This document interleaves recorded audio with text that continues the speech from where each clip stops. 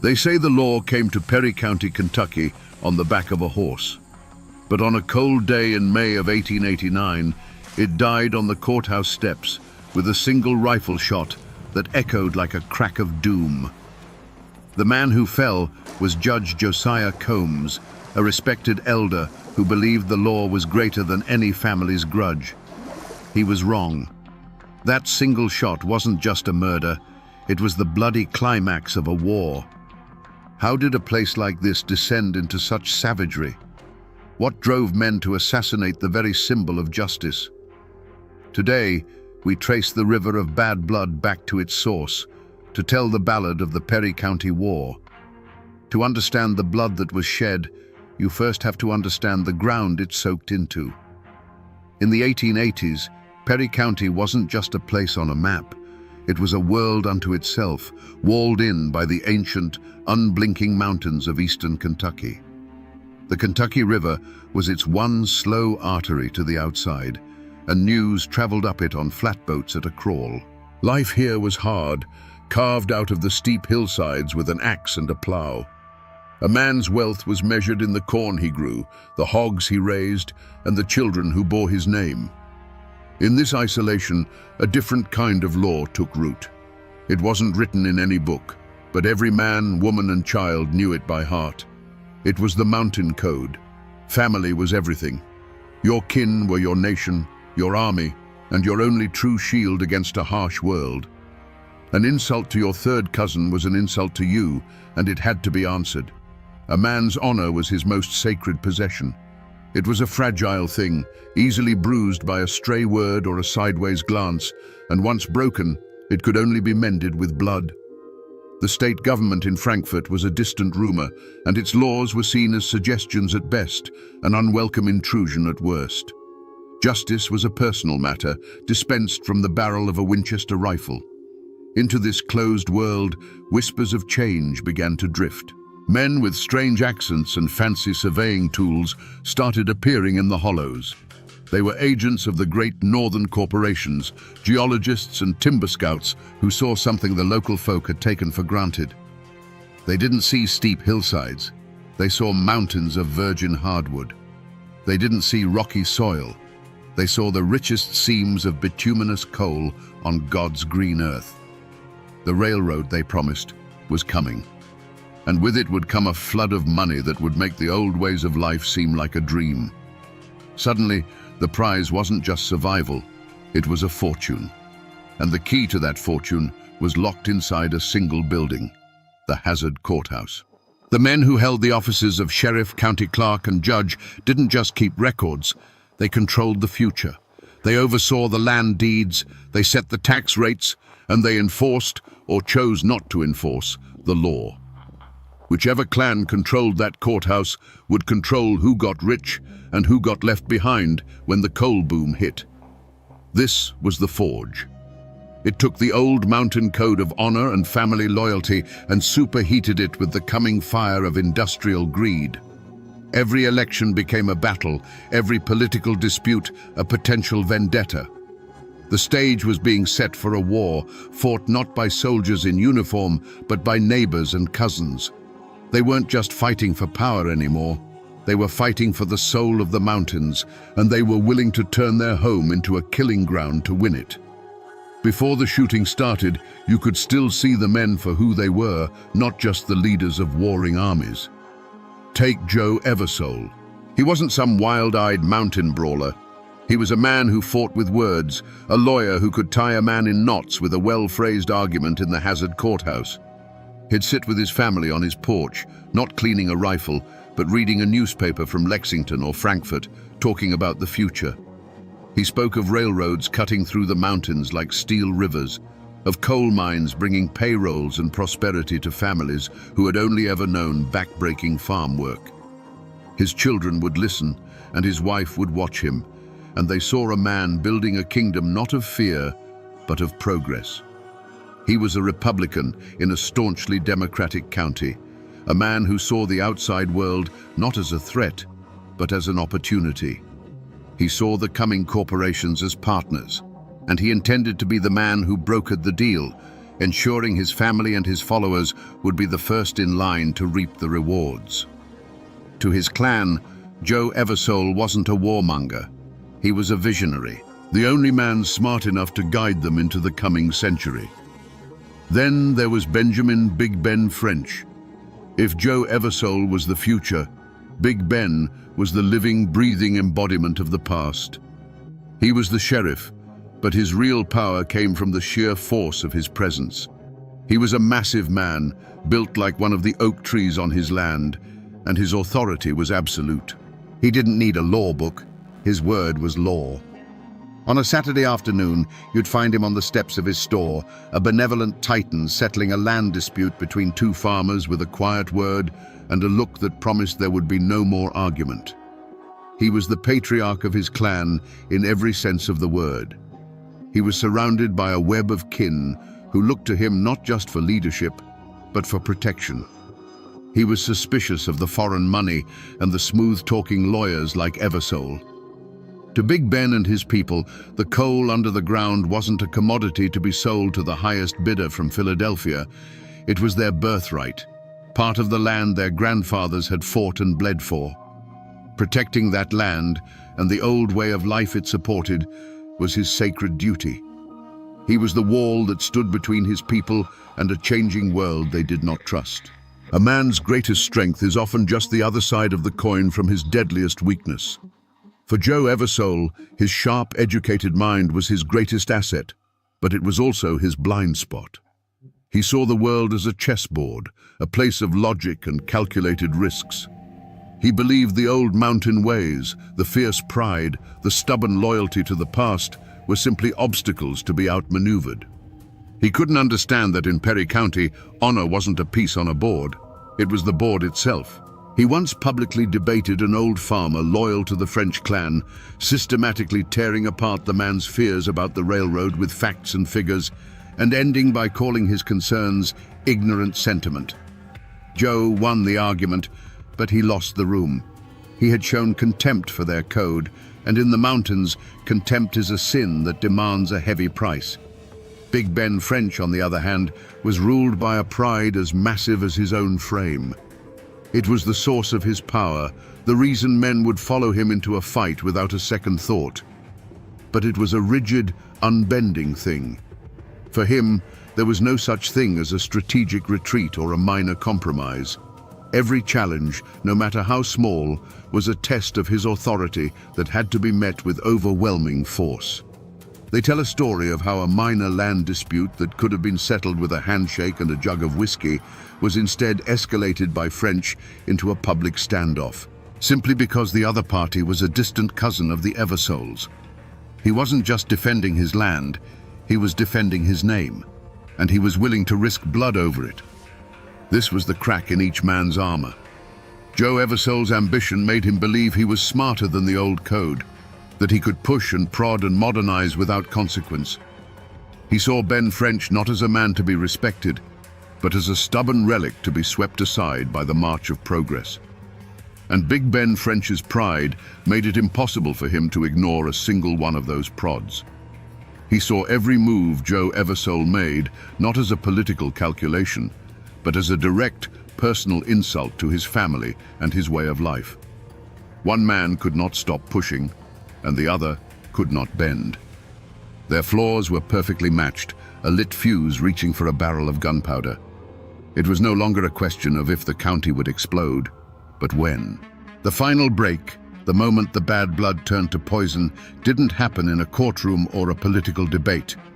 The legend says it happened where so many mountain feuds begin, over a bottle of whiskey and a game of cards.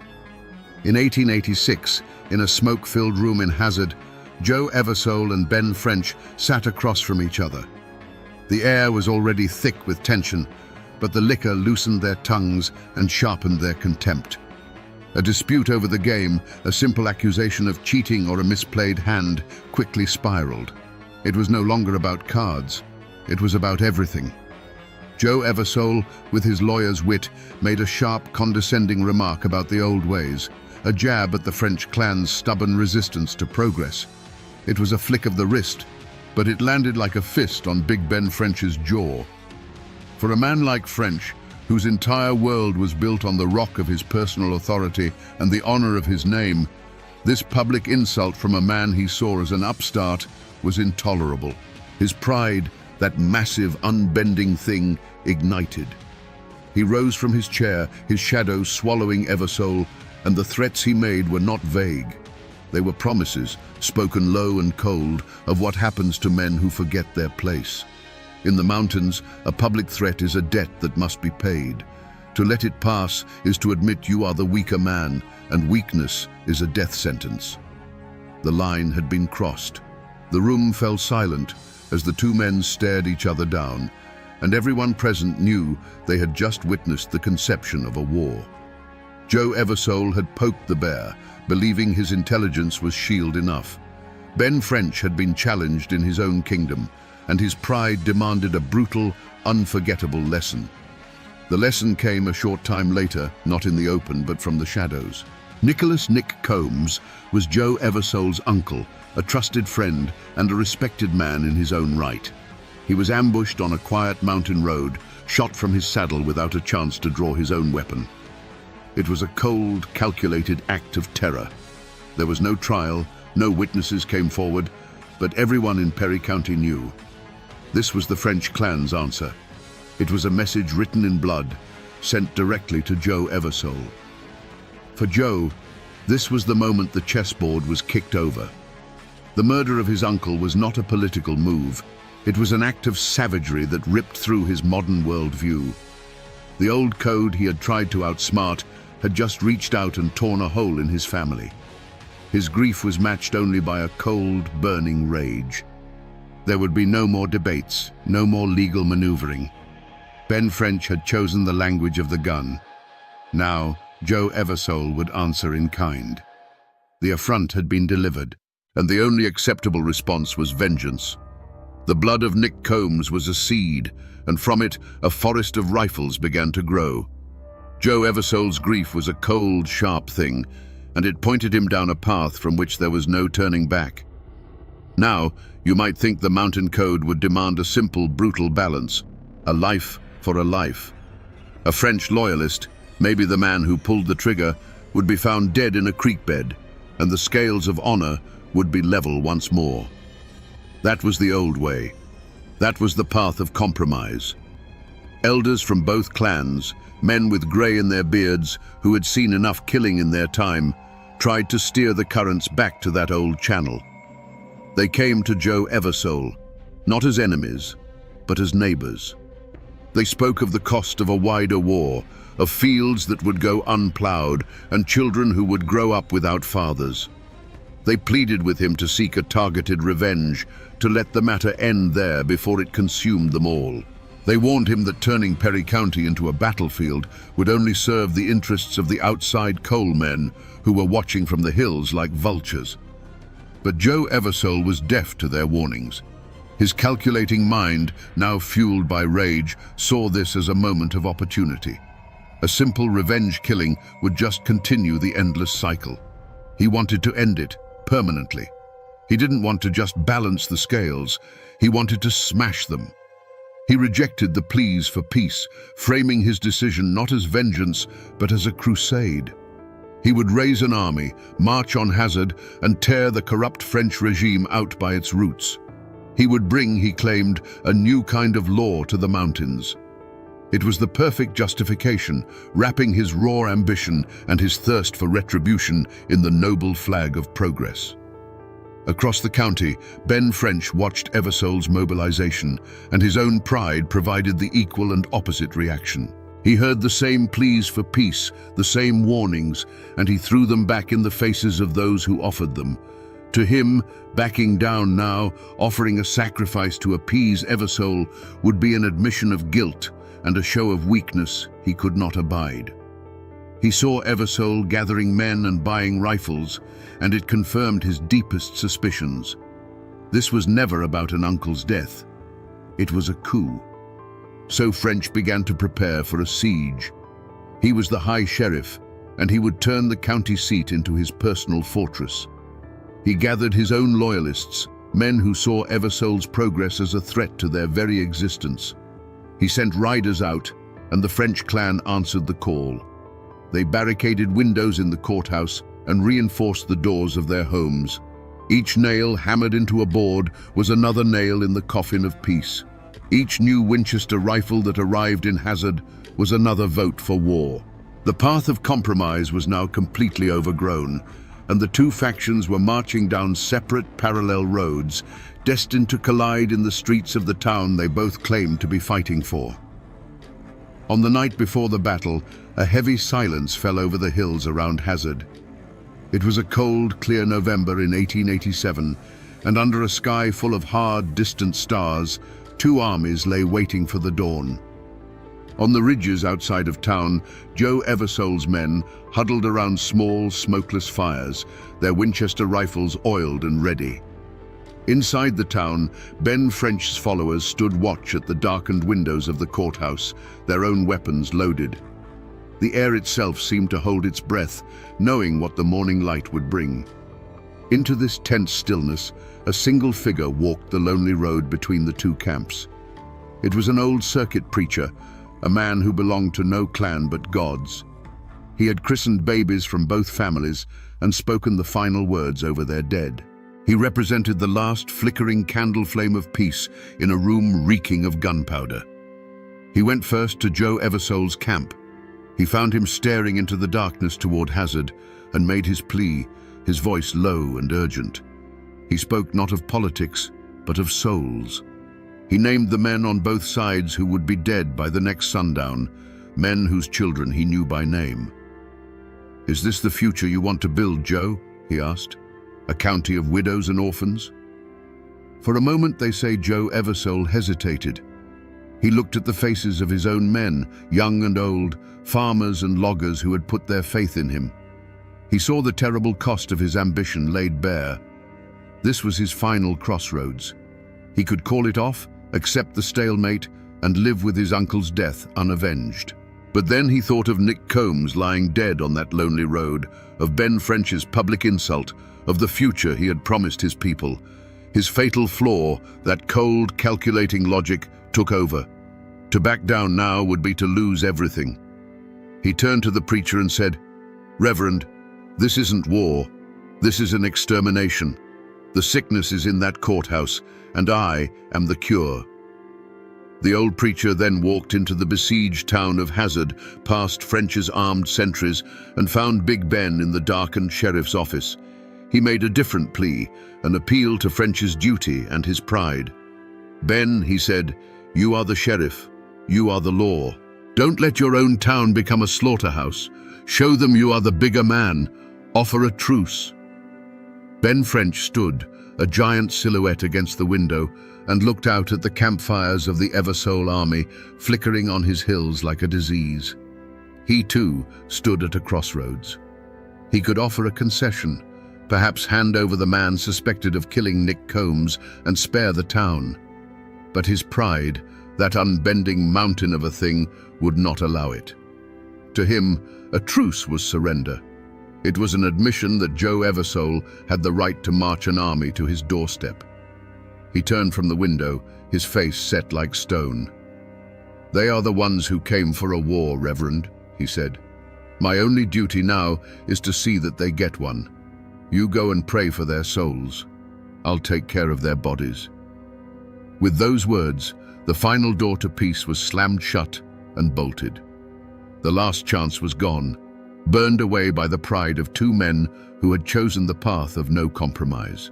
The dawn came up grey and cold over Hazard, and with the first weak light came the sound that would define Perry County for years to come. It wasn't a single shot, but a volley, a deafening, ripping roar as 100 Winchester rifles opened fire from the hills. The Battle of Hazard had begun. For the people of the town, cowering in their homes, it was as if the sky itself was being torn apart. The sound was everywhere, a physical force that rattled windows and shook the very floorboards. The morning birds fell silent, replaced by the high-pitched whine of ricochets and the sharp, splintering crack of bullets chewing through wooden walls. From the ridge, Joe Eversole watched his plan unfold. The world narrowed to the objective. The county courthouse, now a stone fortress spitting fire. His men moved like shadows, darting from the cover of one house to the next, their rifles barking in short, angry bursts. But for every man who moved, a dozen puffs of smoke would erupt from the courthouse and the surrounding buildings. The air grew thick and acrid with the smell of burnt black powder. This wasn't the swift, surgical strike he had envisioned. This was a meat grinder. The logic and planning that had brought him here felt useless against the sheer, stubborn reality of stone walls and determined men. Inside that courthouse, Big Ben French was no longer a sheriff. He was a general in a siege. The cavernous rooms echoed with the thunder of his own men's rifles. The air was a haze of smoke, and the constant thud of Eversole's bullets against the thick stone walls was a drumbeat of impending doom. He would move from window to window, his massive frame a silhouette against the flashes of gunfire, directing his kin with a quiet word or a nod. His world was reduced to what he could see through those narrow, deadly rectangles of glass, the street below, where men he had known his whole life were now trying to end his. He felt the weight of his unbending pride, not as a burden, but as the foundation holding the building up. For the families of Hazard, the war was a terrifying, unseen monster living on the floor above them. Huddled in their root cellars, they could only listen. They heard the frantic running of booted feet on the boardwalks, the desperate shouted commands, and the ceaseless, terrifying percussion of the rifles. A woman clutched her children as the jars of canned beans on the shelf rattled from the concussions overhead. An old man pressed his ear to the dirt floor, trying to discern the sounds of friend from foe. The battle wasn't just in the streets, it was in their homes, a violation so profound it would leave a scar on their memory forever. For 2 full days, the town was a war zone. The fighting would lull, creating a tense, ringing silence where the only sound was a dog barking in the distance, and then it would erupt again in a furious crescendo of violence. A man who rose from behind a stone wall to take a shot might suddenly disappear from view. A figure running across an open street would stumble and lie still. The argument that had begun over a card table was now being settled with lead, and its costs were written in the still forms that dotted the muddy streets. Finally, as the second day bled into a weary dusk, the firing from the hills began to slacken. Joe Eversole had to accept the truth. The courthouse would not fall. His army, battered and low on ammunition, began to melt back into the mountains from which it had come. The retreat was slow, sullen, and bitter. A great, profound silence descended upon Hazard, a silence that felt heavier and more menacing than the noise it replaced. The smoke slowly cleared, revealing a town that looked like it had been savaged by a great beast. Windows were shattered, doors were splintered, and the courthouse stood defiant, pockmarked but unbroken. The Battle of Hazard was over, but the war had just begun. No ground had been gained, no decisive victory won. But a terrible line had been crossed. The men of Perry County had proven they were willing to turn their own home into a battlefield. They had fired on their neighbors, their cousins, their kin. The courthouse still belonged to Ben French, but the town and the soul of the county now belonged to the feud. As the last shots faded, Joe Eversole's grand army was gone. It had dissolved, melting back into the hollows like a dirty spring snow. The retreat was a grim, silent affair. There was no order given, just a shared, unspoken understanding that the battle was lost. Men carried their wounded on makeshift litters, their faces grim with exhaustion and defeat. Joe Eversole rode with them, his visionary's fire banked to a cold, hard ember of humiliation. He had promised his people a swift victory, a new order. Instead, he had led them into a bloody stalemate and left his dead in the streets of Hazard. In the cold twilight of the mountains, he could feel the weight of his failure and the burning need for a different kind of war. The road of the open soldier had ended. The path of the assassin was just beginning. Back in Hazard, Ben French walked out of the pockmarked courthouse into the ruins of his town. He was the victor, but there was no triumph in his eyes. He stood on the steps and surveyed the damage. The sour smell of gunpowder and fresh splintered pine hung heavy in the air. A dead horse lay in the street, and further down, a shape under a blanket told a story he didn't need to hear. Doors creaked open, and the faces of the townspeople peered out, their eyes full of a new kind of fear. They weren't looking at a sheriff who had saved them, but at a warlord who had made their home a battlefield. He walked the muddy streets, his boots crunching on shattered glass. He saw the bullet holes that stitched across the front of the general store, the gouges in the church steeple. He had held his ground. He had beaten back the usurper. His pride was intact. But the cost was written on every building, on every frightened face. This victory tasted like ash and gunpowder. He knew, with a certainty that settled deep in his bones, that this was not the end. Joe Eversole would not simply accept this defeat. The war would not be fought with armies anymore. It would be fought in the dark, on lonely roads, with a single shot from a hidden rifle. He had won the battle, but in doing so, he had sentenced his county and himself to a long, slow bleed.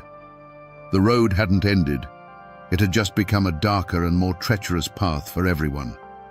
The silence that followed the Battle of Hazard wasn't peace. It was the sound of a held breath. The Eversole army had retreated, but the war had spread, seeping like a fever into every cabin and hollow in Perry County. Before the battle, you could be a man who was friendly with both sides.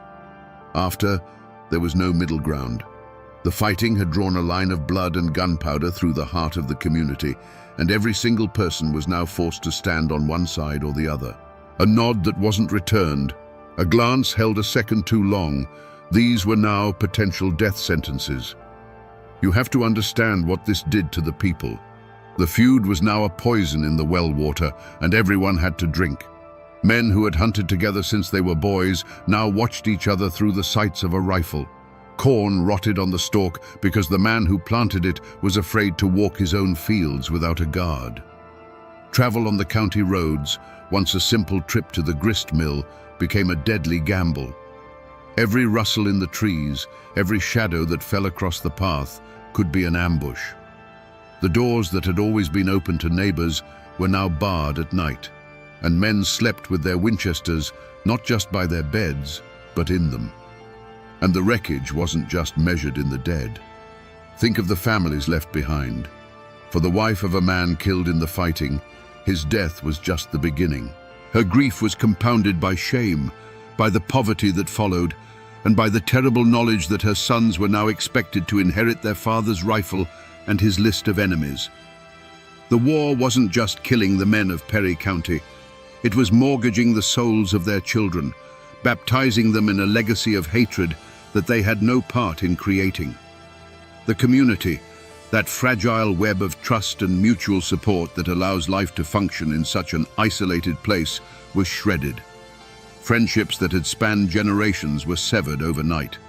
Business partnerships dissolved into bitter accusations. Even church on Sunday became a tense affair, with French loyalists sitting on one side of the aisle and Eversole sympathizers on the other, the preacher's words about forgiveness falling like seeds on barren stone. The feud had become a cancer, and it was eating the county alive from the inside out. The tragedy no longer belonged to Joe Eversole or Ben French. It now belonged to everyone. The murder of a judge on the courthouse steps was an act of blasphemy against the state. It was a message sent in powder and lead that the feudists believed their law was the only law that mattered. They were wrong. The news of Judge Josiah Combs' assassination reached the governor's mansion in Frankfurt, and the reaction was swift and furious.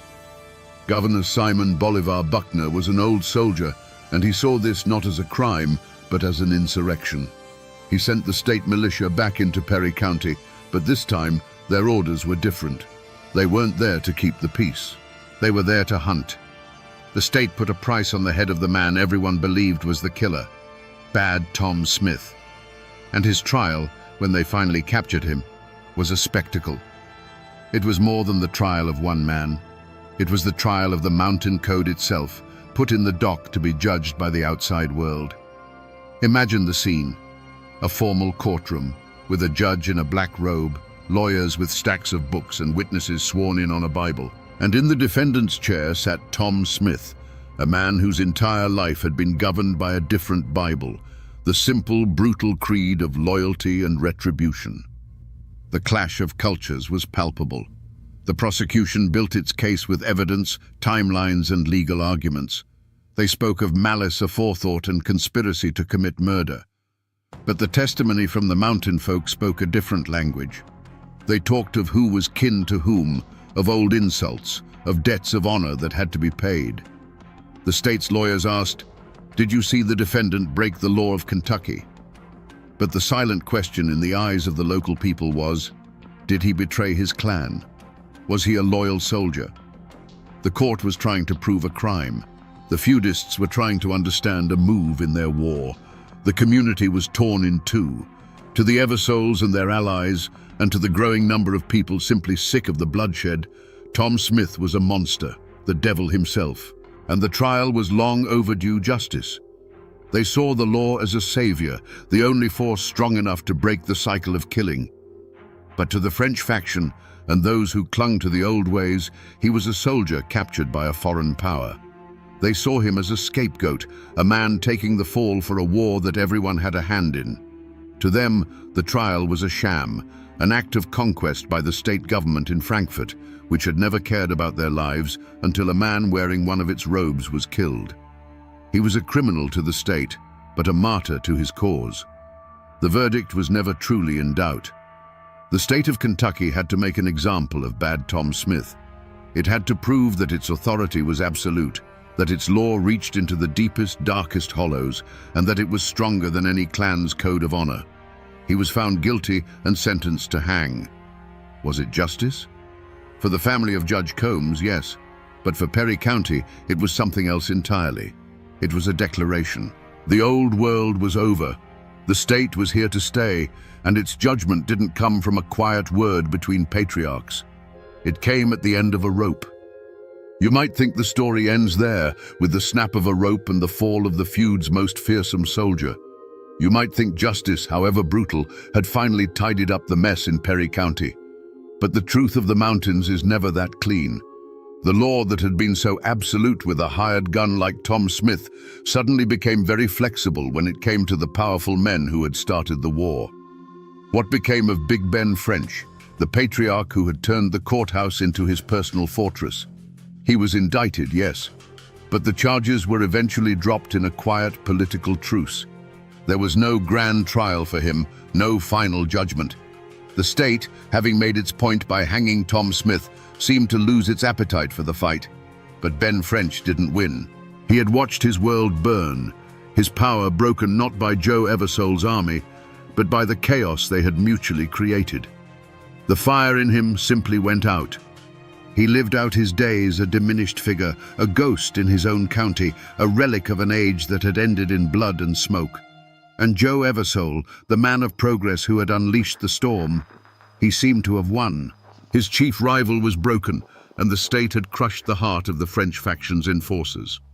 A few years after the war sputtered out, he was living in Virginia, a successful man who had seemingly escaped the consequences of his own bloody ambition. But the mountain code he had tried to outmaneuver had a longer reach than he ever imagined.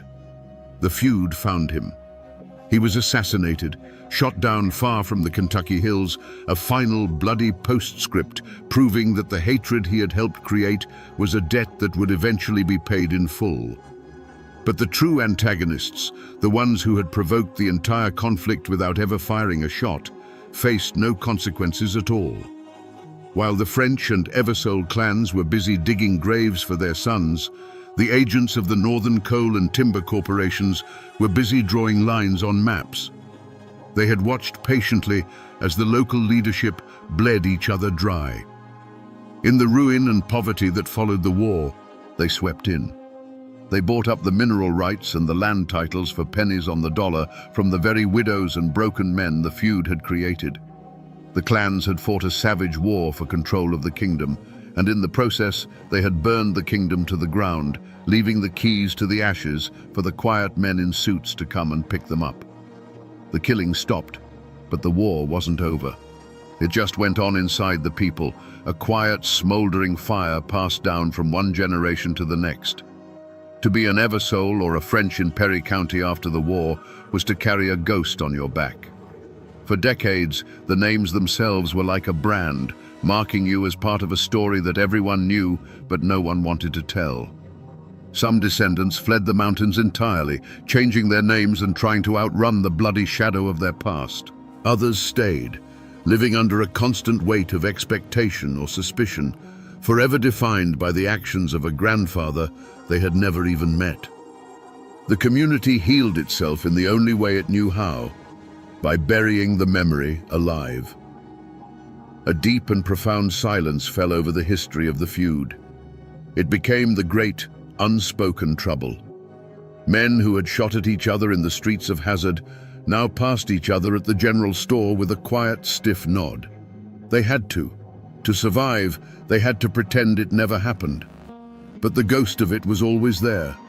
At weddings, people would watch to see which families sat on which side of the church. At funerals, they would remember how the deceased's father had died. The war became a part of the landscape, an invisible mountain that everyone had to live under. And into the vacuum of power left by the shattered clans, a new king came to the mountains. This king didn't carry a rifle. It carried a ledger book and a surveyor's chain. The coal companies, the patient vultures who had watched the battle from afar, now descended. With the old patriarchal system broken, there was no one left with the power to resist them. The Hazard courthouse, the very building the clans had bled for, slowly became just another office for processing the company's land deeds and enforcing its will. The new sheriff wasn't the head of a clan. He was a man who understood his main job was to protect the company payroll and break up union talk. The final bitter legacy of the Perry County War was written on the faces of the next generation. The sons of the men who had fought and died for control of the mountains didn't inherit a kingdom. They inherited a job. They traded their rifles for pickaxes and went to work for the same foreign corporations their fathers had either courted or resisted. They swapped their fierce, violent independence for a company paycheck, a house in a company town, and a debt at the company store. The war for the soul of Perry County was finally over, and the soul had been sold for a train car full of coal. If you go to Hazard today, you won't find the same courthouse that Ben French defended. It's been replaced by a more modern building. But you can stand on the very spot where Judge Josiah Combs fell, the threshold of justice where the feud reached its bloody climax. And if you know where to look, out in the old family cemeteries tucked away in the hollows, you can find the graves. You can run your hand over the weathered tombstones of Eversoles and Frenches, their names and dates being slowly erased by a century of wind and rain. These stones are the last physical witnesses, the silent, moss-covered proof that these men lived and fought and died here. But the memory of the war doesn't live in the stone. It lives in the stories. And no name from that time echoes with more chilling power than Bad Tom Smith. He has become more than a man. He's the boogeyman of Perry County. For generations, his story was a cautionary tale told to children on dark nights. His supposed pact with the devil, his cold, dead eyes, and most of all, his final defiant words from the gallows, "Hell is my destination, and I'm not afraid to go," have transformed him from a historical figure into a genuine folk legend. He is the ghost of the feud made flesh, a permanent reminder of how dark a man's soul can get. The war itself has become a ballad, sung not with music, but in the quiet conversations on front porches and in the back of old country stores. It's a story told to explain why things are the way they are. It's a warning about what happens when pride is allowed to run hotter than reason, a lesson in how neighbors can tear each other apart over a prize, only to let a silent stranger walk away with it in the end. It's the foundational myth of modern Perry County, the bloody birth of the coal camp world that would follow. And the ghost of a name is more than just a memory. The names are still there. You can find French and Eversole and Combs in the phone book today. The descendants of these men are now neighbors. Their children go to the same schools, and they live in a world that was built on the ashes of their ancestors' war. The feud is over, buried under layers of silence and time. But the spirit of it, that fierce, stubborn mountain pride, that deep suspicion of outsiders, that lingering memory of a time when a man's honor was worth more than his life, that hasn't vanished. It still haunts these hills, an echo that has never truly faded away. So we come to the end of the road, and the question we started with still hangs in the air. Was Joe Eversole a hero or a villain? Was Ben French a protector or a tyrant? The truth, as it so often does in these mountains, lies in the muddy grey between. Eversole was a visionary who saw the future, but his ambition was so great he was willing to pave the road to it with the bodies of his neighbors. French was a patriarch defending his people, but his pride was so rigid he would rather see his kingdom burn than bend an inch. They were not good men or bad men. They were hard men, forged by a hard place, and their flaws were the sparks that lit the world on fire. In the end, this isn't just a story about a feud. It is a timeless, brutal lesson in how a man's greatest strength can become his most profound weakness. Ben French's unshakable honor was the bedrock of his power until it became a stone that drowned him. Joe Eversole's sharp, modern mind was his greatest weapon until it blinded him to the ancient, bloody truths of the human heart. They were two sides of the same coin, destined to destroy each other, and in their destruction, they cleared the path for the very forces they were fighting to control. The Perry County War stands as a dark monument in the heart of Appalachia. It's a story of how a community can be led to tear its own heart out, fighting a savage war for control of a prize, only to wake up from the slaughter and find that a silent, patient stranger has walked away with it all. The clans fought for the land, but the corporations got the coal. And that, my friends, is the ballad of the Perry County War, a story of how mountain men fought like kings for a kingdom, and in the end, lost everything but their graves.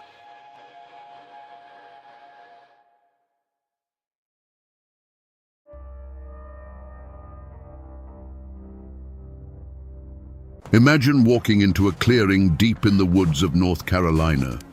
The air is so cold it burns your lungs. The mist clings to the trees like a shroud. You are looking for your husband. You are looking for your brother. And then you see the disturbance in the snow. It wasn't a battlefield. There were no cannons here, no flags waving in the wind, no generals watching from a hilltop. This was a ditch. A shallow depression in the frozen earth, hastily covered with leaves and dirt that hadn't quite done the job. The women who walked up that valley road didn't find soldiers. They found their neighbors. They found 13 of them. The bodies were tangled together, frozen in the grotesque shapes of their final moments. But the horror wasn't just in the death itself. It was in the details, the way the frost had settled on their coats, the way the local wildlife, wild hogs, desperate for food in the harsh winter, had already found the site before the families did. What happened in this ravine wasn't a battle, it was an execution. And the men holding the rifles weren't foreign invaders speaking a different language. They were men who knew the names of the people they were killing. They had bought corn from them. They had sat in the same churches. This event, known today as the Shelton Laurel Massacre, is often a footnote in the massive history of the American Civil War. We are taught about Gettysburg. We are taught about the grand strategies of Lee and Grant. We are taught about a war fought between the North and the South. But there was another war. A war fought in the shadows of the mountains, where the lines weren't drawn on a map, but across dinner tables. A war where the enemy wasn't the man in the blue uniform, but the man living 1 mile down the creek. To understand why 13 men were left in a ditch to be eaten by the wilderness, we have to stop looking at the history books and start looking at the geography. Because in Madison County, the mountains didn't just trap the fog, they trapped the hate. And on that cold January morning, the hate finally boiled over. Madison County, North Carolina, is a place carved by geology and time. It's a labyrinth of steep mountains and deep, isolated valleys, what the locals call hollers. In the 1860s, traveling just 10 miles could take an entire day. This geography didn't just shape the land, it shaped the people. It bred an independence that bordered on outright defiance. This was not the Confederacy you see in movies. There were no sprawling plantations with white columns, no fields of cotton stretching to the horizon. The rugged terrain couldn't support that kind of agriculture. Instead, life was lived on small, family-run farms clinging to the mountainsides. Here, people grew what they needed to survive, and they owed allegiance to no one but themselves and their kin. Crucially, this meant the institution of slavery had very little foothold. Most families in Madison County owned no slaves at all, so when North Carolina seceded from the Union in 1861, many people in these mountains asked a simple, dangerous question. Why? Why should they send their sons to die for an economic system they weren't a part of, to protect the wealth of plantation owners 100 miles away? Their loyalty wasn't to a flag sewn in Richmond, it was to the soil under their feet and the Union their grandfathers had fought for. And so, Madison County became a pocket of resistance deep within enemy territory, a pro-Union island in a sea of Confederate gray. To the Confederate government, this was more than an annoyance. It was a strategic threat. Union sympathizers here could guide escaped prisoners, spy on troop movements, and raid supply lines. This pocket of rebellion had to be crushed. And so, the war came to them. Not with grand armies marching in formation, but with whispers, ambushes, and nighttime raids. It became a war of lists. Names of Union men were passed to Confederate home guards. Names of Confederate sympathizers were given to Unionist guerrillas. While the rest of the country fought North versus South, these people were fighting house against house, road against road, brother against brother-in-law.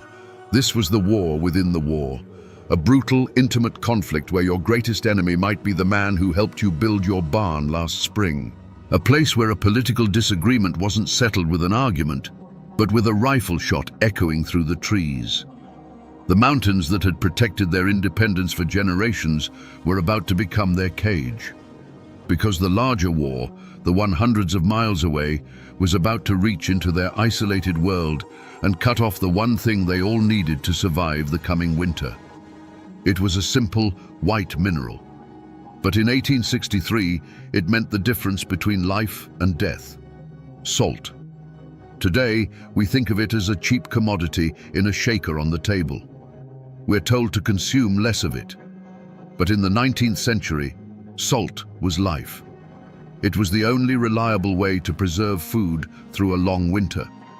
It was, in a very real sense, the refrigerator of the 1800s. And in the fall of 1862, it was disappearing. For the families in Madison County, the entire rhythm of the year built towards one crucial period: hog killing time. As the first frosts hardened the ground, families would butcher their livestock. The meat would then be packed in barrels, layered with salt. The salt would draw out the moisture, curing the pork and beef, preventing it from rotting. This salted meat, hanging in a smokehouse, was the food that would keep a family alive from November until the first spring thaw. Without salt, the entire year's worth of meat would spoil within a week. Without salt, winter meant starvation. As the Civil War raged, the Union Navy tightened its blockade around the southern ports. Shipments of everything, including salt, dwindled to a trickle. Inland, key salt mines like the one in Saltville, Virginia, were now heavily fortified military targets. The Confederacy needed every ounce of salt it could get for its own armies to preserve rations for the soldiers on the front lines. So, the government in Richmond did what all desperate governments do. It seized control of the supply. What little salt made its way into the mountains of North Carolina was now a strategic weapon. It was distributed by Confederate officials, and it was given almost exclusively to families loyal to the cause. If your husband was fighting for the Confederacy, you got salt. If he was known to be a Union man or was hiding in the woods to avoid the draft, your family got nothing. Imagine the quiet panic spreading through the Unionist homes in Shelton Laurel. They had the livestock, they had the smokehouses, they had the knowledge passed down through generations, but they didn't have the one ingredient that made it all work. They watched their pro-Confederate neighbors preparing for winter, the familiar smell of curing meat in the air, knowing their own families were being deliberately starved out. It was a cold, calculated strategy. Force the Union men out of hiding. Break the back of the resistance not with bullets, but with hunger. By January of 1863, the situation was dire. The window for preserving meat was closing. The whispers in the valley grew more desperate. They could appeal to the local authorities, but the authorities were the ones denying them. They could watch their families grow weaker day by day, or they could take the salt by force. When the law denies you the means to survive, you stop obeying the law. And about 60 men, armed with rifles and a righteous fury born of desperation, decided to do just that. Their target was the county seat, the town of Marshall. They came down from the mountains like ghosts, emerging from the frozen woods that surrounded the town of Marshall. 60 men, their faces hardened by the cold and a desperate resolve. This wasn't an army, it was a posse, and they fell upon the town with a fury that had been simmering for months. Marshall was the heart of Confederate authority in Madison County.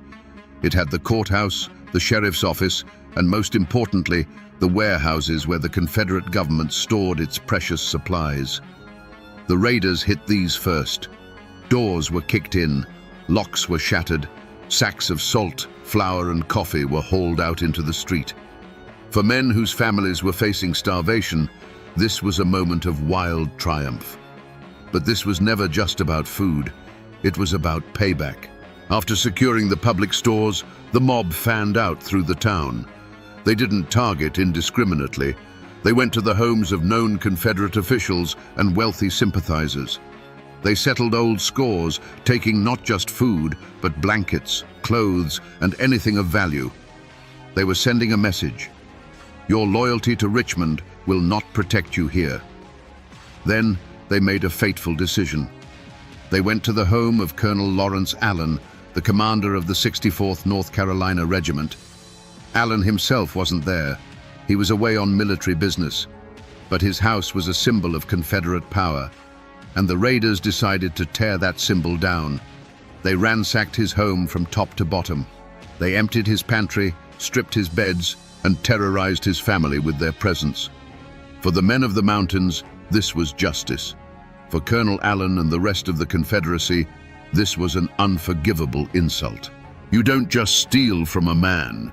You don't cross the threshold of his home and threaten his family. It was a violation of a code more ancient than any government. As the sun began to set, the raiders melted back into the wilderness, their mules loaded down with salt and stolen goods. They returned to the Shelton Laurel Valley as heroes. They had stared down the enemy and won. They had secured enough salt to see their families through the winter. They thought the story was over. They believed they had struck a blow for their own survival and gotten away with it. But the news of the raid, and especially the violation of Colonel Allen's home, traveled fast. The insult demanded a response, and the response was already being prepared. The men who had just saved their families from starvation had, in reality, just lit the fuse on a powder keg, and the man they had just humiliated was about to be put in charge of the response. The response from the Confederacy was swift and decisive, but they didn't send an army of strangers from Virginia or Georgia. That would have been a mistake. Strangers wouldn't know the terrain, wouldn't know the families, wouldn't know who was loyal and who was a traitor. No, to hunt men in the mountains of Madison County, you needed mountain men. So they sent the 64th North Carolina Regiment. The 64th was a unit composed almost entirely of men from western North Carolina and eastern Tennessee. Many of them knew Madison County like the back of their hand. They knew the hidden paths, the remote cabins, the family names. They also knew the politics. This wasn't an abstract mission to them. They were Confederates who held a deep, personal animosity for their Unionist neighbors. They called them Tories, traitors, and bushwhackers. They saw them as a cancer that needed to be cut out.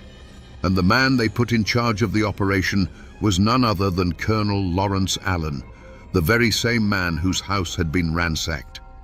The mission was now personal. Joining Colonel Allen was Lieutenant Colonel James Keith. Keith had a reputation for brutality. He was a man who believed in total war, who saw any sympathy for the Union as treason deserving of the ultimate punishment.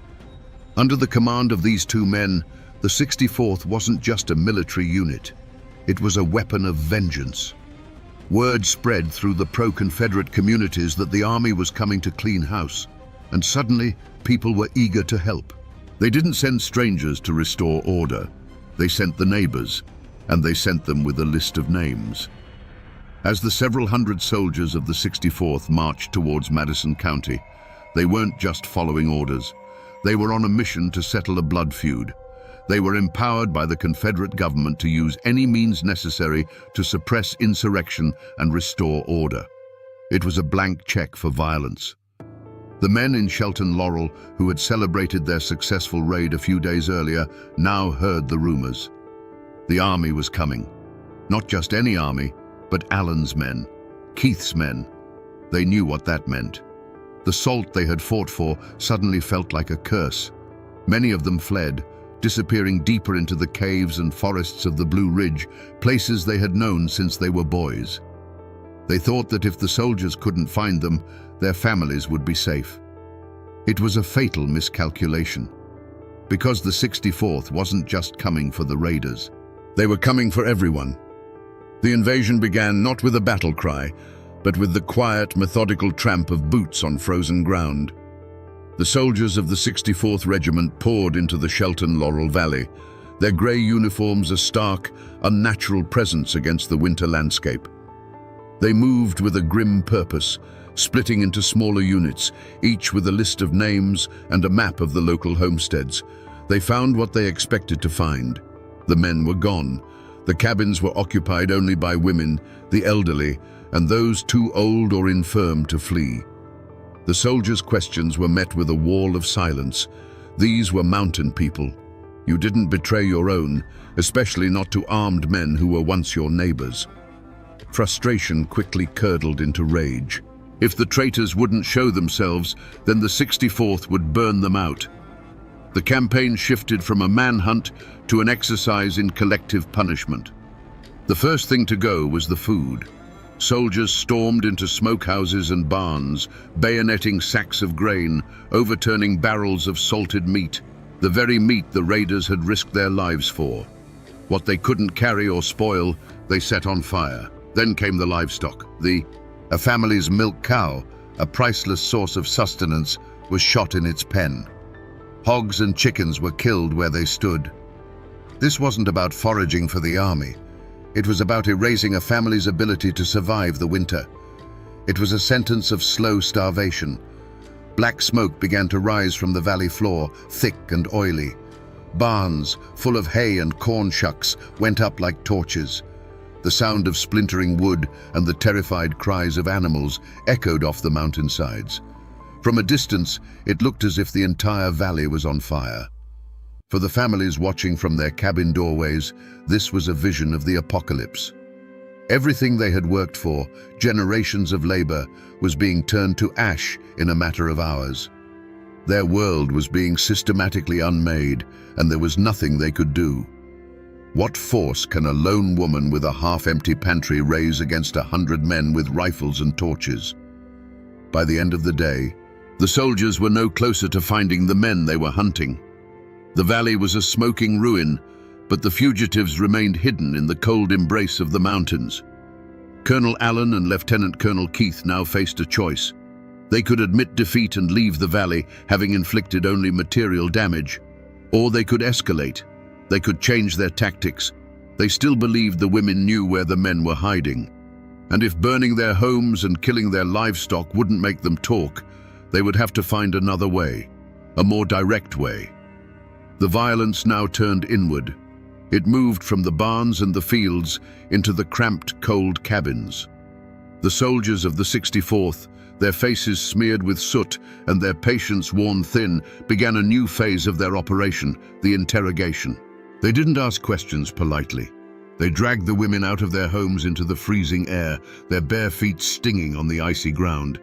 They'd hold a mother and scream questions at her, demanding to know which cave her husband was hiding in, which rock shelter her brother had fled to. When she refused to answer, they turned on the things she loved.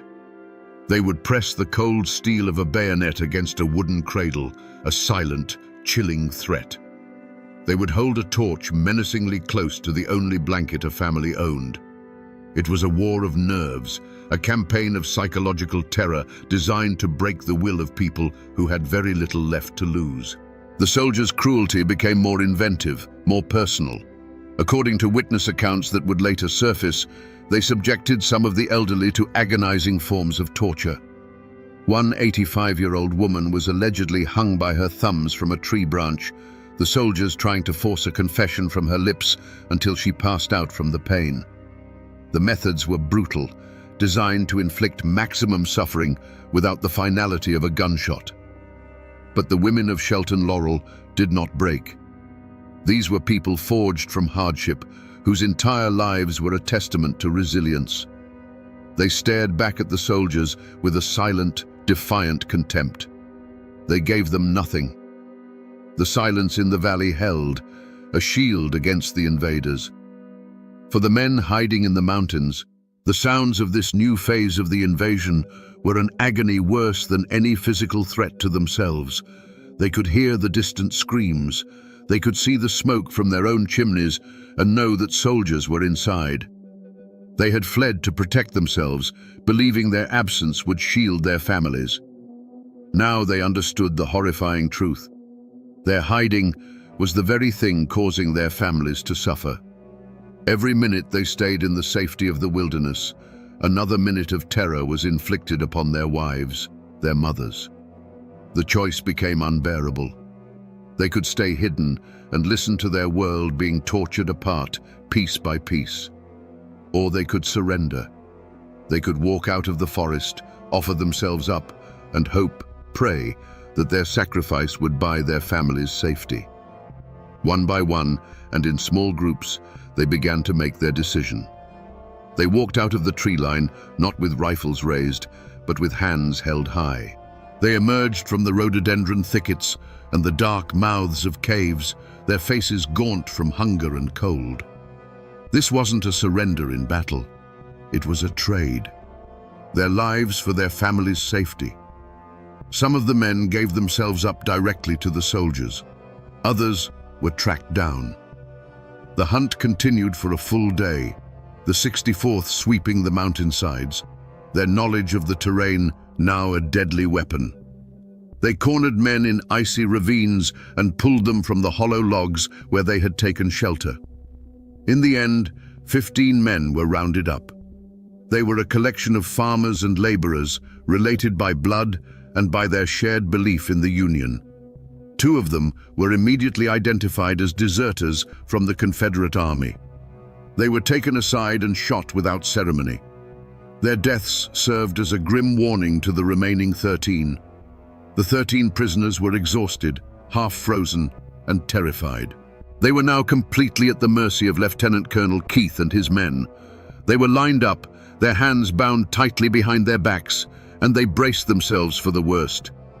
But then, the soldiers told them something unexpected. They told the prisoners that they were being marched to Knoxville, Tennessee. There, they would be handed over to the proper authorities and face a military tribunal as prisoners of war. They would have a chance to state their case. They would be subject to the rules of war. It was the first lie of many. For the prisoners, a flicker of relief cut through the fear. A trial was terrifying, but it was structured. It was legal. The law, however harsh, was preferable to the lawlessness and terror of the past few days in the valley. A march to Knoxville meant they would live to see another day. It meant the immediate threat of a roadside execution was over. They believed the worst was behind them. They had no way of knowing that their captors had no intention of marching them to Knoxville. The promise of a trial was just a tool, a way to keep them compliant, to prevent them from making a desperate break for freedom on the long road ahead.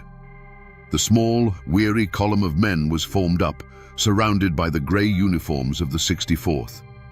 As they were prodded forward, out of the Shelton Laurel Valley they called home, they were not walking towards justice. They were walking towards a ditch. They just didn't know it yet.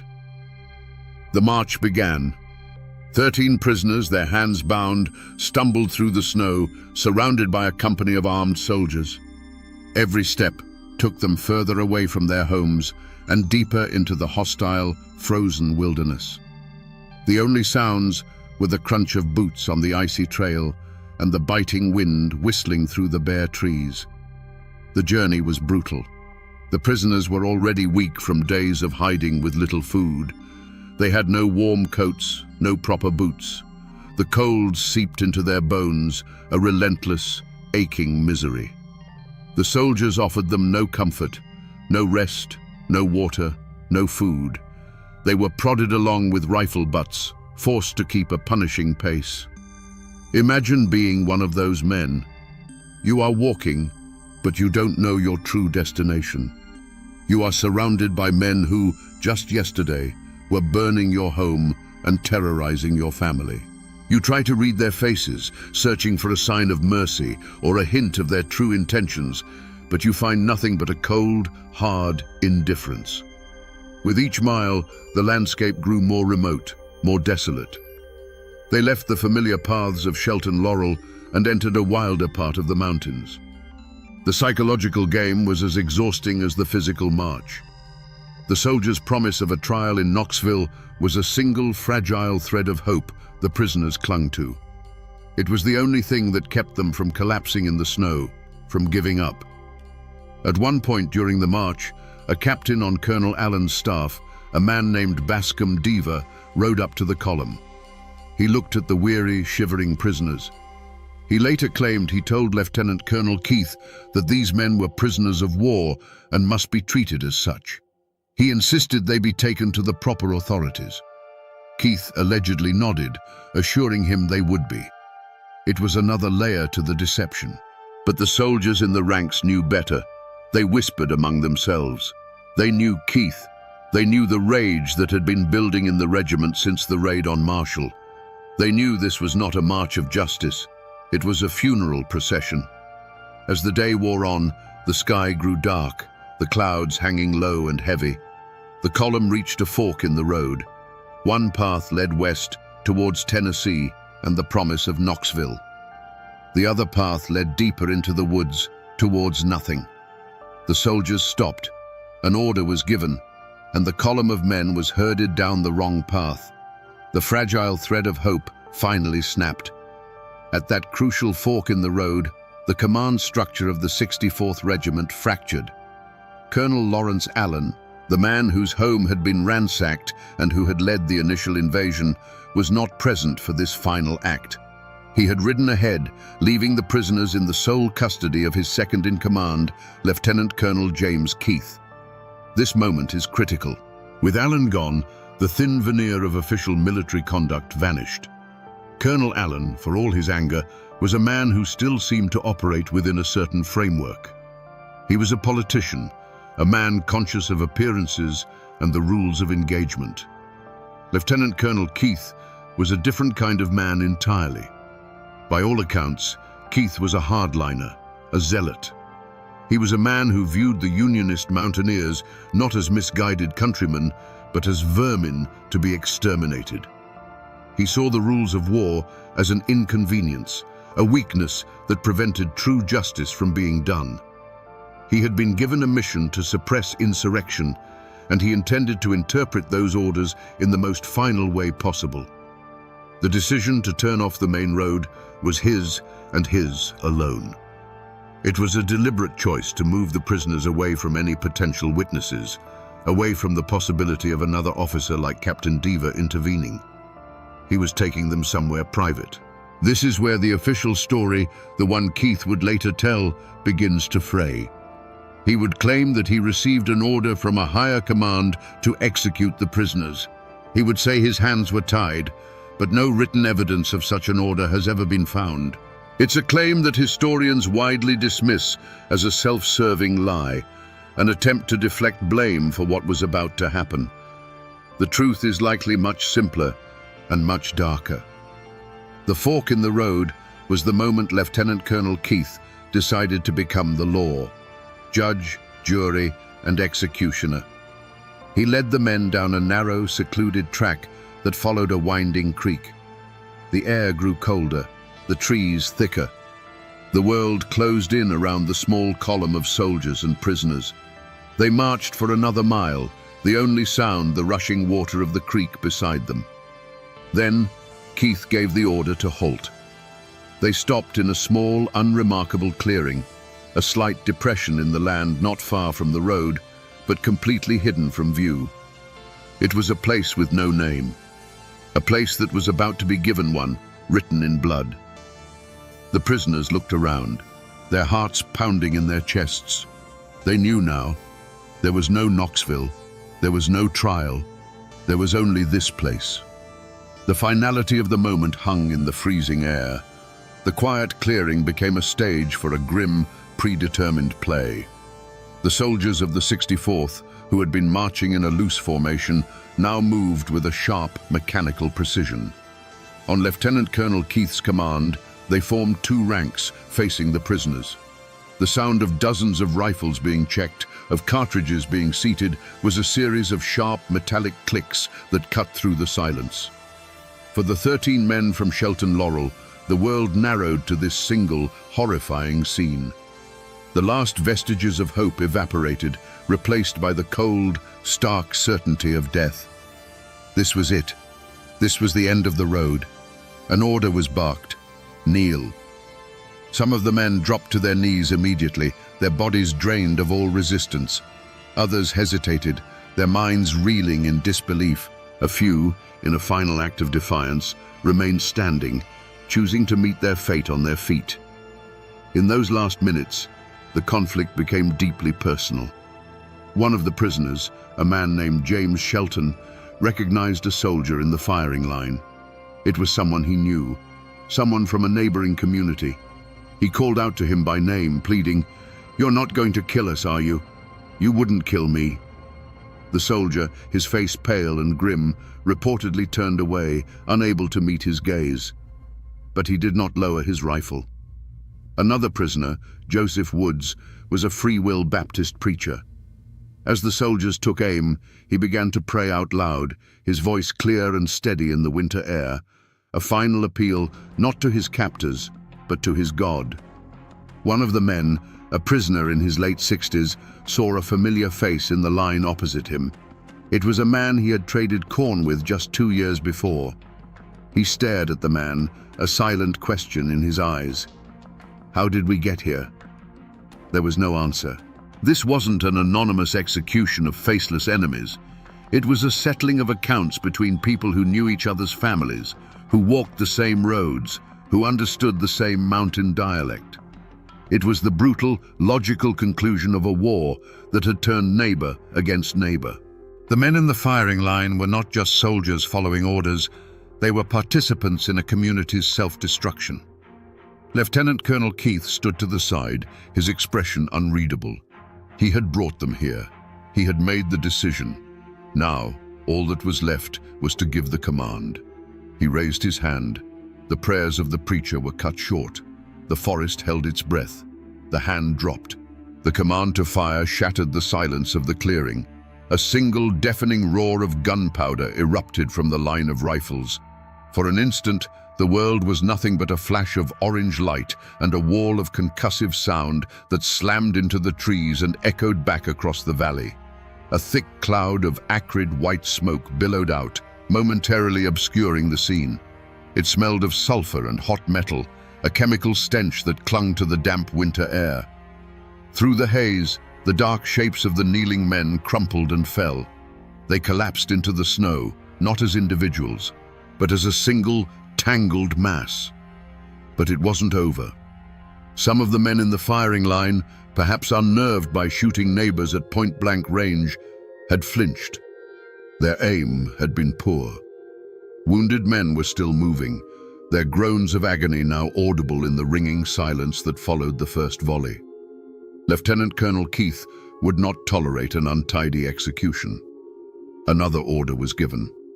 The front rank of the firing squad reloaded, their hands moving with a practiced, detached efficiency. Ramrods slid down barrels. Percussion caps were fitted. It was a cold, mechanical process, a stark contrast to the human suffering just yards away. A second volley crashed through the clearing, then a third. It was a messy, brutal affair. The soldiers continued to fire until all movement ceased. The crisp white snow in the small depression was now trampled and stained, a testament to the violence that had just unfolded.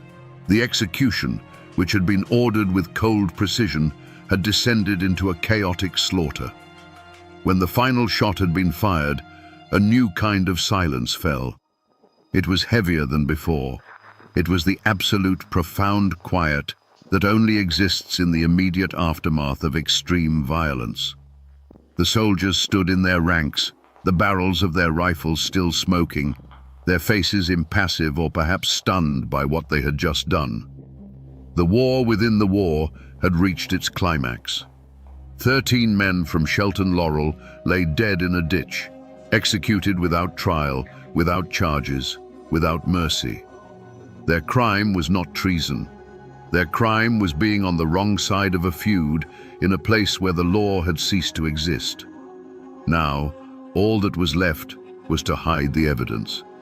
There were no prayers said over the bodies, no final words, no rites of passage. The act of burial, a sacred ritual in every human culture, was reduced to a crude, pragmatic task: disposal. Lieutenant Colonel Keith ordered his men to cover up their work. The small clearing where the men fell was already a natural depression in the land, a shallow ditch. The soldiers used their rifle butts and their boots to push dirt and snow over the bodies. They grabbed fistfuls of frozen leaves and dead branches, scattering them on top. It was a hasty, careless effort. They didn't dig a proper grave. It would have taken too long, and the ground was hard as iron. Their goal wasn't to provide a respectful final resting place. It was to obscure the scene just enough so that a casual passerby wouldn't immediately notice it. They were hiding a war crime. The result was less a grave and more a mound.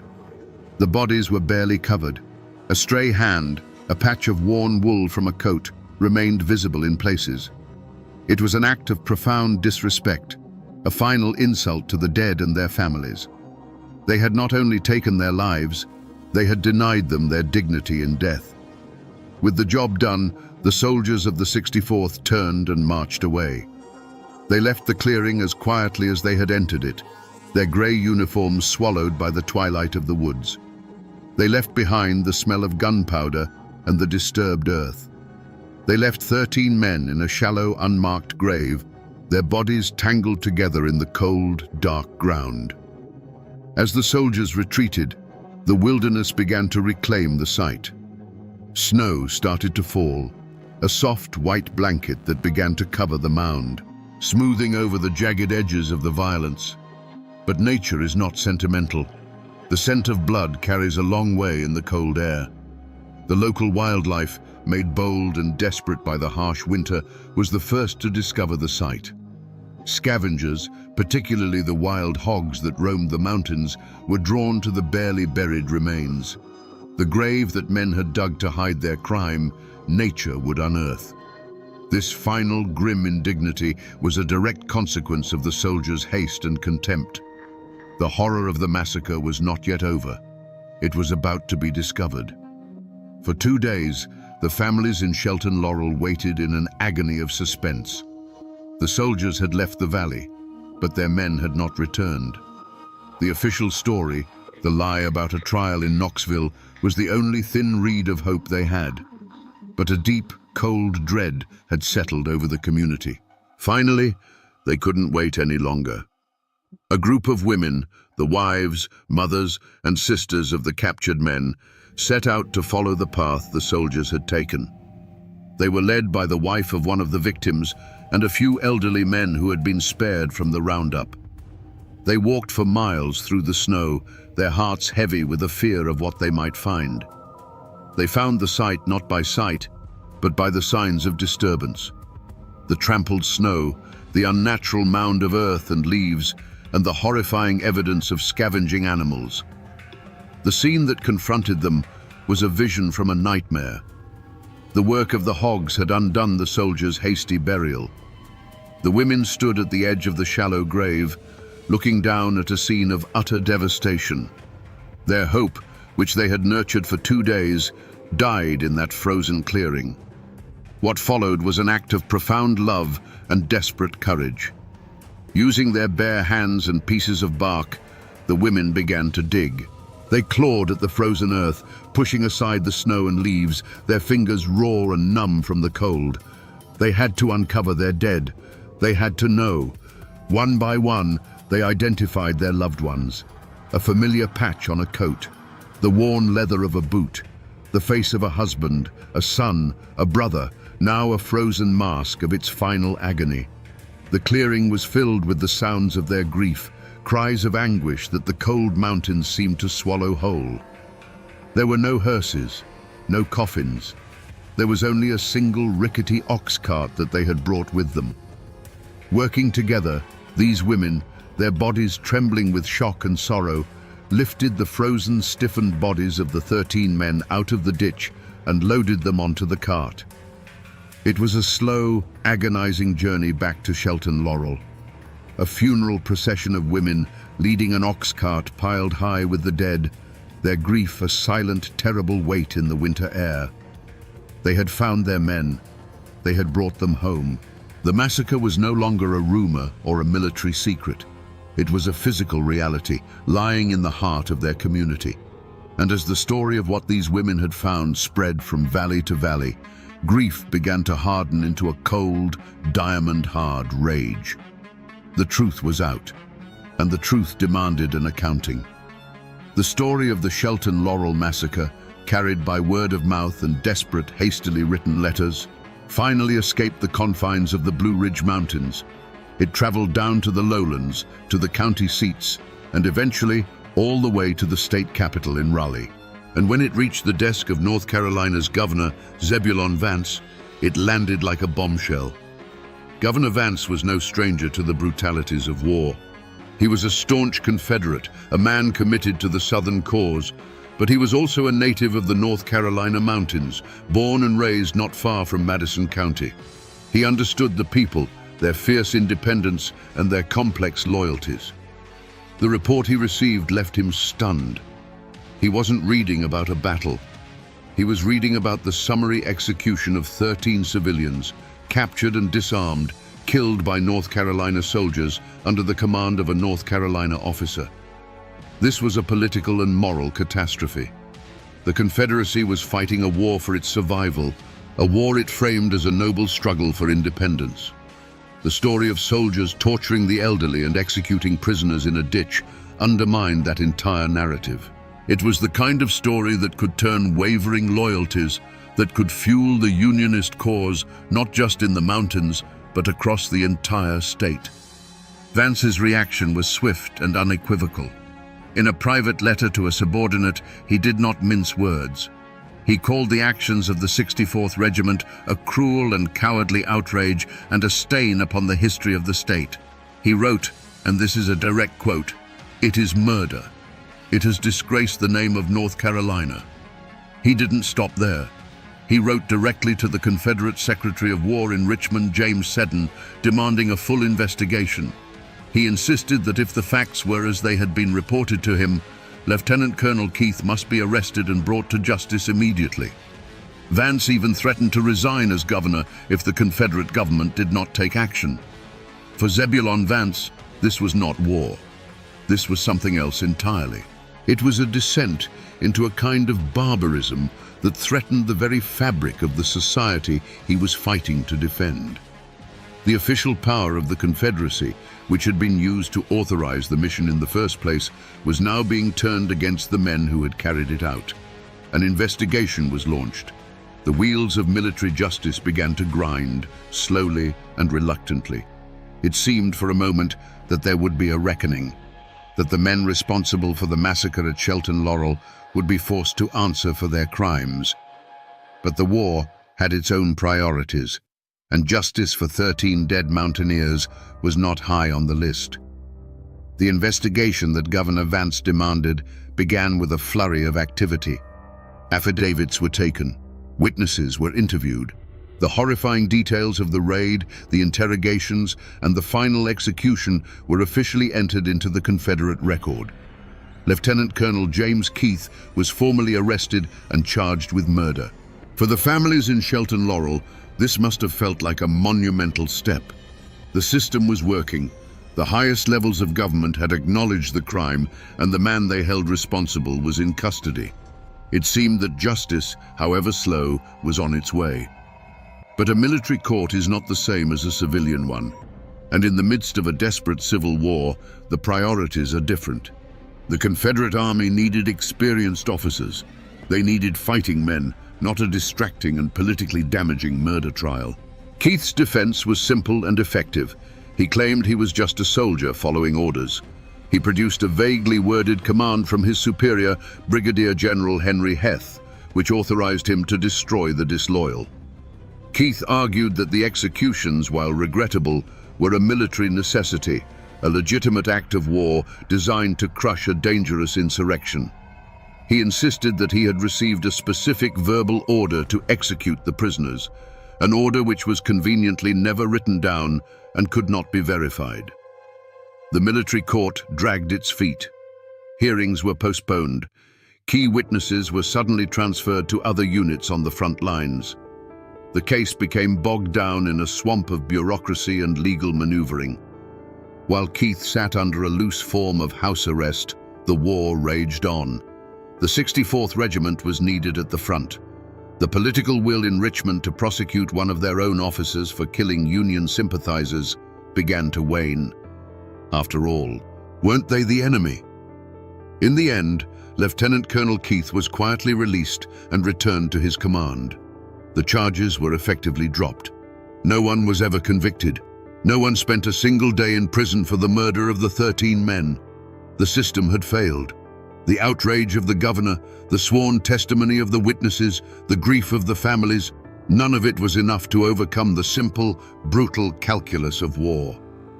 The message sent by the Confederate authorities was clear. The lives of Unionist mountaineers did not matter. Their deaths were, at best, an unfortunate consequence of war, and at worst, a justifiable act of state-sanctioned violence. The official channels of justice were closed. The war would eventually end, and the Confederacy would cease to exist. But for the people of Madison County, the verdict from the military court was not the end of the story. It was the beginning of a new one. If the government would not provide justice, they would find it for themselves. When Lee surrendered at Appomattox and the Confederate armies dissolved, the soldiers of the 64th Regiment put down their rifles and returned to their farms. For them, the war was over. They believed that the chaos of the conflict, followed by the formal end of hostilities, had granted them a kind of amnesty. They had survived. They thought they were safe. They were wrong. The war was over for the country, but it was not over for the families of Shelton Laurel. The official justice system had failed them, so they turned to an older, unwritten law. The law of the mountains. A law of blood for blood. The law wouldn't touch them, so the valley decided to write its own law. What followed was not a passionate, chaotic burst of violence. It was a slow, patient, and utterly ruthless campaign of retribution that unfolded over the next decade. The men who had stood in that firing line, who had pulled the triggers, were now the hunted. One by one, they began to die. One was found shot in his own cornfield, a single bullet from a long rifle. Another, who had boasted in a local tavern about his role in the massacre, disappeared on his way home one night and was never seen again. A third, sensing the danger, sold his farm and tried to move west, but was found dead on a roadside hundreds of miles away. The men of the 64th lived in a state of constant, quiet paranoia. Every snapped twig in the woods, every stranger on the road, every silhouette seen at dusk could be the end. This was a war fought from the shadows, with no battle lines and no uniforms. It was a grim accounting, and the names were being crossed off a list, one by one. The final name on that list, the one that mattered most, was James Keith. After the war, he moved to Arkansas, trying to put as much distance as possible between himself and the ghosts of Madison County. He tried to start a new life. But the mountains have long memories. According to local legend, a small group of men, relatives of the Shelton Laurel victims, tracked him down. They found out his routines, where he lived, the paths he walked. They waited. One day, as Keith was crossing a river, a single rifle shot echoed from the trees. He fell into the water, the final victim of the massacre he himself had ordered. The cycle of vengeance was complete. By the time it was over, more than a dozen of the men directly involved in the Shelton Laurel massacre had met violent, untimely ends. It wasn't the justice of a courtroom. It was the brutal, unyielding justice of a feud. The scales, in the eyes of the mountain families, had finally been balanced. But the cost was immense. The violence had carved a deep, silent wound in the heart of the community, a scar that would last for generations. The gunshots eventually faded. The last act of the vendetta was carried out, and an exhausted peace settled over the mountains. But what happens when the violence stops? The story doesn't end.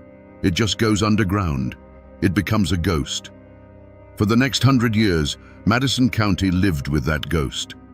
The story of the massacre and the subsequent revenge gave the county a new name, a label whispered in neighboring communities and printed in sensationalist newspaper articles. It became Bloody Madison.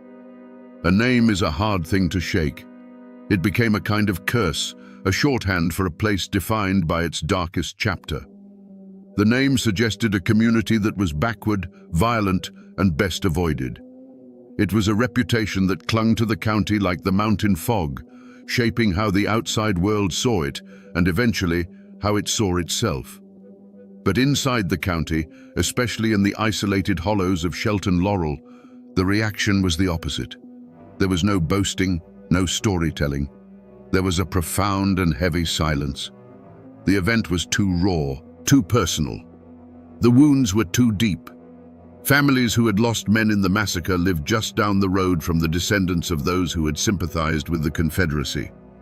To speak of it was to risk reopening those wounds, to reignite feuds that had been settled with so much bloodshed. And so, the community locked it away. It became a secret that everyone knew, but no one spoke of aloud. The first generation knew the faces of the dead. The next generation knew the stories, but told them only in hushed tones. By the third generation, the specifics began to fade, but the feeling remained, a sense of a dark, unspoken history, a sadness that seemed to linger in the very soil. The silence was a scab over a wound that had never truly healed. The land itself seemed to remember. The small clearing where the men were executed became a place that locals instinctively avoided, a haunted space on the mental map of the community. The stories became whispers, then legends, then fragments of folklore passed down, their sharp edges worn smooth by time. It wasn't until the mid-20th century that historians and descendants began to carefully break the silence. They pieced together the story from old letters, military records, and the fading memories of the elderly. They sought to replace the curse of Bloody Madison with the truth of what happened. They gave the victims their names back, and in doing so, began the slow, painful process of lancing the wound that had festered for a century. The story of Shelton Laurel is a powerful reminder that the end of a war is not the beginning of peace. For communities that have torn themselves apart, the silence that follows the final gunshot is often just another kind of battle. It's a fight against forgetting, a struggle to understand how neighbors could become monsters, and how a place of such profound natural beauty could become the scene of such profound human darkness. The story of the Shelton Laurel Massacre is not a grand epic. It is a small story. It's a story about a few dozen families in a forgotten valley, pushed to the brink by a war they did not ask for. It began with a desperate, hungry act, a raid for salt, and it ended in a shallow grave with a cycle of revenge that would poison the community for a century. This story is often lost in the shadow of the great battles of the Civil War. There were no famous generals here, no sweeping cavalry charges. But perhaps because of its small scale, its lessons are clearer and more chilling. It reveals how quickly the structures of civilization, law, justice, mercy can be stripped away, leaving nothing but the raw, brutal dynamics of us versus them. This wasn't a conflict born of grand ideology. It was born from the geology of division. The mountains that isolated the people of Madison County also became an incubator for their fear and resentment. Political disagreement, when trapped in a closed space, festered into hatred. And hatred, when given a uniform and a rifle, became murder. The men who pulled the triggers at Shelton Laurel were not monsters from a distant land. They were neighbors. And that is the most terrifying and important truth of this entire story. It serves as a stark warning of what happens when we stop seeing the humanity in the people we disagree with. When we allow labels, Tory, traitor, rebel, to erase the face of the person who lives just down the road. Today, the Shelton Laurel Valley is quiet. The forests have reclaimed the old homesteads. The streams run clear. The ditch where 13 men were killed is now just a gentle depression in the earth, indistinguishable from any other, unless you know exactly where to look. The mountains remain, silent witnesses to the fury that once consumed this place. They stand as a permanent, solemn reminder, a reminder that the most dangerous wars are not always fought between nations, but within communities. A reminder that the deepest wounds are not inflicted by strangers, but by the people we once called our own. And a reminder that the line between a neighbor and an enemy is a fragile thing, terrifyingly easy to erase. On the 4th of May, 1903, Judge James B. Markham stood on the steps of the Breathitt County Courthouse. He was a man of the law, a symbol of order in a land that had forgotten the meaning of the word. A single shot echoed from a nearby window, sharp and final. The judge staggered back into his own courthouse and fell dead, a public execution designed to send a chilling message. In this corner of Kentucky, the only law that mattered came from the barrel of a gun. This was not an isolated act. It was a declaration of war in a place that had already earned its name, bloody Breathitt. Was this a county of savages? Or was it a place where honorable men were locked in a desperate battle for the very soul of the mountains? The truth, as always, is far more complicated and far more terrifying. Today, we trace the story of how power, greed, and an ancient code of honor turned a quiet county into a battlefield. To understand the blood that was spilled, you must first understand the ground that soaked it up. Late 19th century Breathitt County was a world unto itself, a labyrinth of fog-choked hollows and ancient hills that guarded its secrets fiercely. It was a place where the rhythms of life were dictated by the seasons, not by the clocks of a distant government. The people here were bound to the land and to each other by ties of blood and shared hardship. They were proud, self-reliant, and deeply suspicious of any authority that didn't carry their last name. The deepest scar on the soul of these mountains was the Civil War. Kentucky was a border state, a fractured land where loyalties were a personal and often fatal choice.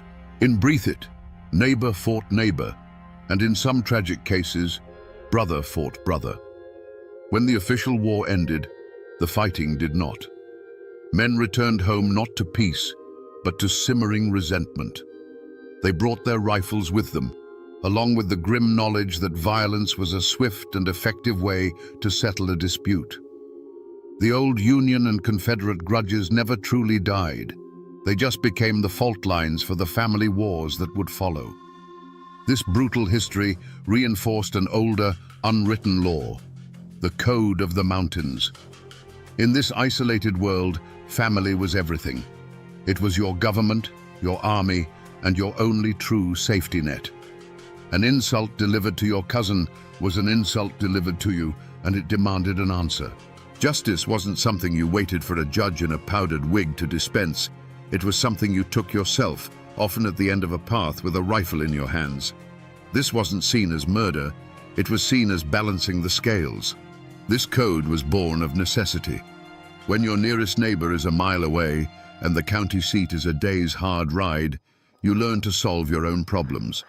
A man's word was his bond, and his honor was his most valuable possession, worth more than his land, his livestock, or even his life.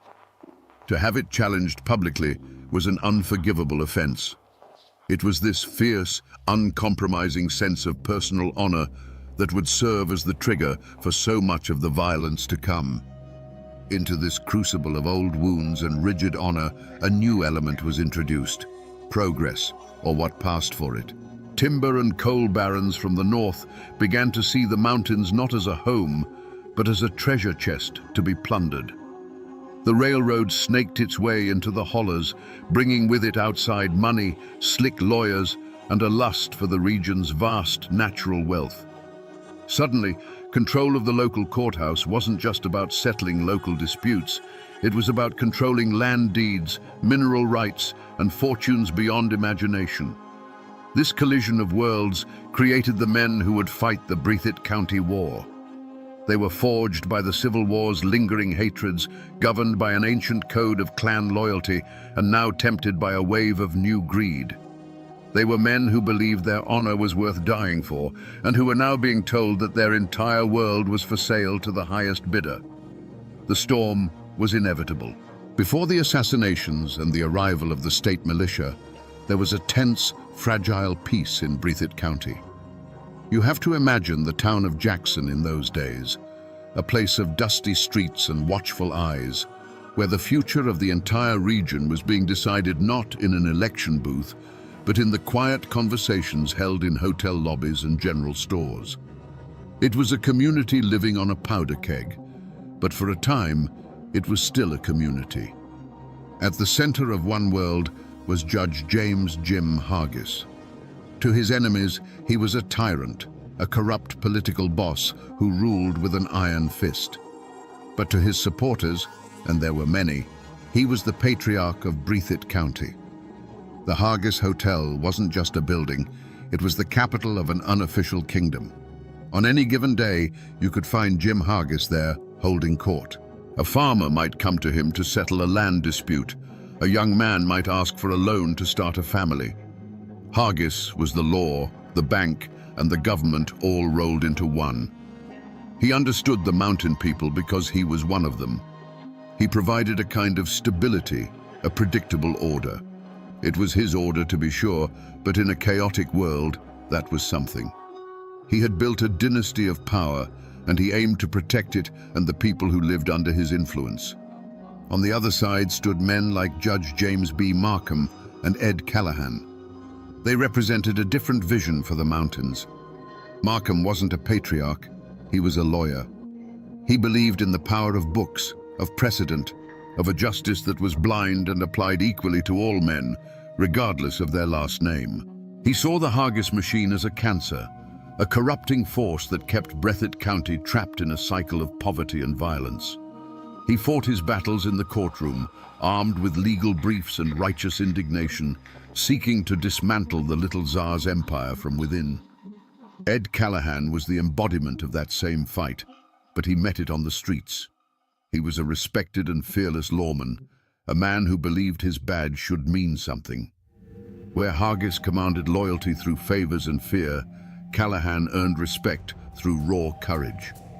He was the man who would walk into a saloon to disarm a drunkard when no one else dared, the man who would serve a warrant on a known killer. He and Markham were the face of the Reform Party, and they were fighting for a future where a man's success depended on his merits, not on his allegiance to a political boss. For a while, these two worlds coexisted. The Hargis men would walk on one side of the street, the Callahan men on the other.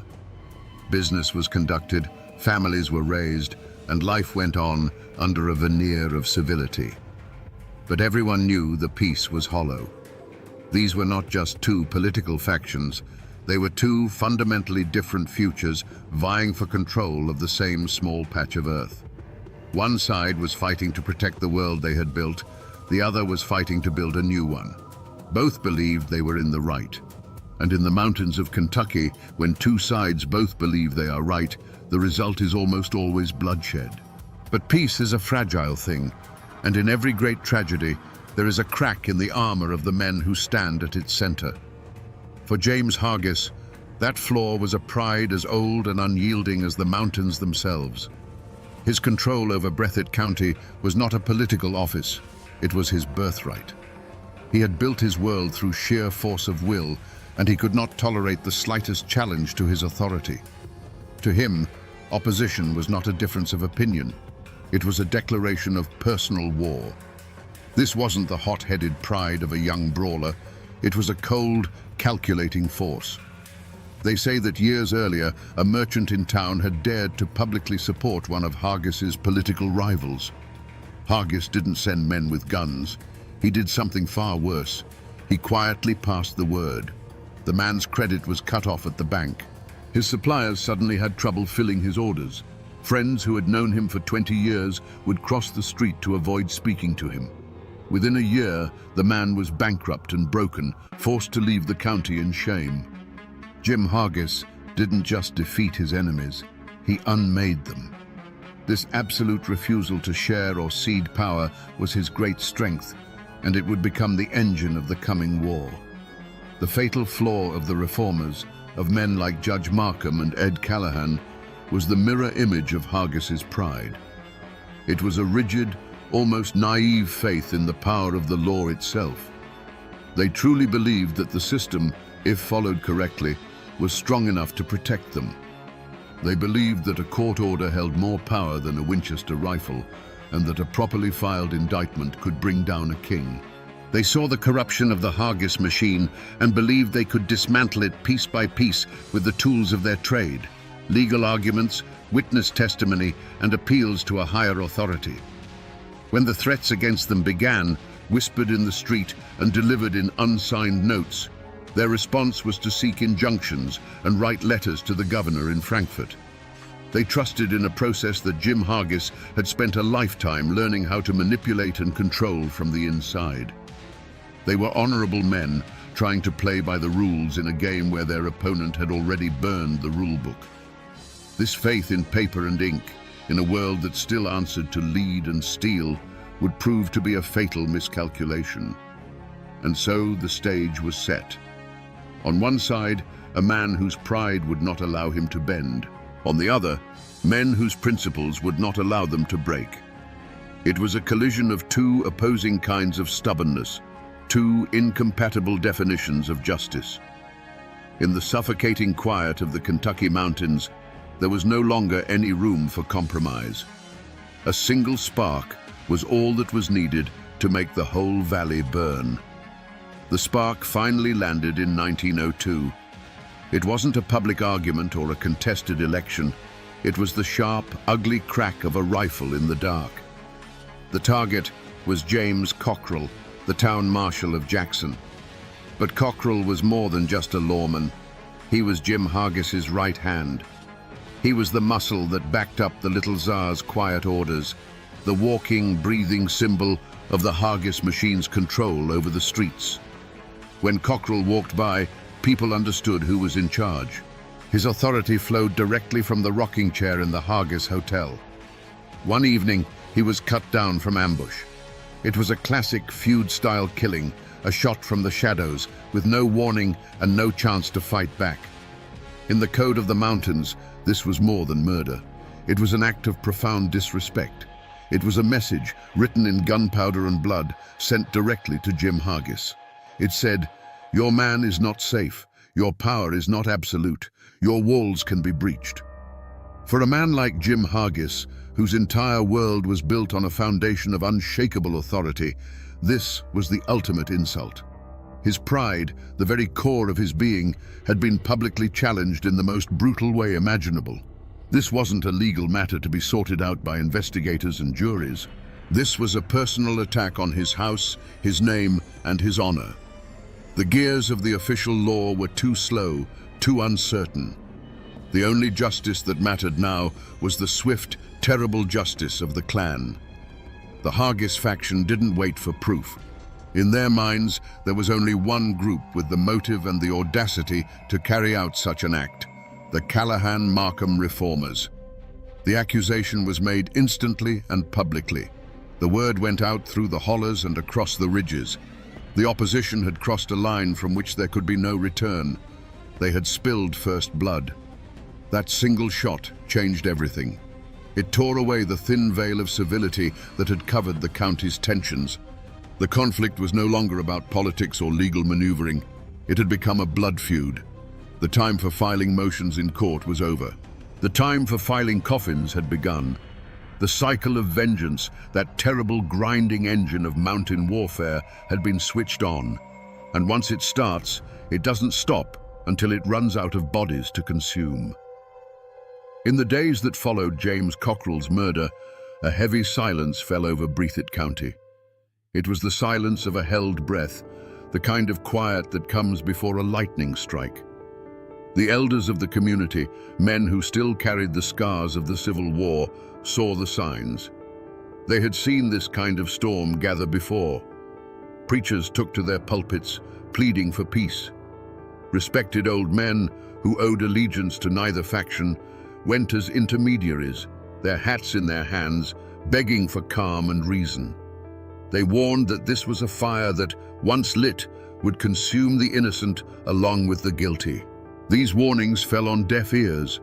They went to the Hargis Hotel and spoke to the little Tsar himself. Jim Hargis would listen to them patiently, his face a mask of cold granite. He would offer them a drink, thank them for their concern, and then show them the door. In his mind, their pleas for peace were an insult. How could there be peace when his man lay in the ground, struck down from the dark? To compromise now, to let the matter be handled by a slow and corruptible legal system, would be a show of weakness. It would be an admission that his power, his very authority over the county, could be challenged with impunity. His response was not to de-escalate, but to tighten his grip. Known gunmen and loyalists, men like Curtis Jett and Tom White, began to appear more frequently on the streets of Jackson, their presence a silent promise of retribution. On the other side, the same desperate pleas were made to Judge Markham and Ed Callahan. Friends and family begged them to be careful, to leave town for a while and let the situation cool down. A living dog is better than a dead lion, they were told. But their own unbending principles made this impossible. Judge Markham saw it as his sworn duty to uphold the law, especially when it was under attack. To flee would be to surrender the courthouse and the very idea of justice to the forces of intimidation. He believed with every fiber of his being that the shield of the law was strong enough to protect him. Ed Callahan, a lawman to his core, refused to be intimidated. He continued his patrols, served his warrants, and walked the streets of Jackson as if nothing had changed. He rejected the idea of surrounding himself with a heavy guard, arguing that a sheriff who had to hide behind a wall of rifles was no sheriff at all. They put their faith in the system. They wrote letters to the governor detailing the threats. They tried to empanel a grand jury. They fought back not with guns, but with affidavits and legal motions, believing that the truth written on paper would ultimately prevail over the lies whispered in the shadows. Every attempt at peace became just another step towards war. When neutral citizens tried to form a committee for public safety, both sides accused it of being a front for the other. When the governor sent a tepid message urging a peaceful resolution, it was seen as a sign of weakness from the state, emboldening the hardliners. The town of Jackson was no longer a community. It was two armed camps staring at each other across a dusty main street. The path of compromise had vanished, overgrown with pride on one side and principle on the other. Every man in Breathitt County had to choose a side, and everyone knew that the talking was over. The air in Jackson had grown so thick with hate you could taste it. The threats against Judge Markham were no longer whispers. They were shouted in the street. His friends stopped visiting after dark. Notes were left on his doorstep, crude and clear in their meaning. The world was closing in on him, and everyone knew a final terrible line was about to be crossed. This was the moment for one last off-ramp, one final chance to turn back from the abyss. That chance came, as it so often does, in the quiet of his own home. The story goes that on the night before he died, his wife came to him, her face pale with a fear that was beyond tears. She begged him, not as a political figure, but as her husband and the father of her children. "James, let us leave this place," she pleaded. "Let's go somewhere the names Hargis and Callahan mean nothing. What good is the law if it leaves your children without a father?" It was the clearest choice a man could face. His duty on one hand, his life and family on the other. It was a direct plea to the man, not the judge. For a long moment, Markham was silent. He was not a fool. He knew the danger was not just real, it was imminent. He could see the logic in his wife's plea, could picture a life of peace far away from the blood-soaked soil of Breathitt County. He could have packed a bag, taken his family, and been gone by sunrise. No one would have called him a coward. They would have called him a sensible man who chose to live. This was the crossroads. He could choose to be a husband and father, or he could choose to be a symbol. But the judge's faith in the law was as unbending as a rod of iron. He looked at his wife, and with a heavy heart, he made his decision. If a circuit judge can be run out of his own courthouse by threats, he told her, then there is no law in these mountains. There is only the rule of the gun. And if that is the case, then our children have no future here anyway. I will not run. He believed to his very soul that to back down would be to hand a final victory to the forces of anarchy. He had to believe the system he served was worth dying for. In that moment, he consciously rejected the path of peace and fully committed to his tragic course. He sealed his own fate not with anger or pride, but with a quiet, resolute sense of duty. The conversation was over. The last chance for a different outcome had passed. He would go to the courthouse in the morning, as he had every other morning. He would stand on those steps and face whatever came. He had made his choice. The morning of May the 4th, 1903, dawned like any other. The sun cast long shadows across the dusty main street of Jackson. Inside the Breathitt County Courthouse, the air was thick with the familiar smell of old paper and stale tobacco. Judge James B. Markham presided over his cases, his voice calm and steady, a small island of order in an ocean of simmering chaos. When the day's business was done, he walked out onto the front steps, pausing for a moment to speak with a friend, the tension of the courtroom momentarily behind him. The world seemed to hold its breath. Then, a sound, sharp and violent, cracked the afternoon calm. It was not a firecracker. It was a single, deliberate report that echoed off the brick buildings and sent a flock of birds scattering into the sky. For a split second, there was only confusion. Judge Markham felt a tremendous, invisible force strike him in the chest, a blow so powerful it staggered him backward and stole the air from his lungs. He looked at his friend, a question in his eyes, his mind struggling to understand what had just happened. He looked down. On the crisp white fabric of his shirt, a dark stain was beginning to bloom, spreading like a fatal flower. The abstract threats, the whispered warnings, the pleas of his wife, it all became real in that single, horrific instant. The long, complex legal argument he had been making against the powers that ran Breathitt County was over. A final, brutal rebuttal had just been delivered from a window across the street. His instincts, the instincts of a man whose entire life revolved around that building, took over. He did not cry out. He did not fall to the ground. With the last of his strength, he turned and stumbled back through the courthouse doors. He was a man of the law, and in his final moments, he sought sanctuary in the house of the law. He made it a few feet into the main hall before his legs gave out. Judge James B. Markham collapsed onto the hard wooden floor, his life ending at the very heart of the institution he had died trying to defend. For a long moment, nobody moved. The echo of the shot faded, replaced by a silence that was heavier and more profound than any noise. The people on the street were frozen, their faces a mixture of shock and terror. They had just witnessed the unthinkable, the public execution of a circuit judge on the steps of his own courthouse. It was an act of such brazen contempt for the law that it felt like the end of the world. This was not just a murder. It was a coronation. It was a statement, clear and undeniable, about who truly held the power in bloody Breathitt. The assassins, identified as Curtis Jett and Tom White, were known Hargis men. And the message they sent was simple and terrifying. No one was safe. No office was high enough. No principle was strong enough to protect you. The little Tsar's reign was absolute, and the courthouse itself was no longer a symbol of justice, but a tombstone for the man who dared to believe in it.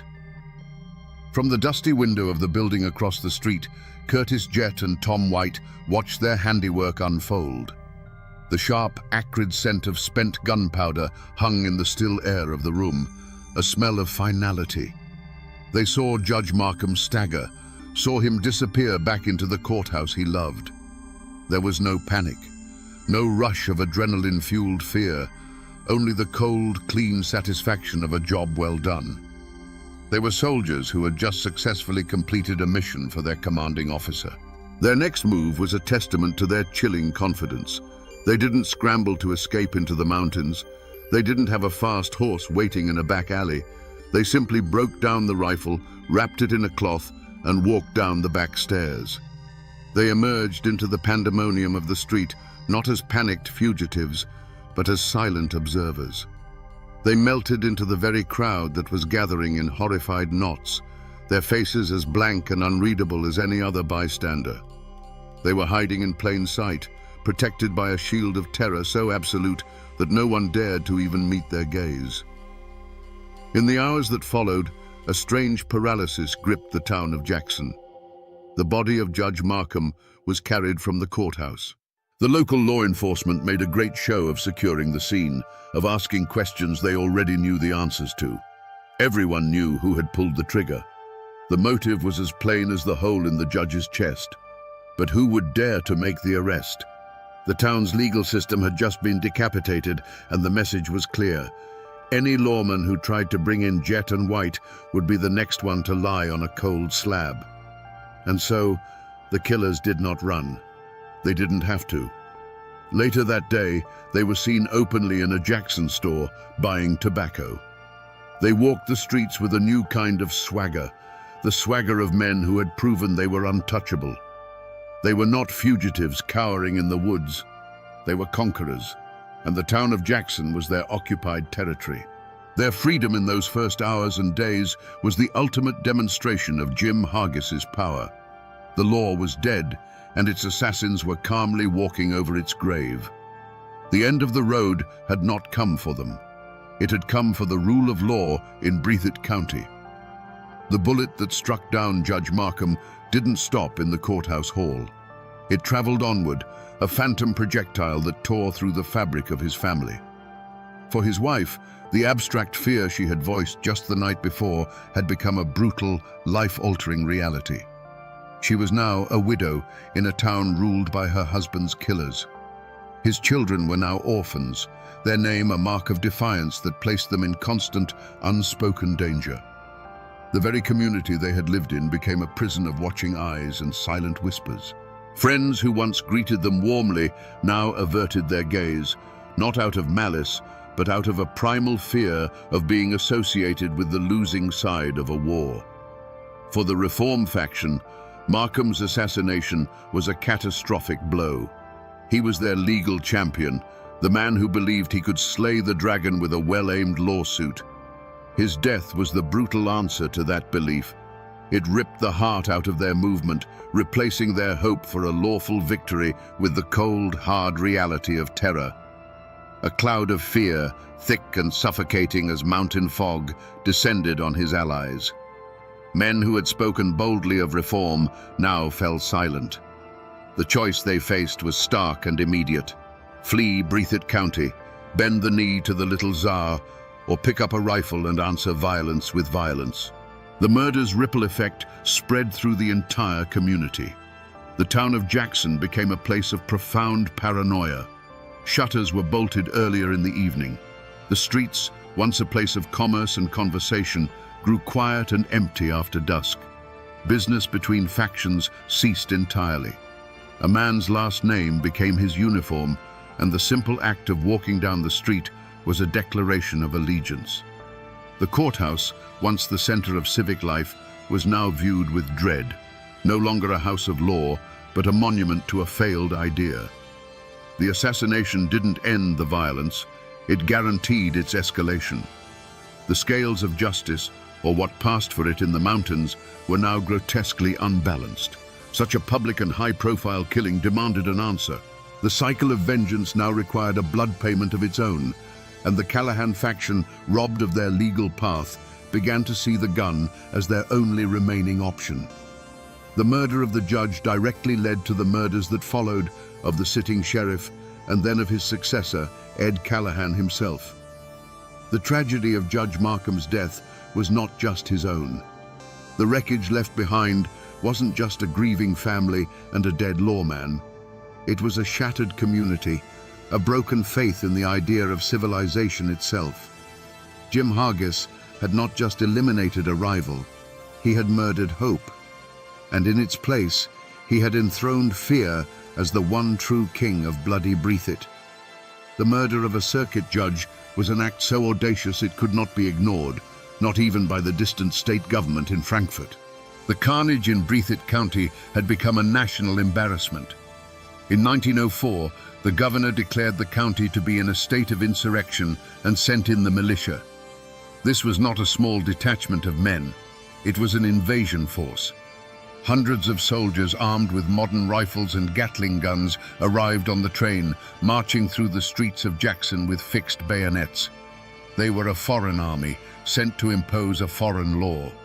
Their primary mission was to ensure that Curtis Jett and Tom White could be tried without the jury being intimidated or the courthouse being burned to the ground. The trial became a spectacle. The courthouse was no longer a public building. It was a military fortress. There were soldiers on the roof, a guard with a bayonet at every door. The proceedings inside were a perfect illustration of the clash between two worlds. The prosecution came with law books, eyewitness testimony from terrified citizens, and the complex machinery of the state's legal system. And on the other side sat Jett and White. They did not carry themselves as common criminals racked with guilt. They sat with a quiet, defiant arrogance, like captured soldiers being tried by an enemy tribunal. In their minds, and in the minds of their supporters, they had broken no real law. They had acted according to the ancient mountain code, loyalty to their chief. They had eliminated a threat to their clan and its leader. Their defense was not one of innocence, but of justification. They were merely the instruments of a will greater than their own, soldiers in a war that the men in powdered wigs could never understand. Outside the courthouse walls, Breathitt County held its breath, deeply and bitterly divided. To the Hargis loyalists, Jett and White were martyrs, loyal men being sacrificed to appease the Flatlanders in Frankfurt. They were symbols of resistance against an outside force trying to change their way of life. To the friends of James Markham and the shattered Reform faction, they were simply assassins. The trial was the last, desperate hope that the rule of law might mean something after all, that a killer could be held to account, no matter who he worked for. After weeks of testimony that kept the entire nation spellbound, the jury, protected by a wall of state rifles, returned its verdict: guilty. Both Curtis Jett and Tom White were sentenced to life in prison. The newspapers declared it a victory for justice. But in the hollows of Breathitt County, the question lingered. Was it justice? The trigger men were going to prison, but the man who had almost certainly loaded the gun and given the order, the man whose power they were protecting, James Jim Hargis, was never even charged. The law had proven it could cage the wolves, but it seemed powerless to touch the man who owned the forest. With Jet and White behind bars, you might think justice had finally, imperfectly, triumphed. But the other side of the coin was still in play. James Jim Hargis, the little Tsar, the man at the center of the storm, remained. The state militia eventually packed up their Gatling guns and went home. The trials were over, and Jim Hargis was still the king of Breathitt County. For years, he walked the streets of Jackson, a living testament to a chilling truth. The law could punish the soldiers, but it couldn't touch the general. He had won. He had broken the reform movement, eliminated his chief rival, and survived the full might of the state's intervention. But the mountains have their own way of balancing the books. The justice that finally found Jim Hargis didn't come with a judge's order or from the rifle of a sworn enemy. It came from inside his own house, from his own blood. In February of 1908, 4 years after the Great Invasion, a bitter argument broke out between Hargis and his son, Beach. We don't know for certain what it was about: money, power, a personal slight. But it was a fire that could not be put out. The very culture of violence that Hargis had cultivated to maintain his power had taken root in his own family. On a cold winter day, on a public street in the town he ruled, the final act of the tragedy played out. Beach Hargis confronted his father, and the argument ended the only way such disputes seemed to end in bloody Breathitt. He pulled a gun and shot his father dead. The man who had orchestrated assassinations from the shadows, who had treated the county as his personal chessboard, was brought down not by the law or his political enemies, but by a simple, brutal family quarrel. There's a terrible poetic irony in his end. The state of Kentucky had failed to hold him accountable. The code of the mountains, which he had so expertly manipulated, was ultimately what destroyed him. He had lived by the sword of clan loyalty and died by the sword of a family feud. His death was not justice in the legal sense, but it was a grim and fitting final chapter for a man whose greatest legacy was the violence he left behind. With the little Tsar in his grave, put there by his own son, a strange and unfamiliar quiet settled over Breathitt County. The empire Jim Hargis had built through a lifetime of cunning and intimidation crumbled like a house of sand. There was no one to inherit his throne. The machine he had created was powered by his will alone, and without him, it ground to a halt. The name Hargis, once a word of power, became a whisper of shame, a cautionary tale of a man who ruled a kingdom and lost his own family. His descendants scattered, many leaving the county to escape the long, dark shadow of their name. On the other side of the ledger, the name Markham became something else entirely. It became a symbol of a lost cause, a ghost of what might have been. Judge Markham's family, seeking the peace he could not find for them in Jackson, eventually left the mountains. But they left his name behind, etched into the memory of the place. To this day, it stands for an honorable, if tragic, idea that the law should be something more than the will of the strongest man. But for the common folk of Breathitt, the years after were not about legacies. They were about survival. A profound and deliberate silence fell over the history of the feuds. It was a collective act of forgetting, a necessary amnesia. Fathers stopped telling their sons the stories. The names of the dead were still on the tombstones, but the reasons they were there were buried deep. To speak of the war was to risk reopening wounds that had barely begun to scar over, to reignite embers of hatred that still glowed in the dark. The community healed itself by cauterizing its own memory, choosing a future of silence over a past of pain. And into this silence, a new kind of power moved in. With the old patriarchs dead or disgraced, the county was left rudderless. The timber and coal companies from the outside no longer had to negotiate with a powerful little czar. They could now deal with a fractured, exhausted populace and a pliable local government. The great fight for Breathitt's soul did not end with the feuds. It had only entered a new phase. The rifle was put away, and the lawyer's briefcase took its place. The land and its wealth, which had been fought over with blood, would now be claimed with ink. The men who fought the Breathitt County War are long gone. Their rifles have turned to rust, their bodies to dust. But their story has not disappeared. It has seeped into the soil of the county itself, a permanent part of the landscape.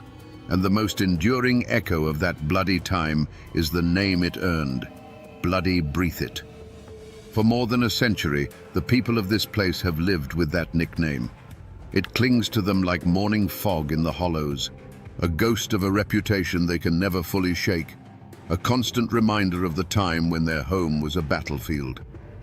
If you walk the streets of Jackson today, you can still touch the past.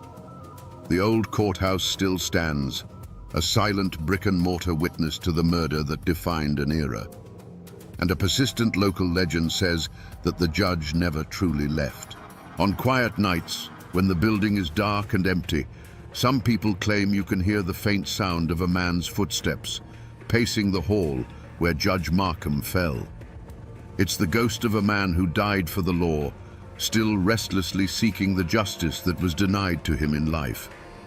Not far from there, in a quiet cemetery, you can find the weathered tombstones of Markham, of Hargis, of Callahan, their names worn by 100 years of rain and wind, the silent epilogue to a violent history. The story of the feuds is rarely found in official history books. It lives on in the way mountain people preserve their past, in stories told on a front porch, in hushed tones from one generation to the next. It has become a cautionary tale, a lesson taught to the young about the terrible price of pride and the destructive power of vengeance. The specific details may blur, the names may fade, but the core of the story remains. A warning about the darkness that can be unleashed when good men do nothing and powerful men do as they please. The spirits of the two main antagonists still haunt the county in their own ways. The ghost of Judge Markham is a sad one, a symbol of principle and sacrifice. But the ghost of Jim Hargis is something else entirely. It is the ghost of absolute power, of a time when one man's will could override all law and morality. He represents the old, untamed spirit of the mountains, both its strength and its terrifying brutality. Though the man is gone, his shadow, the memory of that kind of power, lingers as a reminder of what this place once was. So we come to the end of the trail and return to the question that started it all. Was this a land of savages or a place of honorable men locked in a desperate struggle? The truth is, it was both. There were no simple heroes or villains in the story of Bloody Breathitt.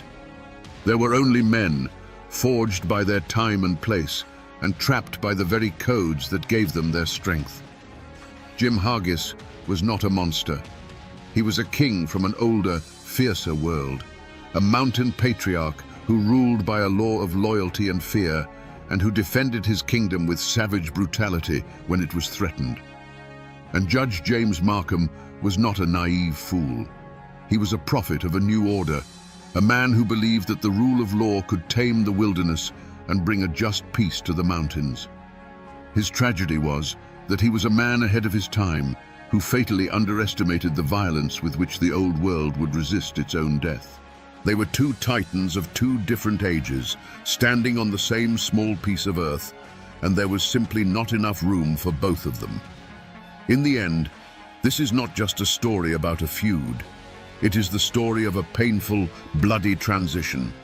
It's the story of what happens when the unwritten law of the mountains, a code of honor, clan, and vengeance, collides with the written law of the state.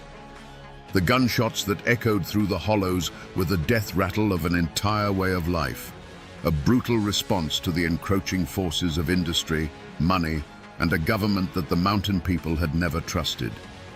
The blood that soaked the courthouse steps was the terrible price of that change. And that, my friends, is the Ballad of Bloody Breathitt. It is a grim and lasting reminder that a man's greatest strength can become his most profound weakness, and that when the old ways of a place are forced to die, they seldom die quietly.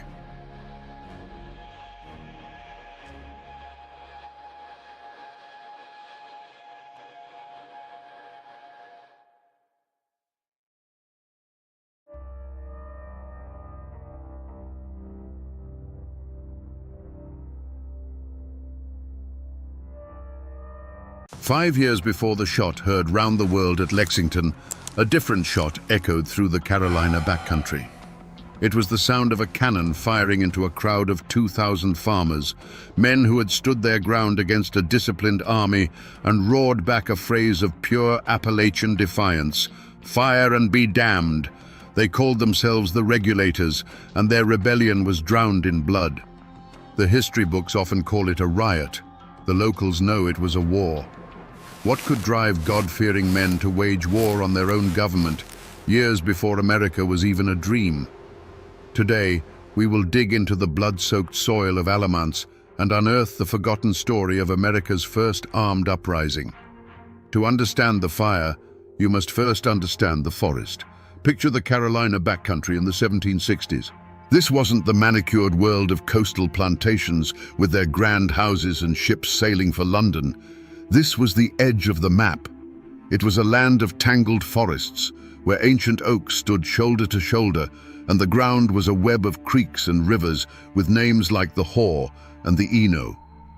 The air here was different, thick with the smell of pine and damp earth, and the only authority was the changing of the seasons and the word of God. The people who carved a life from this wilderness were as rugged as the terrain itself.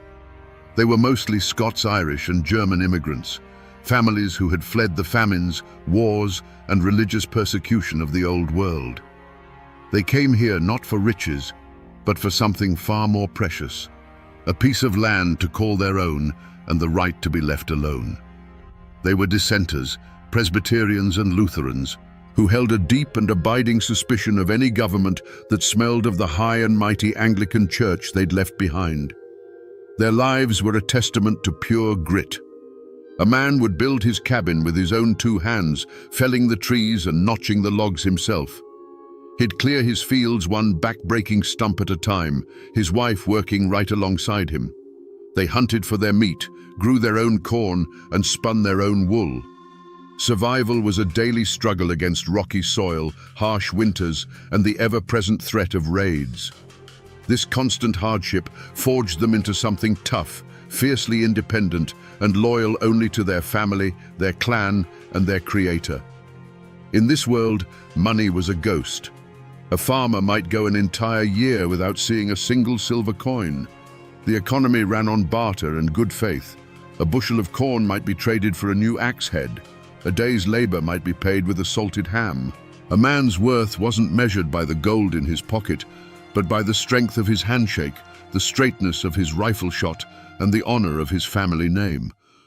But this isolated world of sweat and scripture was not its own kingdom.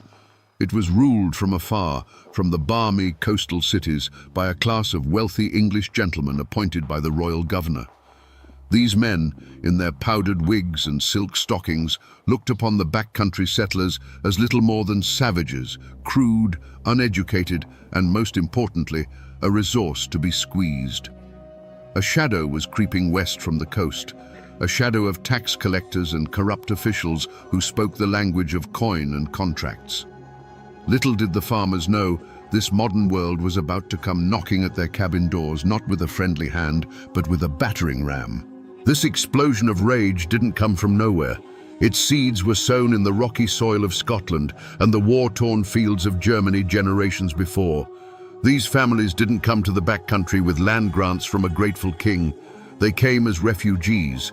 They bought their homesteads not with royal paper, but with the sharp steel of the axe and the cold lead of the long rifle. They carved their existence directly from a hostile wilderness, fighting the land, the weather, and the native tribes for every single acre. In their minds, this land wasn't given to them by a government. It was earned through a covenant of sweat, blood, and prayer. The old scars of history ran deep, carried across the Atlantic in their very bones. The Scots-Irish in particular had a long and bitter memory of English authority. For a century, they had been used as a buffer by the British Crown in the violent plantations of Ulster, only to be squeezed by the same government with crippling rents and religious persecution. When the king's new taxman, with his arrogant sneer and his stack of legal papers, showed up at their cabin door in Carolina, they didn't just see a colonial official. They saw the same old ghost of the English landlord they thought they had finally escaped. This created a division in the colony far deeper than any river or mountain range. It was a chasm of culture.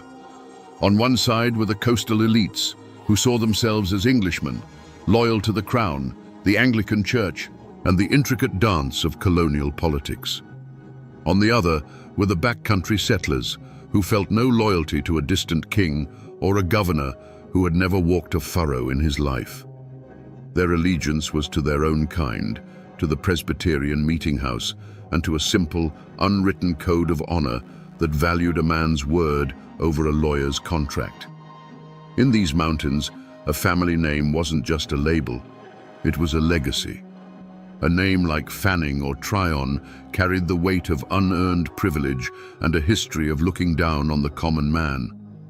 But a backcountry name, a hunter, a husband, a Pugh, carried the heavy burden of generations of struggle. It was a quiet promise to work hard, to stand by your neighbors, and to never, ever let an outsider push you off your land. To be a backcountry farmer meant you bent the knee to God alone. To be one of the governor's men meant you expected the world to bend the knee to you. A collision was not just likely, it was inevitable. The conflict didn't begin with a gunshot.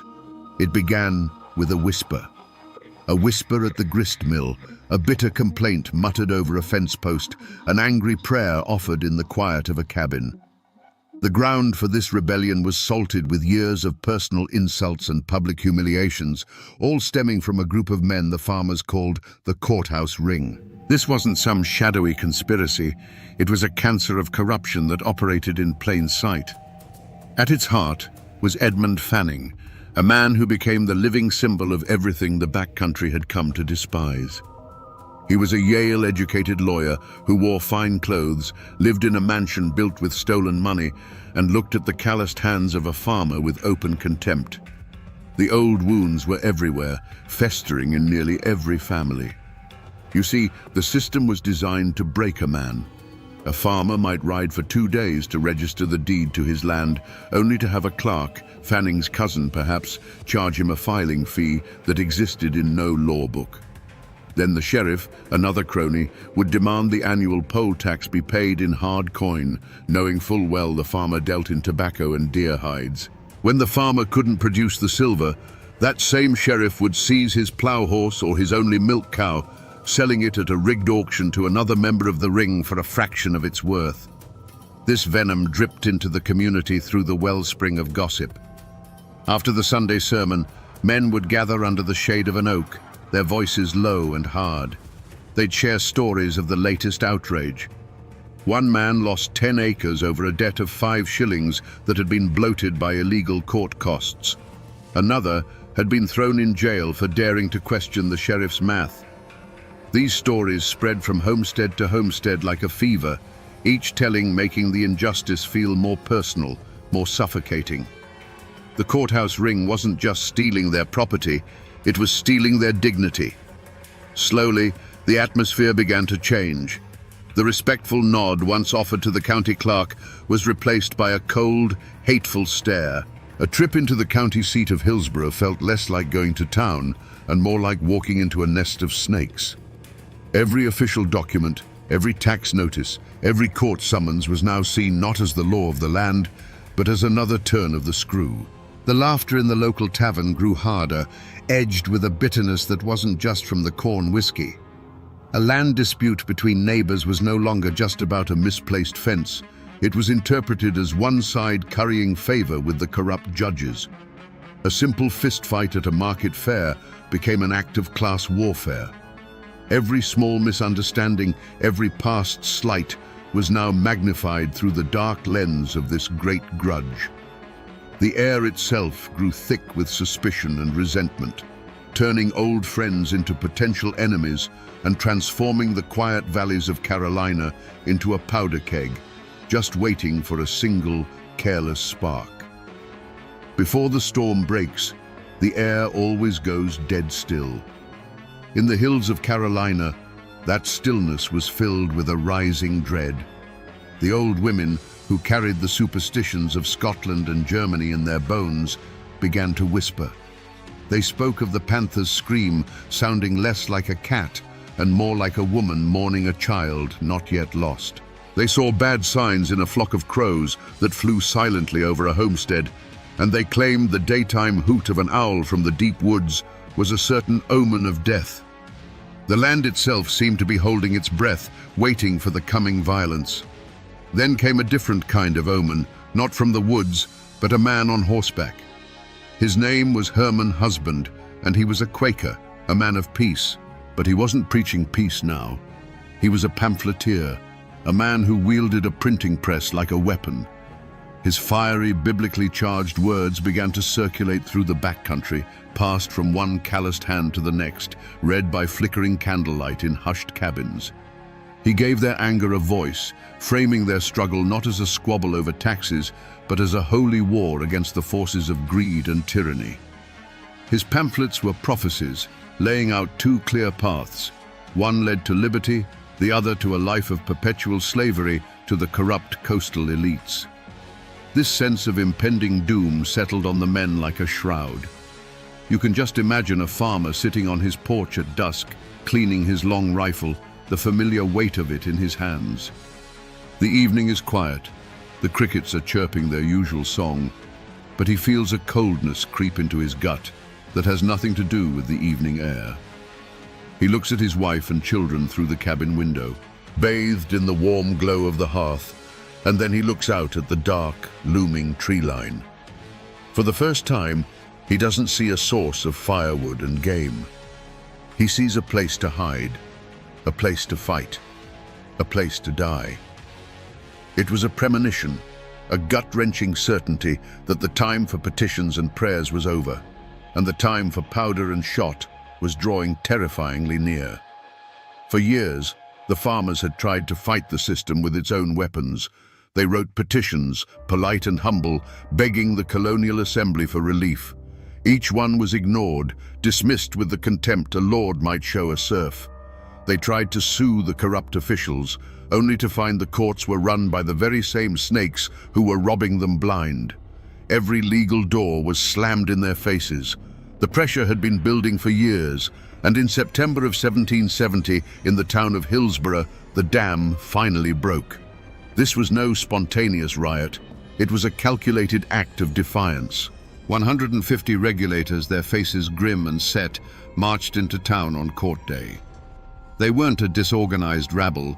They were a determined force, armed with heavy sticks, farm tools, and a righteous fury that had been simmering for a decade.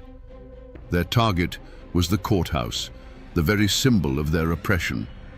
They stormed the building, a wave of muddy boots and homespun cloth overwhelming the shocked officials. Their first act was to find Edmund Fanning. They dragged the despised official from the judge's bench, his fine clothes tearing in their grip. They threw him into the dusty street and beat him, not to kill, but to humiliate. Each blow was a release of years of pent-up rage for every illegal fee, every stolen horse, every contemptuous sneer. When they were done with Fanning, they turned on his house, a mansion so luxurious the farmers called it a palace built on their tears. They didn't just vandalize it, they dismantled it, brick by brick, until nothing was left but a pile of expensive rubble. Back in the courthouse, they held a mockery of justice. They dragged the judge from his seat and put one of their own in his place, going through the court docket and striking down the cases against their fellow farmers. This was more than a protest. It was a revolution in miniature. They weren't just attacking a man, They were attacking the entire legal and political authority of the royal governor. When news of the Hillsborough riot reached the coast, it was seen as a declaration of war. Governor William Tryon, an arrogant and ambitious military man, could not let this stand.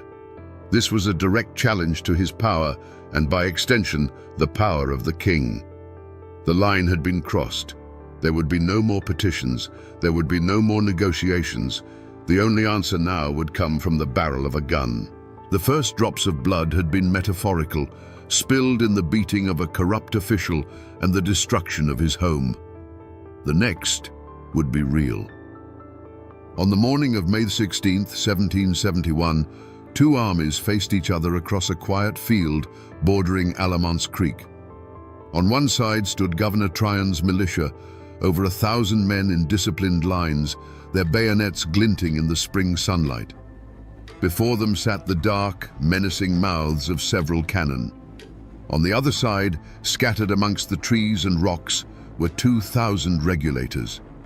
They were not an army. They were a gathering of fathers and sons, armed with the old hunting rifles and farm tools they used to feed their families. When the governor's final demand for surrender was met with that thunderous cry, "Fire and be damned," the fate of them all was sealed. There was no warning shot. The first sound was a deafening physical blow that seemed to tear the very fabric of the sky. The cannon spoke, and the world dissolved into smoke and a hellish roar. For the farmers, who had only ever known the sharp crack of a squirrel rifle, it was the sound of the apocalypse. The ground shook beneath their feet, and the air, which moments before had carried the scent of honeysuckle, was instantly choked with the bitter, sulphurous stink of black powder. Through the eyes of a young boy hiding behind a wagon, the battle was not a series of heroic charges, but a terrifying blur of chaos. He saw the man who had been his neighbor, a man he'd known his whole life, suddenly stagger and fall as if tripped by an invisible hand. There was no dramatic cry, just a quiet, heavy collapse into the grass. He heard the pop, pop, pop of the regulator rifles, a desperate and scattered sound, answered by the terrifying, unified crash of hundreds of militia muskets firing as one. It was the sound of a handful of pebbles thrown against a stone wall. The air itself became a lethal thing, filled with a constant, high-pitched whine. Leaves and twigs were clipped from the trees as if by an unseen scythe. Men would duck behind an ancient oak for cover, only to have the bark explode into splinters beside their head. The orderly commands of Tryon's officers were a distant, chilling murmur, while the sounds on the regulator side were a desperate chorus of individual shouts, screams of pain, and cries of encouragement that were swallowed by the unending noise. When the smoke momentarily cleared, the field was a landscape of surreal and terrible images. A farmer's broad-brimmed hat lay upside down in the grass, a small dark hole punched through its crown. A heavy iron pitchfork stood upright, its tines buried in the soft earth, its owner nowhere to be seen.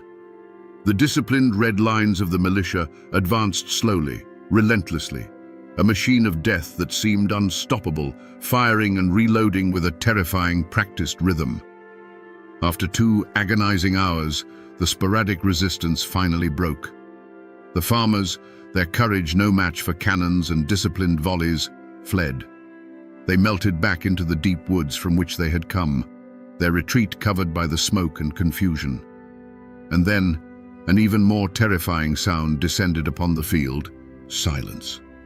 Not the peaceful silence of the morning, but a heavy, profound stillness, broken only by the low moans of those who could not run. The battle was over. The rebellion was crushed. The spring grasses of Alamance Field were trampled and stained, littered with the abandoned tools and weapons of men who had gambled everything for justice and lost. The smoke slowly drifted away, revealing not a field of victory, but a scene of profound and brutal sorrow. The first American Revolution had ended not with a declaration, but with a slaughter. To understand a man like Governor William Tryon, you must understand that he never once saw the regulators as aggrieved citizens. In his mind, they were simply an infection. He was not a governor responding to a protest. He was a surgeon cutting out a tumor from the body of the colony. His entire career was built on the rigid structure of the British military, a world where orders were given and followed without question. To him, the farmer's defiance was not a plea for justice. It was a breakdown in the fundamental order of civilization itself, a direct and personal insult to his authority and the king's. Tryon's logic was cold, sharp, and utterly devoid of empathy. These were not men who had lost their farms. They were traitors who had defied the law. They were not fathers trying to feed their children. They were a rabble who had assaulted an officer of the crown. In his dispatches, he referred to them as banditti and insurgents. He believed, with an unshakable conviction, that the only way to deal with such a chaotic force was with overwhelming, brutal, and public displays of power. Mercy, in his view, would be interpreted as weakness, and weakness would only invite more chaos. The switch likely flipped in his mind the moment he heard the details of the Hillsborough riot. The image of Edmund Fanning, a man of his class, a Yale-educated official, being dragged from a judge's bench and beaten in the street by a mob of coarse, uneducated frontiersmen, must have been horrifying to him. It was a vision of the world turned upside down. It was the peasants storming the castle. From that moment on, his response was not a political calculation, but a visceral, almost aristocratic rage. He wasn't just marching to restore order, he was marching to put these people back in their proper place. After the cannons fell silent at Alamance and the farmers had fled, Tryon likely felt not a shred of remorse, but a grim sense of satisfaction. The feeling would have been one of triumph, of order restored. As he rode across the silent, blood-soaked field, he wouldn't have seen the bodies of his fellow countrymen. He would have seen the evidence of a necessary and successful operation. The hanging of James Few on the battlefield without a trial was not an act of cruelty in his mind, but a necessary piece of political theatre. It was a clear, unambiguous message sent to every cabin in the backcountry. This is the price of defiance. This is the fate of those who challenge my authority. It was the cold, calculated logic of an empire that saw dissent not as a voice to be heard, but as a disease to be eradicated. When the last of the fleeing farmers had vanished into the woods, a new kind of silence fell on the Alamance battlefield. It was not a peaceful silence. It was a heavy, suffocating stillness, thick with the smell of spent gunpowder and blood.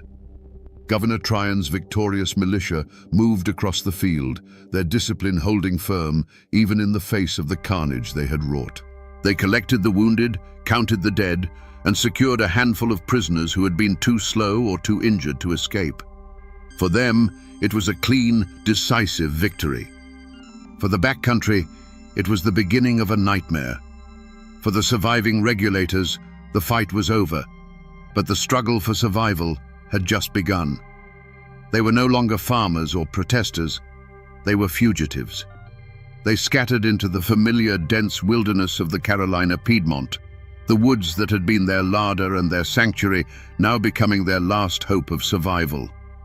Wounded men staggered through hidden ravines, while others made desperate journeys back to their homesteads, not to stay, but to grab a handful of supplies and whisper a frantic goodbye to their families before disappearing again into the shadows.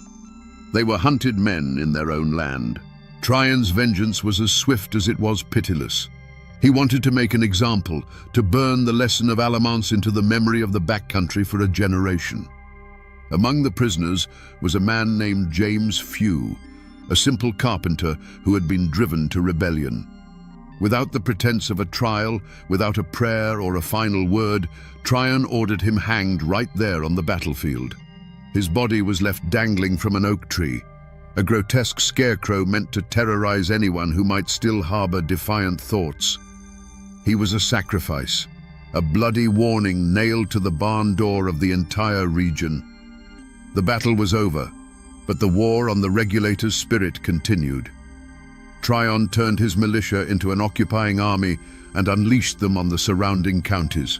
They marched from farm to farm, a wave of red coats and cold steel, living off the land and terrorizing the populace. They were hunting for the regulator leaders, men like Herman Husband and James Hunter, and a handsome reward was offered for their capture, dead or alive.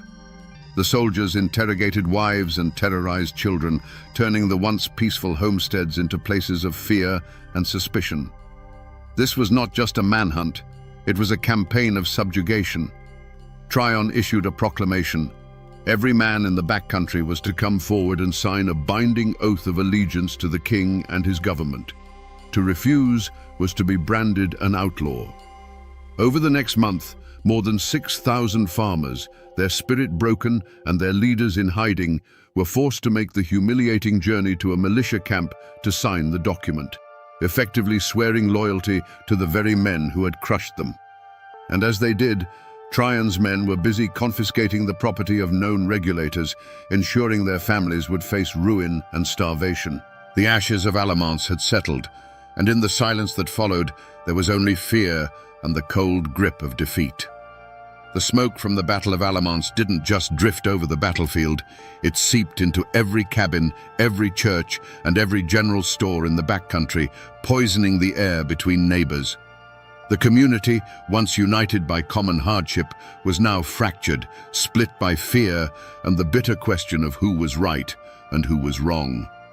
A line had been drawn in the dirt, not by a surveyor, but by bloodshed, and every family was forced to choose which side they were on. The Presbyterian meeting houses, once the heart of the community, became cauldrons of quiet tension. Some preachers had thundered from the pulpit in support of the regulators, calling their cause a righteous one. Others, fearing the governor's wrath, now urged their congregations to submit to authority and pray for peace.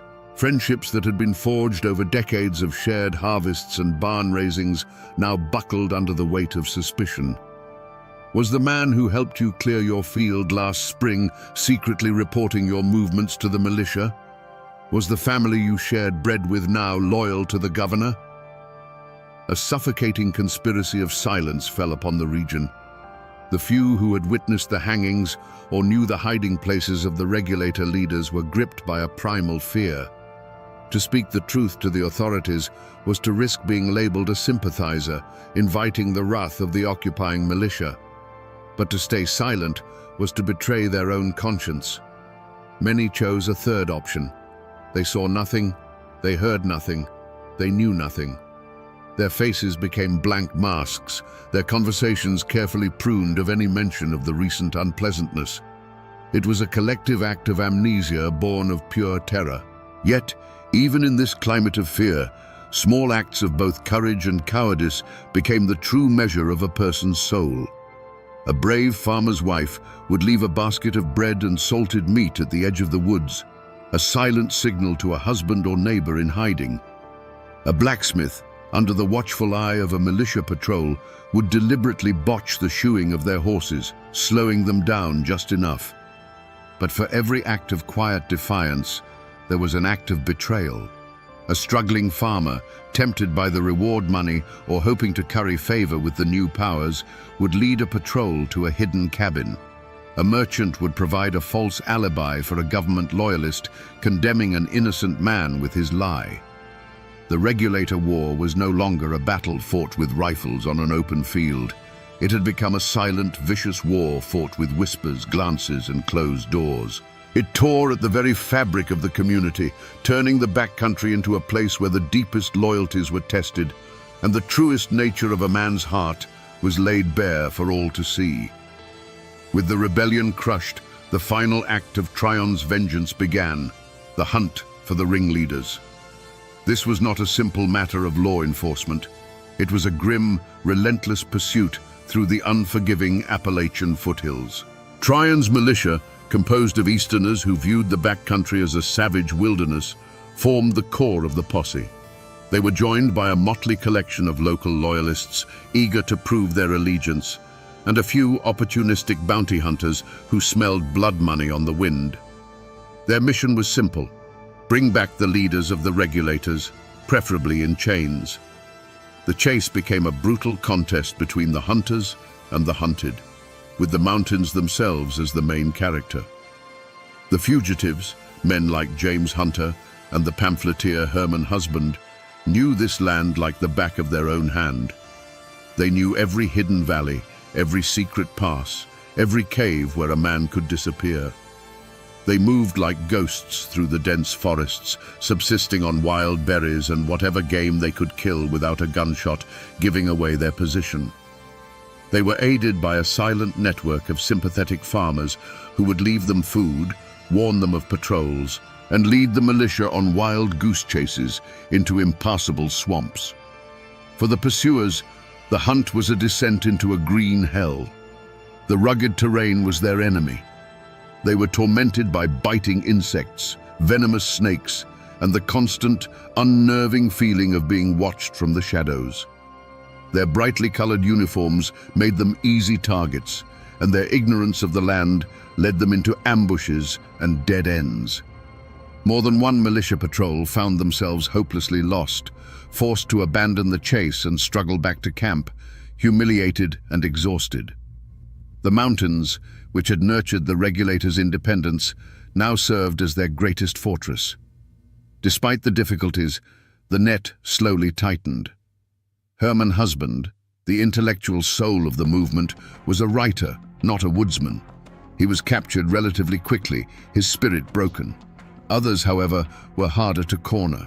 The general of the regulators, James Hunter, remained at large, a phantom who seemed to be everywhere and nowhere at once.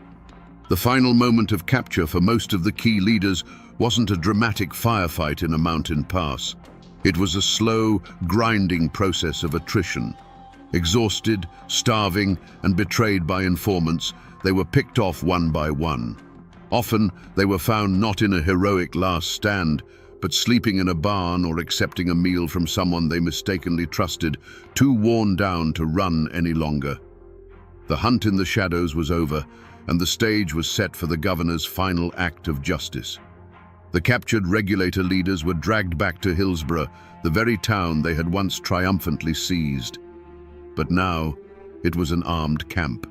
Governor Tryon's militia stood guard on every corner, their bayonets fixed, turning the colonial courthouse into a fortress. The air inside the courtroom was thick with the metallic tang of fear and the stench of foregone conclusions. On one side of the room sat the coastal gentry and loyalists, their faces smug with victory.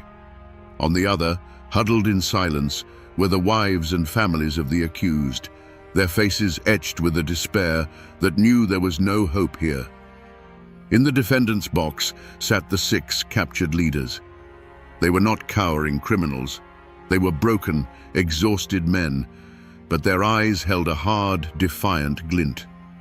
There was no remorse on their faces, only the quiet dignity of men who had fought for what they believed in and lost.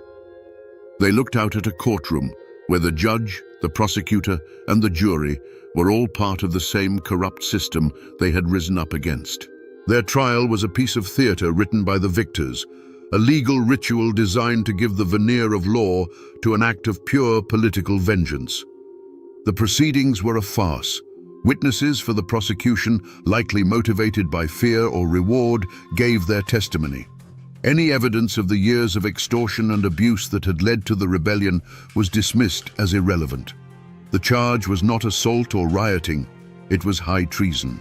By firing on the king's representative, they had, in the eyes of the law, fired upon the king himself. It was a charge from which there was no escape. The verdict, when it came, was a foregone conclusion, delivered with cold, formal gravity: guilty. The sentence: death by public hanging. A wave of shock and grief washed over one side of the courtroom, while satisfied murmurs rippled through the other. 6 men, who had stood up for their neighbors against a tide of corruption, were now to be strung up like common murderers. But the story of this trial does not end with the judge's gavel. It ends on the gallows, with a man named James Pugh. As the noose was placed around his neck, he refused to play the part of the penitent traitor. Instead, he turned to the crowd and began to speak. For nearly half an hour, Pugh delivered a fiery, damning sermon from the scaffold. He condemned the cowardice of Edmund Fanning and the tyranny of Governor Tryon. He spoke of the justice they had sought and the violence they had received. He prophesied that a day of true reckoning would come for these corrupt men. He was still speaking, his voice ringing with righteous fury, when the sheriff, impatient with this final act of defiance, gave the order to cut him down. The court of law had delivered its verdict. But from the gallows, the justice of the mountains had delivered its own. The law of men had won the day, hanging its enemies and silencing dissent. But the question hung in the air, far longer than the bodies of the condemned. Was this justice? Or was it merely the law, a tool in the hands of the powerful, used to crush the powerless? The hangman's rope cast a long shadow over the Carolina backcountry, a shadow that would linger for years. For the families of the executed and the thousands of other regulators, life after the verdict was a bitter cup to drink. Those who remained on their land lived as a conquered people. They plowed their fields and harvested their corn under the watchful eye of a government they now knew was their enemy. Every tax notice was a fresh wound, every court summons a reminder of their powerlessness. They had been forced to sign an oath of loyalty, a piece of paper that felt like a brand on their soul, a public declaration of their own humiliation. But not everyone stayed. For many, the memory of Alamance was a poison in the soil, and the oath of allegiance was a chain they refused to wear. They saw only one path to freedom: west. In a great, silent exodus, hundreds of defeated regulator families packed their meager belongings, turned their backs on the homes they had built with their own hands, and began the perilous journey over the Appalachian mountains. They were branded as outlaws, but they saw themselves as pilgrims. They illegally settled in the river valleys of what would one day become Tennessee, forming a new society called the Watauga Association. Here, beyond the reach of Governor Tryon and his corrupt courts, they created one of America's first independent, self-governing communities, a place where the law would be their own. The spirit of the regulators was not dead, it had simply moved over the mountain. And what of the men who had crushed them? Did they face a curse, an atonement for the blood on their hands? Not at all. In the world of colonial politics, brutality was often rewarded. Governor William Tryon, his reputation enhanced by his decisive victory over the traitors, was soon promoted to the prestigious post of Governor of New York. Edmund Fanning, the architect of the farmer's misery, also left Carolina, continuing his career as a loyal servant of the crown. They faced no justice, no ostracism, no reckoning. They simply moved on, leaving a broken land behind them. Their only curse would come years later, when the fires of revolution they had helped to stoke would finally consume the entire British system they served. Back in Carolina, the community tried to heal by forgetting. The story of the Regulator War became a dangerous and painful memory, a ghost to be locked away. The word regulator itself became a whisper, a name associated with defeat and treason. People got back to the hard work of survival, focusing on the seasons and the soil, burying the trauma of Alamance under a blanket of collective silence. They tried to move on, to pretend it never happened. But a wound that deep doesn't heal just because you stop talking about it. It festers in the darkness, waiting for a chance to break open once more. Decades pass. The powdered wigs and red coats are gone, but the echoes of Alamance never truly faded. They can be found in the bloodlines of the families who fought there. Many of the sons of the regulators, raised on bitter stories of Tryon's tyranny, picked up their rifles again just 4 years later. The British made the fatal mistake of assuming these backcountry men, once crushed by a royal governor, would be loyal to the crown. They couldn't have been more wrong. The men who fled over the mountains to Watauga became the legendary Over-Mountain Men, and at the Battle of Kings Mountain, they unleashed a frontier fury that annihilated a British army and helped turn the tide of the entire Revolutionary War. It was the regulators' final, posthumous revenge. Today, if you visit the Alamance battlefield, you won't find an army. You'll find a quiet state park, a peaceful expanse of green grass where children fly kites and families have picnics. But if you stand there as the sun sets and listen to the wind in the tall oaks, you can almost hear it, the ghostly roar of cannon fire, the defiant shouts of dying farmers. Monuments now stand on that field, naming the men who were once condemned as traitors and honoring them as patriots who bled for liberty, a testament to how the truth, buried for so long, can eventually rise from the earth. The memory also clings to the land in the form of legend. For generations, people in Hillsborough would point to the spot where James Pugh and his fellow regulators were hanged. They swore that on that patch of ground, cursed by Pugh's final defiant words, no grass would ever grow.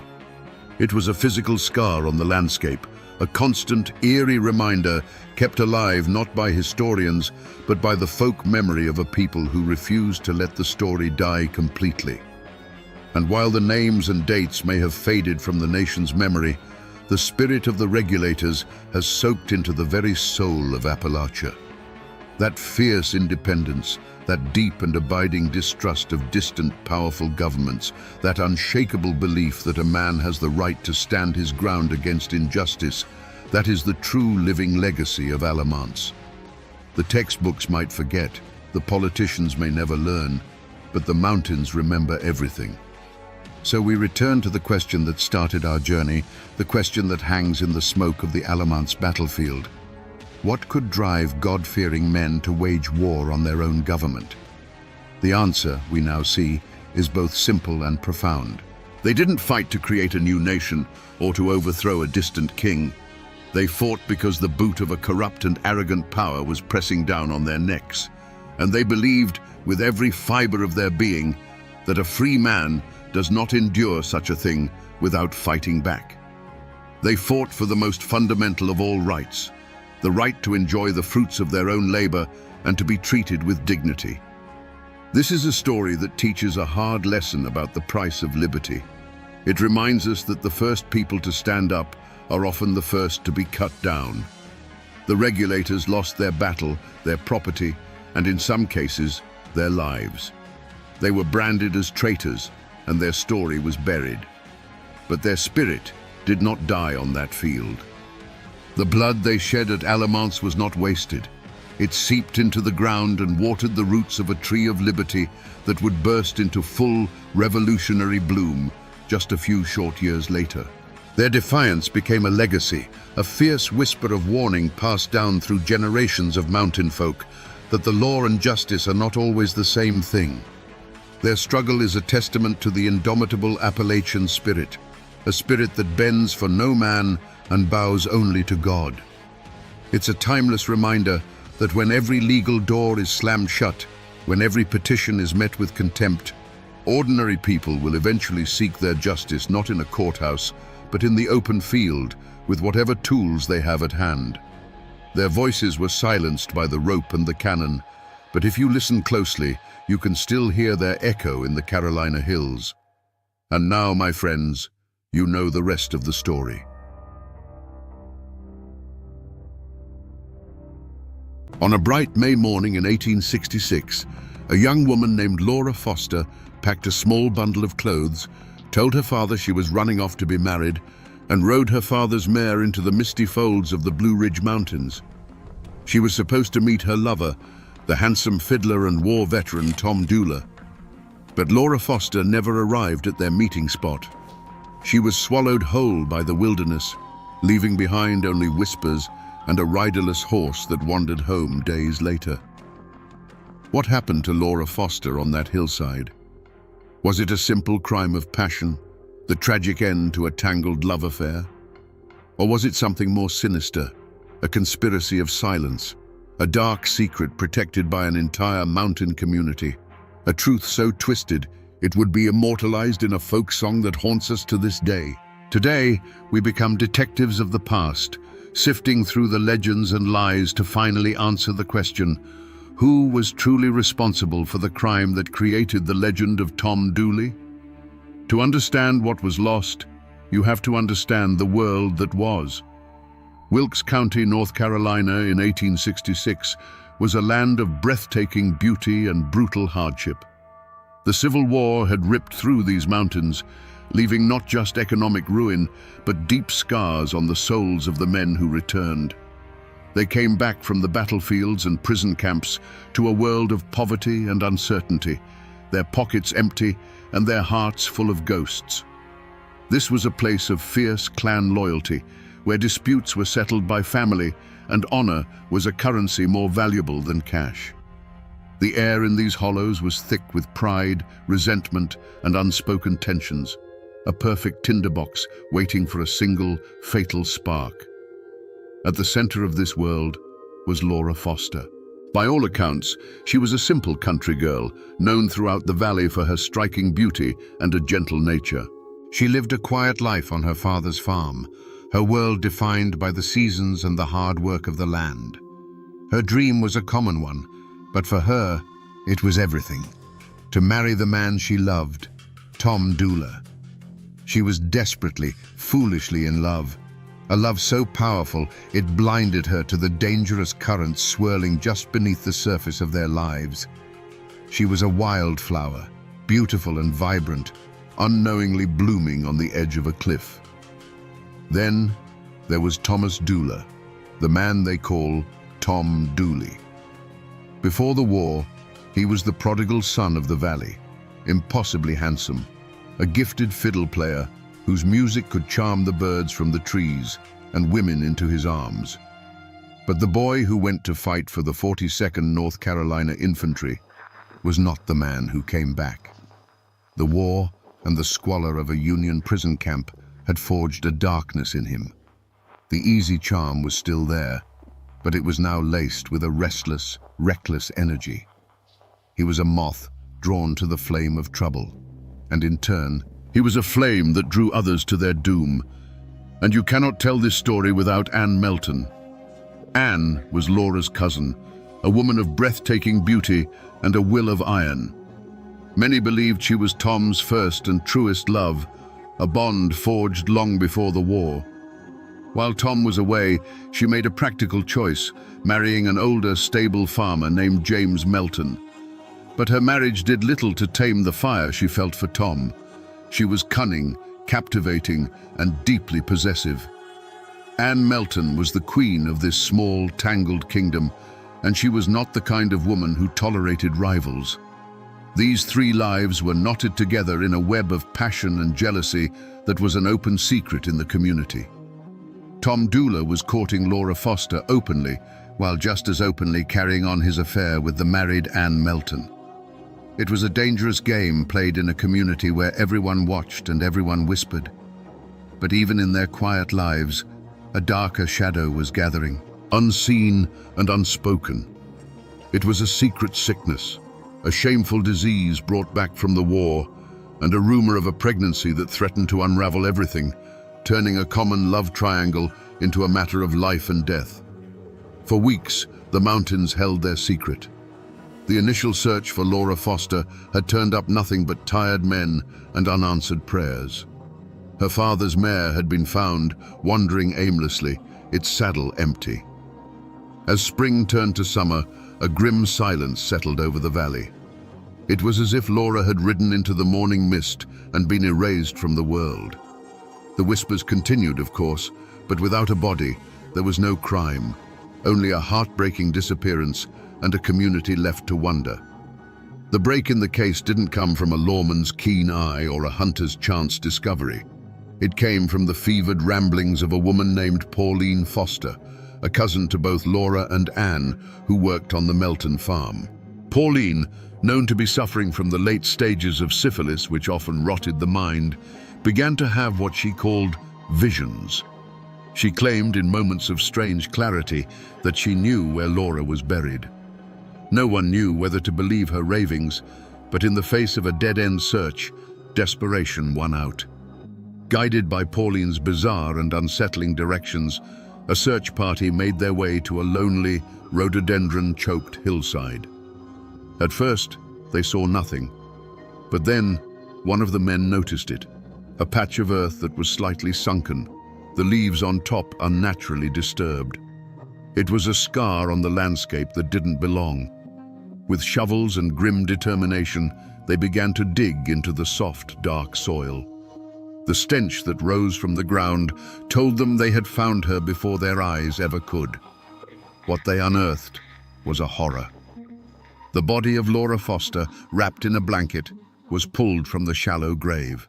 She was badly decomposed after months in the warm earth, but one brutal fact was unmistakable.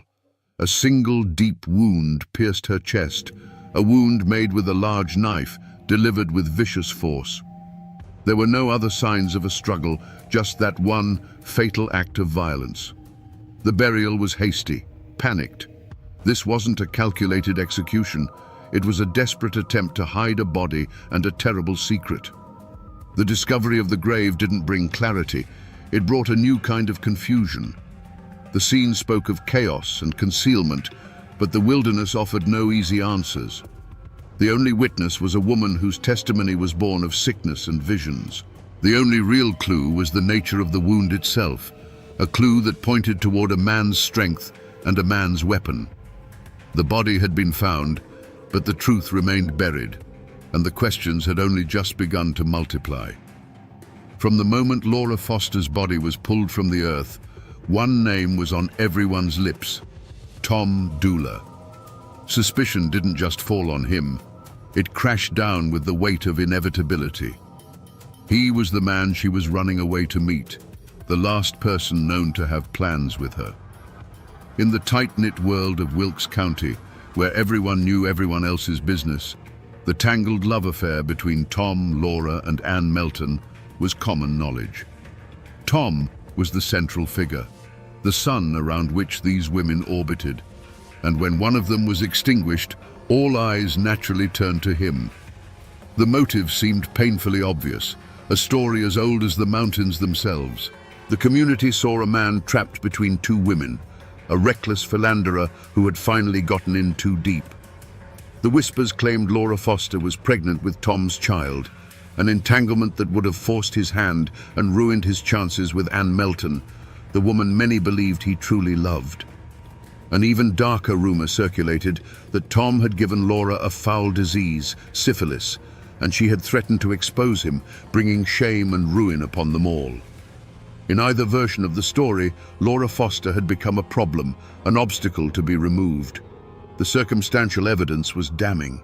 The deep, single stab wound in Laura's chest was consistent with the large blade Tom was known to carry, a hunting knife he had brought back from the war. But the most condemning piece of evidence was his own action. As the search for Laura intensified and suspicion began to coil around him, Tom Dula did the one thing an innocent man should never do. He ran. He saddled a horse and fled across the state line into Tennessee, living and working under a false name. This flight was seen by everyone as a confession written across the landscape of two states. Why would an innocent man abandon his home, his family, and his name? To the people of Wilkes County, the answer was simple. He wouldn't. Tom's escape solidified the whispers into a hard, cold certainty. He wasn't just a suspect anymore. He was a fugitive and a murderer. In the court of public opinion, the verdict was already in. But as the shadow of the gallows began to fall over Tom Dula, another, more chilling possibility took root in the minds of the mountain folk. It was a story whispered over hearth fires, a theory that pointed not to the runaway lover, but to the woman at the very center of the storm, Ann Melton. She was Laura's own cousin, the woman who shared her bloodline and her lover. No one was closer to the heart of the tragedy, and many began to wonder if she wasn't the heart of the crime itself. The motive was primal and powerful, a jealousy so fierce it could curdle blood. Ann Melton was not a woman who shared. She was Tom's first love, and in her mind, his only true love. The news that he was planning to elope with Laura would have been more than a heartbreak. It would have been a profound betrayal, a public humiliation she could not endure. In the unforgiving code of the mountains, this was an offense that demanded a reckoning. The legend suggests that Ann, a woman scorned, decided that if she couldn't have Tom, no one would. Laura Foster wasn't just a rival. She was a testament to Anne's failure to hold her man, and she had to be erased. With this new suspicion, people began to re-examine the facts. The star witness, Pauline Foster, who had the convenient visions that led to the body, where did she live and work? On Anne Melton's farm. She was under Anne's roof, subject to her influence and her will every single day. Was it truly a supernatural vision that led Pauline to the grave, or was it a carefully planted suggestion from a manipulative mistress, a calculated move to have the body found only after Tom Dooler was long gone and suspicion had hardened against him? Suddenly, Anne's behavior after the disappearance seemed less like that of a concerned cousin and more like that of a cold, calculating conspirator. Her composure was seen as unnatural, her lack of public grief suspicious. The very legal maneuvering that separated her trial from Tom's, once seen as a procedural matter, now looked like a deliberate tactic to keep her off the witness stand and prevent her from being questioned under oath. The community started to see not a woman caught in a tragedy, but a puppeteer pulling the strings from the shadows. The theory that began to form was as simple as it was terrifying. Anne had killed Laura in a fit of jealous rage, and Tom, arriving to find the horrifying deed done, made a fateful choice out of love and loyalty to protect her and take the blame himself. But there was another power at play in these hills, one older and more relentless than a lover's jealousy or a man's guilt. It was the silent, brooding force of the Foster clan itself. In the world of Appalachia, family was everything. It was law, government, and army all rolled into one. The Fosters were a proud and numerous clan, their roots sunk deep into the rocky soil of Wilkes County. To dishonor one was to dishonor them all, and what had happened to Laura was the ultimate dishonor. Their motive was not simple grief. It was a cold, burning rage against the shame that had been brought upon their name. Tom Dooler, the charming outsider who had seduced their daughter, allegedly gotten her pregnant, and was the man she died with, was a walking monument to their family's humiliation. Whether he struck the fatal blow or not was almost secondary. He was the source of the rot, the cause of the scandal that was now the talk of 3 counties. They needed more than justice. They needed a cleansing, and for that, blood had to be paid. This created a climate of quiet, immense pressure. It's a theory whispered to this day that the Fosters, realizing they might never get the satisfaction of seeing the clever Anne Melton convicted in a court of law, decided to wage their own war in the shadows. They began to shape the narrative through social pressure and communal expectation. Witnesses who might have spoken of Anne's volatile temper or seen her near the scene found it easier to stay silent. Rumors that pointed away from Tom were mysteriously quashed, while those that implicated him grew louder and more detailed with every telling. Pauline Foster, the key witness, was caught in the middle of this storm. Was she just Anne Melton's pawn, or was she also a member of the Foster clan, being urged by her own kin to point the finger where it would do the most good for the family's honor? In this version of the story, the tragedy was no longer just a crime of passion. It was a battle between a lone man and an entire clan, a clan that had decided, with or without a court, that Tom Dooler was the one who had to hang.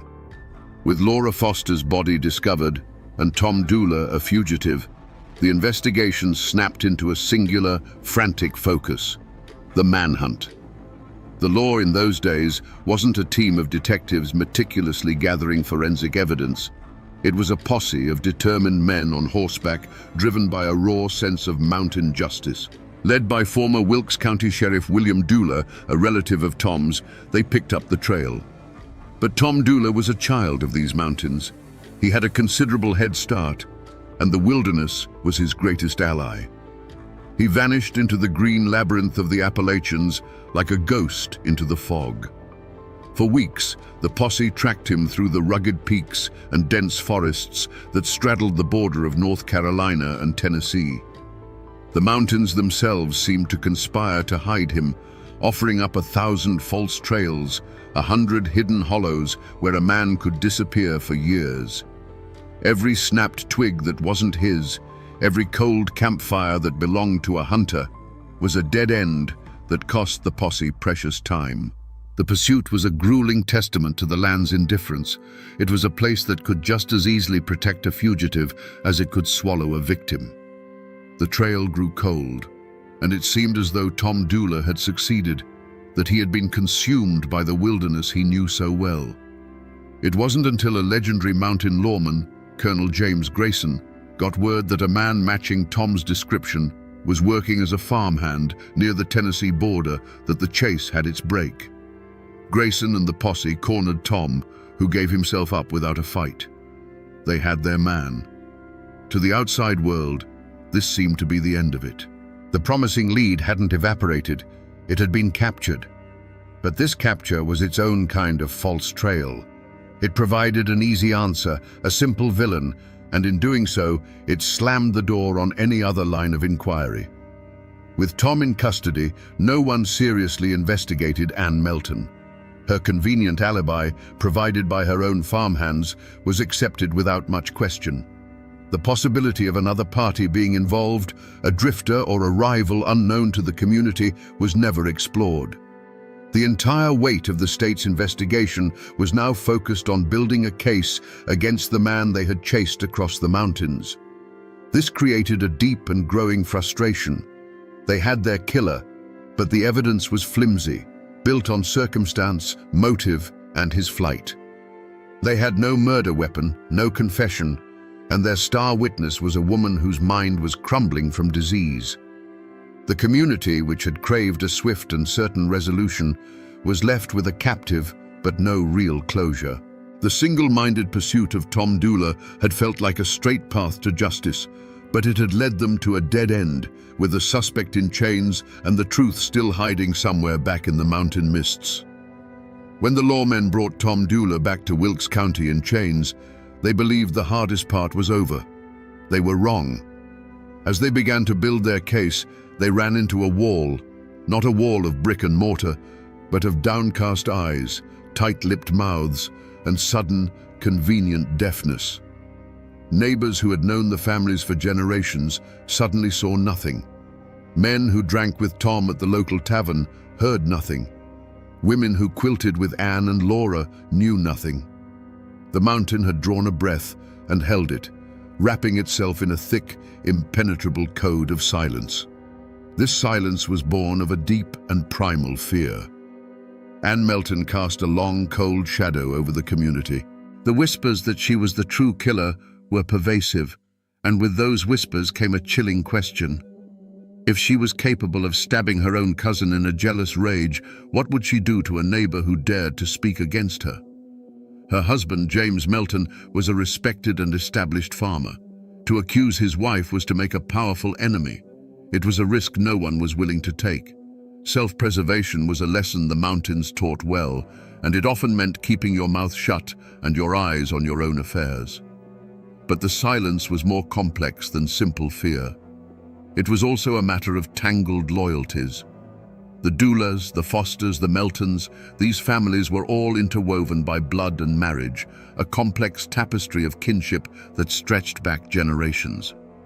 To testify against Anne or Tom was not just to accuse an individual, it was to draw a line in the sand between families, to risk a feud that could simmer for generations, passed down like a rusty rifle.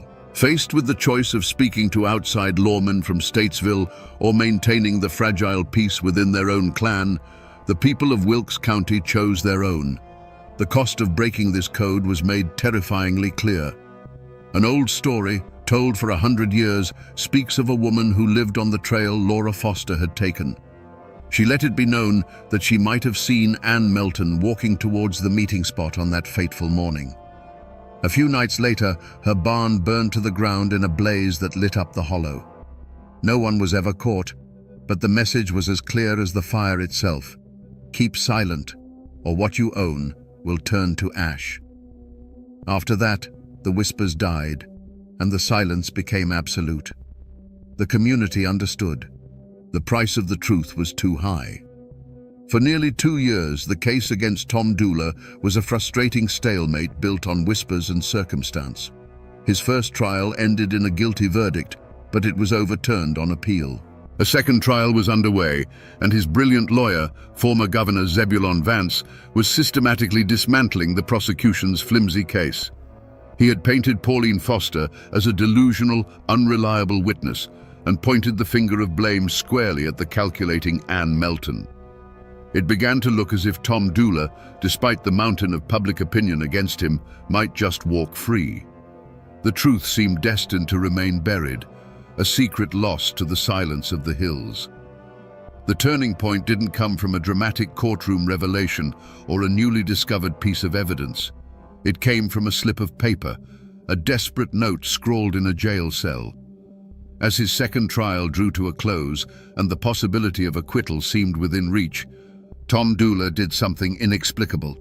He took a pencil and a scrap of paper and wrote 4 simple, devastating words. I and Ann Melton. He passed this note to one of his lawyers, a cryptic and ambiguous message that could be interpreted in a dozen different ways. Was it a confession? A last-ditch effort to implicate the woman he felt had betrayed him? Or was it, as many have come to believe, the key to a hidden truth? The most enduring theory is that this note was Tom's attempt to articulate a complex reality. That he and Ann Melton were both involved, but not in the way anyone suspected. The note wasn't a confession of murder, but a confession of conspiracy. It was his way of saying that the plan had never been to kill Laura, but for Tom and Ann to run away together, and that Laura had somehow gotten caught in the crossfire of their own desperate escape plan. This tiny, forgotten clue, preserved in the state archives, throws the entire accepted narrative into chaos. It suggests a truth far more complicated than a simple love triangle murder. It points not to a lone killer, but to a shared plot, a pact between 2 lovers that went horribly wrong. The note changes everything. It reframes Tom's flight not as the act of a guilty murderer, but as the panicked escape of a man caught in a catastrophe of his own making. It was the moment the legend cracked, revealing a deeper, darker, and more tragic story beneath the surface. The trial was no longer just about who killed Laura Foster. It was about unraveling the true nature of the pact between Tom Dula and Ann Melton. The courtroom in Statesville held its breath. Governor Vance's powerful defense had cast a deep and profound doubt on the state's case. Tom Dula, the man everyone had condemned, now seemed like a victim himself, a pawn in a game played by a far more cunning mind. Acquittal felt not just possible, but likely. It was in this moment of rising hope that Tom Dula's own hand sealed his fate.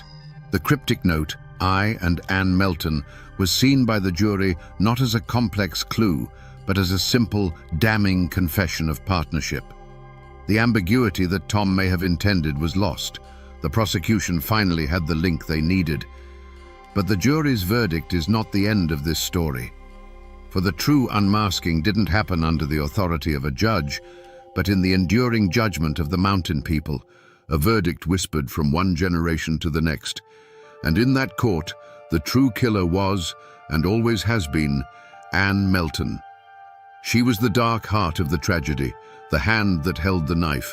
She was the architect of Laura Foster's death and Tom Dula's downfall. Tom's note was not a confession of his own guilt in the murder, but his last, desperate attempt to point towards hers without fully betraying the woman he still, inexplicably, loved. He couldn't bring himself to write the words Ann killed her, but he could link their names together in the crime, a final, futile gesture towards a truth he knew would be buried with him. He was admitting his part in the conspiracy of silence, in the cover-up, and in the tragic aftermath, hoping someone would see the truth between the lines. Her motive was a poison as old as humanity itself, a possessive, all-consuming jealousy. Ann Melton had shared Tom Dula, but she had never accepted it. When she learned that Tom and Laura were not just courting, but were planning to elope, to build a life together far from her influence, it was a betrayal she could not stomach. It was an intolerable public declaration that she had lost. The legend, which many hold as gospel, says that Anne, under the pretense of making peace, lured her cousin Laura to that secluded hillside. There, the womanly truce turned into a bitter confrontation, and Anne's simmering rage exploded into a single, brutal act of violence. Tom Doula's only crime that day was one of love and loyalty. He arrived at the meeting spot not to kill Laura, but to run away with her, or perhaps to finally break things off. Instead, he found Anne, spattered with blood, standing over the lifeless body of her cousin. In that horrifying moment, faced with an impossible choice, he chose Anne. He chose to protect the woman who had been his first love, the captivating, manipulative woman who held his heart in a vice. His crime was not murder, but the digging of a shallow grave and the weaving of a lie that would cost him his life. The court of law would hang Tom Doula. But the court of the mountains knew better. They unmasked a killer far more frightening than a reckless young man, a beautiful, jealous woman who let the man she claimed to love swing from a rope for a crime she committed. The true climax of this story is not a guilty verdict, but the chilling realization that the real monster walked free, leaving a ghost and a legend in her wake.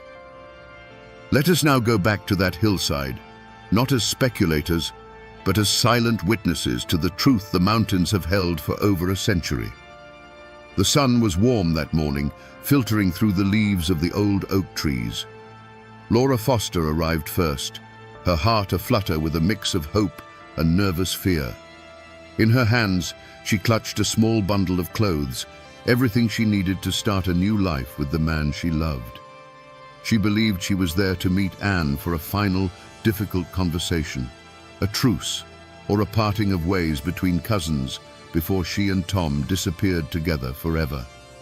She was a lamb, walking trustingly into the slaughterhouse. When Anne arrived, the air grew thick with a tension the warm sun could not touch. The conversation started with forced pleasantries, but the venom was not far beneath the surface.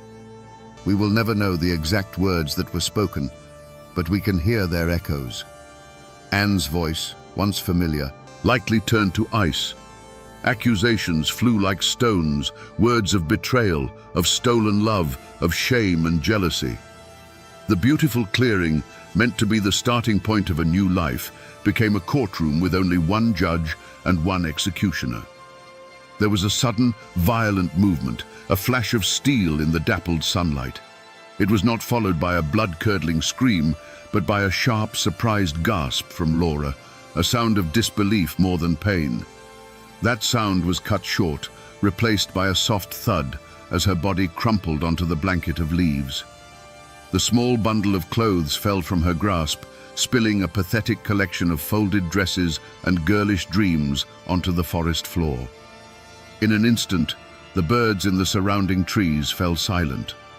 The wind itself seemed to die, and the woods were plunged into a profound and unnatural stillness. The hot rage in Anne's veins cooled to a chilling dread. She stood for a long moment, breathing heavily, the knife now feeling cold and alien in her hand.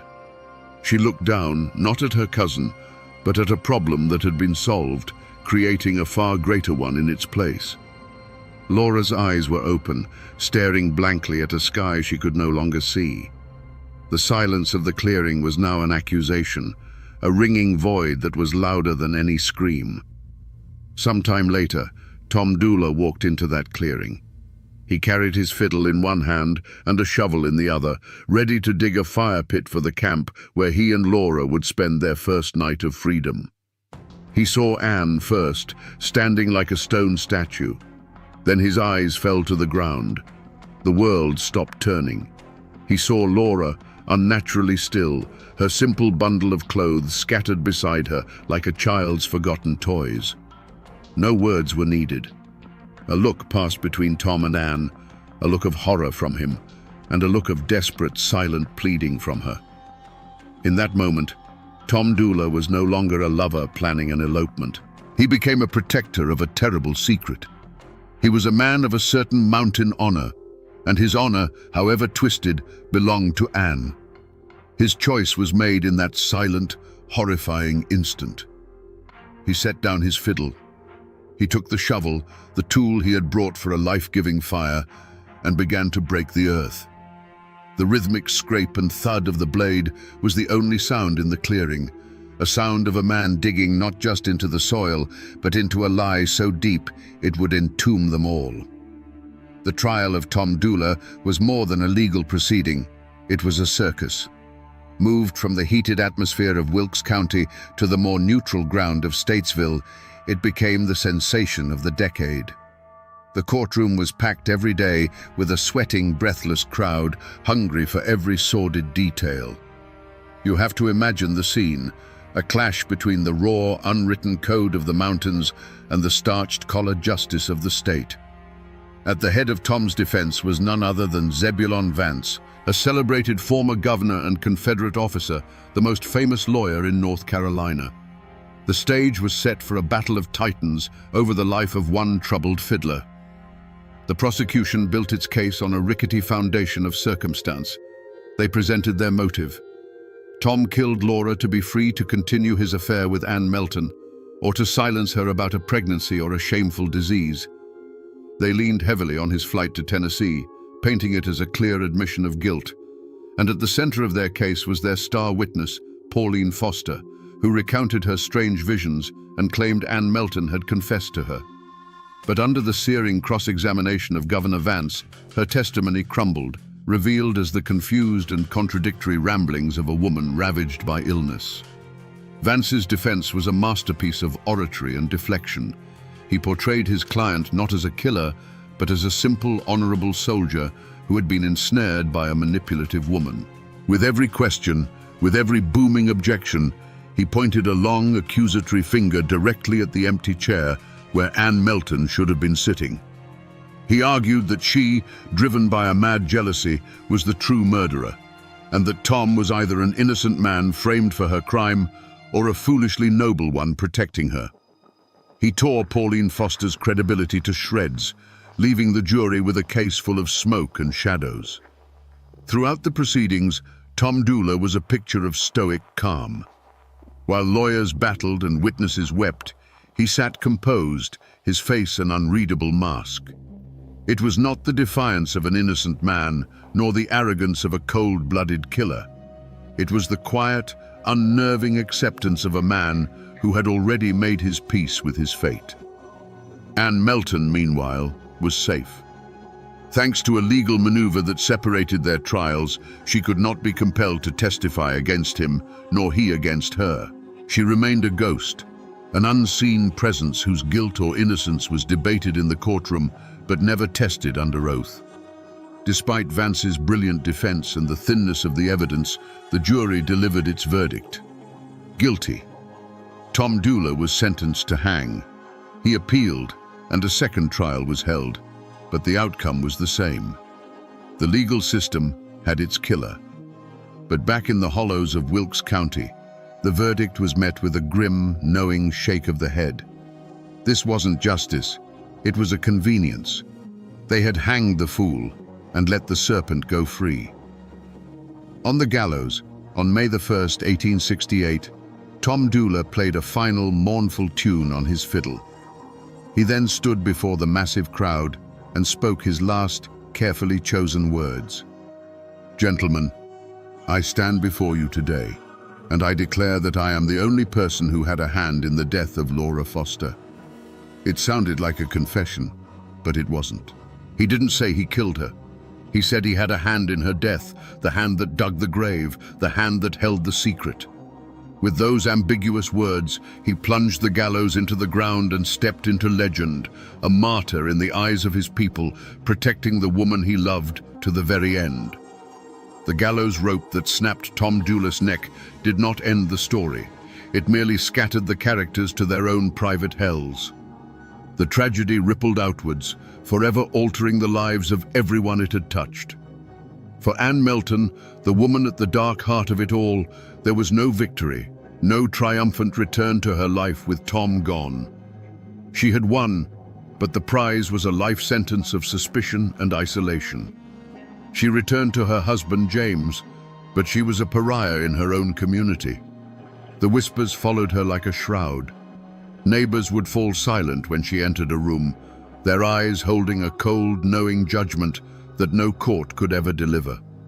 She was a ghost among the living, haunted by the memory of the man who died for her and the cousin she sent to a shallow grave.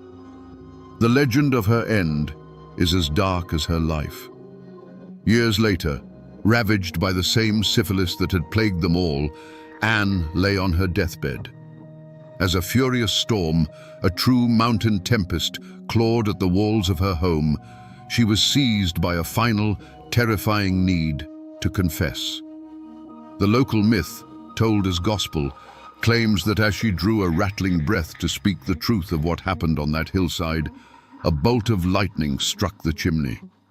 The roar of thunder was deafening, shaking the house to its foundation and drowning out her final words. Her secret, whatever it was, died with her, snatched away by an act of God or the devil, leaving only the legend behind. The lives of the other players were just as irrevocably broken. Pauline Foster, the tragic and unreliable witness, was cast out. Her reputation was in tatters, and her mind continued its slow, merciless decay. She died not long after, a victim of her disease and a pawn in a game far beyond her comprehension. Laura's father lived out his days with the hollow ache of a man who got a conviction, but not the truth. His daughter's memory forever tied to scandal and a famous murder ballad. The Dula family bore the shame of the gallows. They retrieved Tom's body and buried him in their family plot, his grave marked by a simple fieldstone that is still visited to this day. They never believed he was a murderer, but a fool who died for a wicked woman's love. They lived with the stigma, their name now synonymous with the most infamous crime in North Carolina history. Even the men who were merely actors in the final drama were marked by it. Governor Zebulon Vance went on to serve as a U.S. Senator, but the Dula case remained one of his most famous, a rare and public loss in a celebrated career. Colonel James Grayson, the lawman who captured Tom, was further cemented as a folk hero, the man who always got his man. But for the families at the heart of the story, there was no glory, no moving on.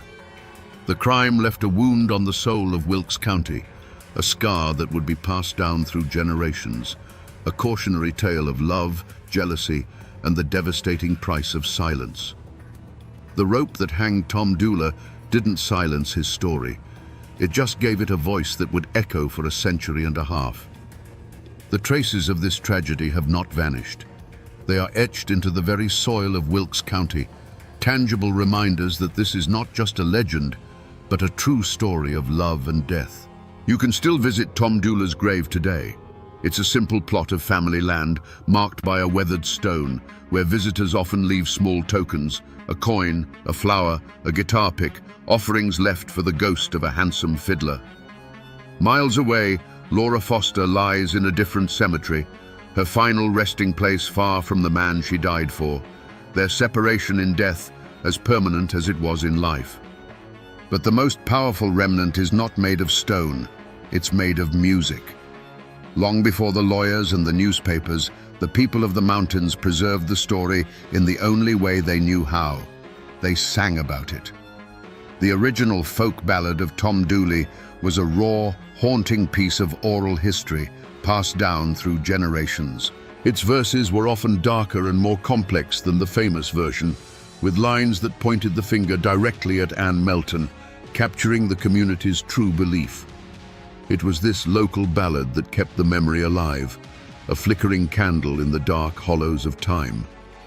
Then, in 1958, a clean-cut group of folk singers called the Kingston Trio recorded their version.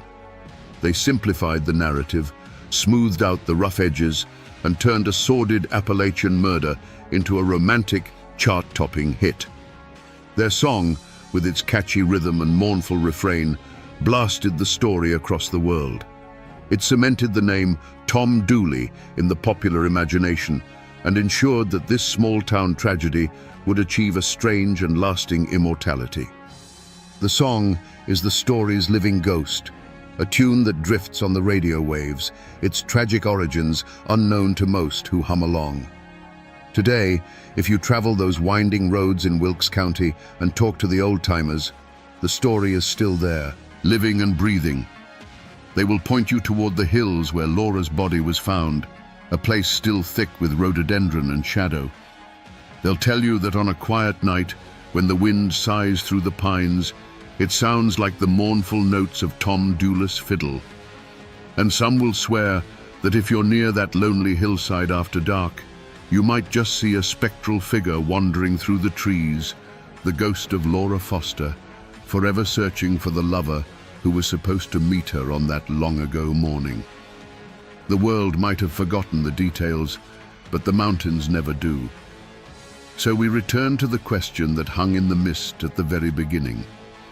What happened to Laura Foster? The answer, we find, is not a simple one. It was not just a crime of passion. It was a perfect storm, a tragedy born from a collision of desperate love, savage jealousy, a twisted code of mountain honor, and a community that chose silence over a truth that was too dangerous to speak aloud. The law, in its formal and rigid way, found a killer. But it never found the whole truth. It settled for a convenient villain and closed the book, content to let the deeper, darker story fester in the shadows. This is a story that teaches us a hard lesson, that justice and the law are not always the same thing, especially in a place where family loyalty is its own kind of law. It's a chilling reminder of how a single, violent act can poison generations, and how a lie, once told, can take on a life of its own. But more than that, the legend of Tom Dooley is a testament to the enduring power of a story. The courts delivered a verdict, but the people of the mountains delivered a ballad. And in the end, it was the song, not the law, that kept the truest version of the story alive. The Ballad of Tom Dooley is more than just a folk song. It is the final testament of a community that knew the truth and chose to sing it rather than speak it. It's the ghost of a handsome fiddler, forever playing a mournful tune for the foolish choice he made. It's the whispered confession of a guilty woman, a confession the thunder tried to drown out. It's the cry of a young girl, silenced by a knife on a lonely hillside. The courts may have closed the case, but the mountains never did. And now, my friends, you know the rest of the story, or at least as much of the truth as a mournful old song is willing to give up.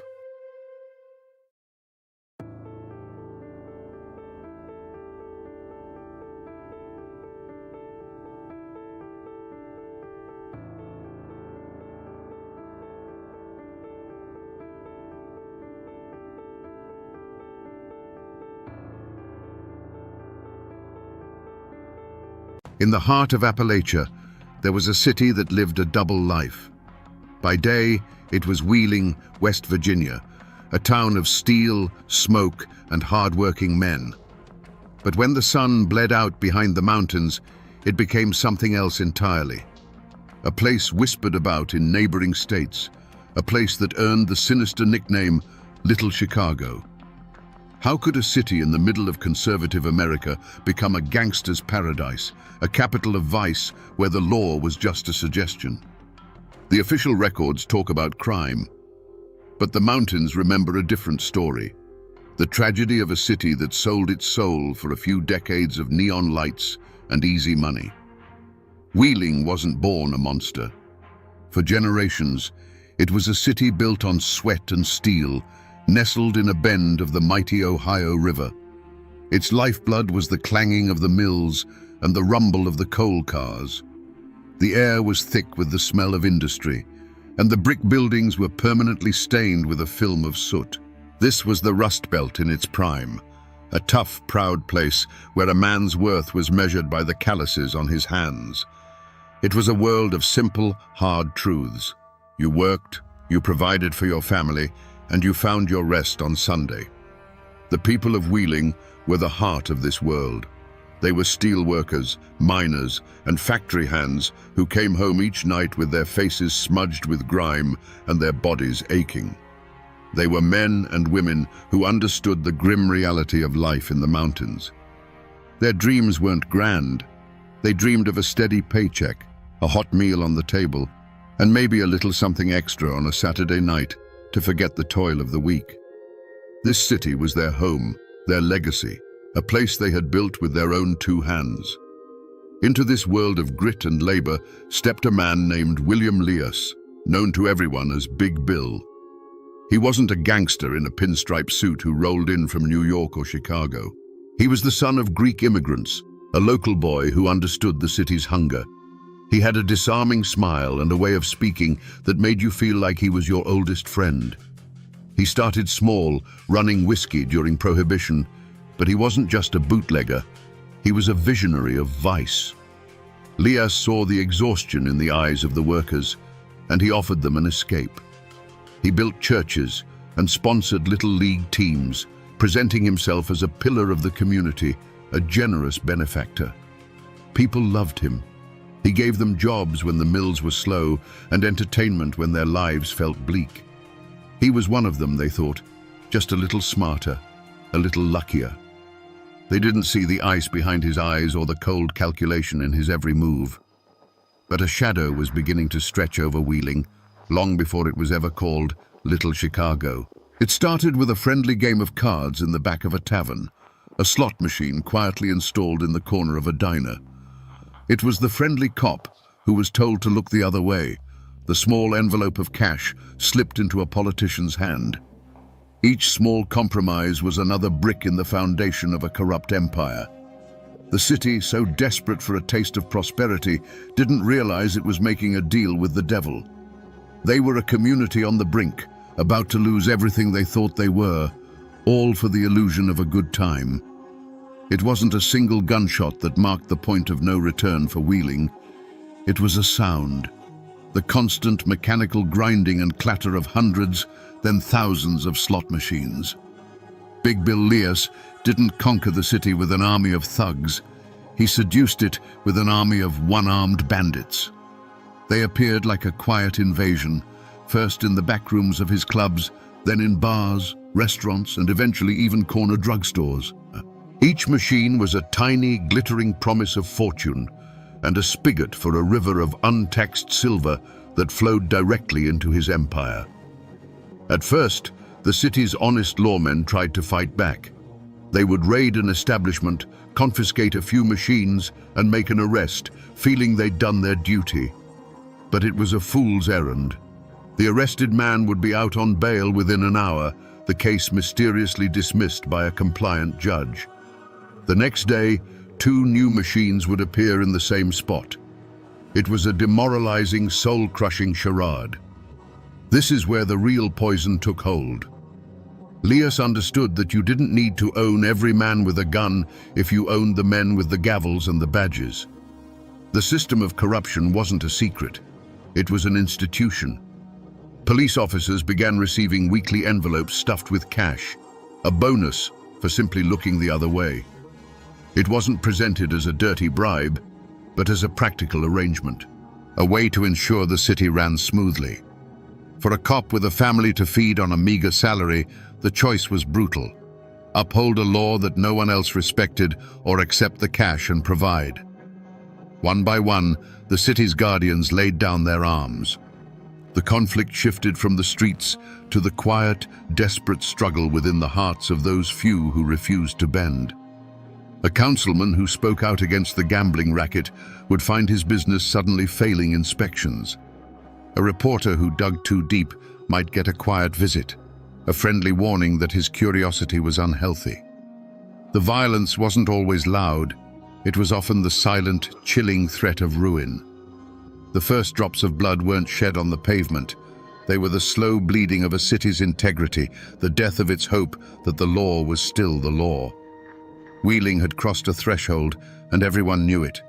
The city no longer belonged to its people. It belonged to Big Bill Leas. The slaughter in Little Chicago wasn't a single night of gunfire.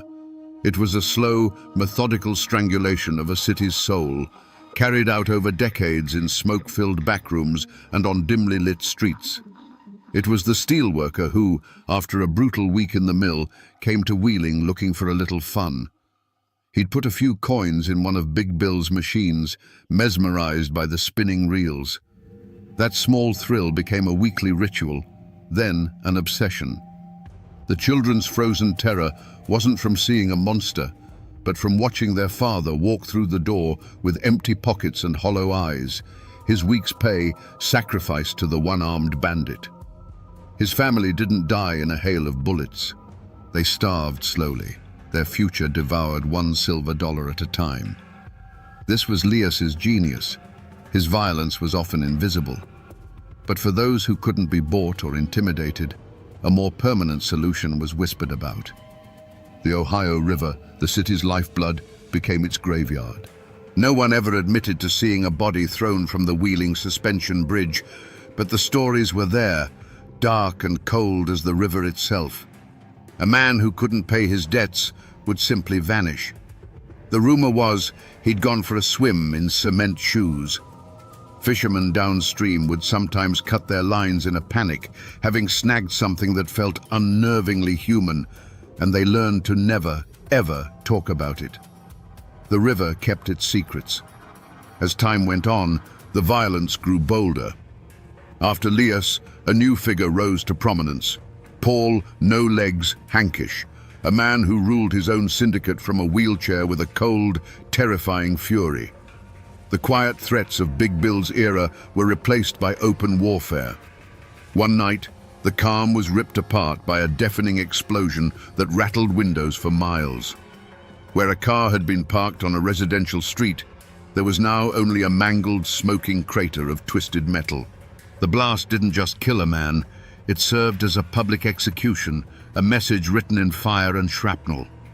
The true heart of darkness in Wheeling was this normalization of dread, the silence of the good people who were too scared to speak, the casual acceptance that some men were above the law and that a human life was worth less than a gambling debt. The city hadn't been conquered by an outside force. It had been eaten alive from the inside, one compromised soul, one broken family, and one silent splash in the river at a time. For decades, the corruption in Wheeling was a ghost at the feast, a secret everyone knew but no one dared to name aloud. But eventually, the whispers from those dark Appalachian hills grew loud enough to reach Washington. A U.S. senator from Tennessee named Estes Kefauver had declared a crusade against organized crime, and his traveling committee was cutting a swath across the nation. When they set their sights on West Virginia, little Chicago was suddenly blinded by a spotlight it could not control. The party was over. The end didn't come with a shootout. It came with the quiet, methodical arrival of men in dark suits who carried briefcases instead of shotguns. They were agents from the FBI and, more importantly, the Internal Revenue Service. They were a quiet army of accountants and taxmen who were immune to Big Bill's charm and his envelopes of cash. They weren't interested in the rumors of bodies in the river. They were interested in the river of money that flowed from the slot machines, a river that had never once touched the ledger books of the U.S. Treasury. The reaction in the city was a quiet, nervous panic. The web of corruption that had felt so strong began to fray.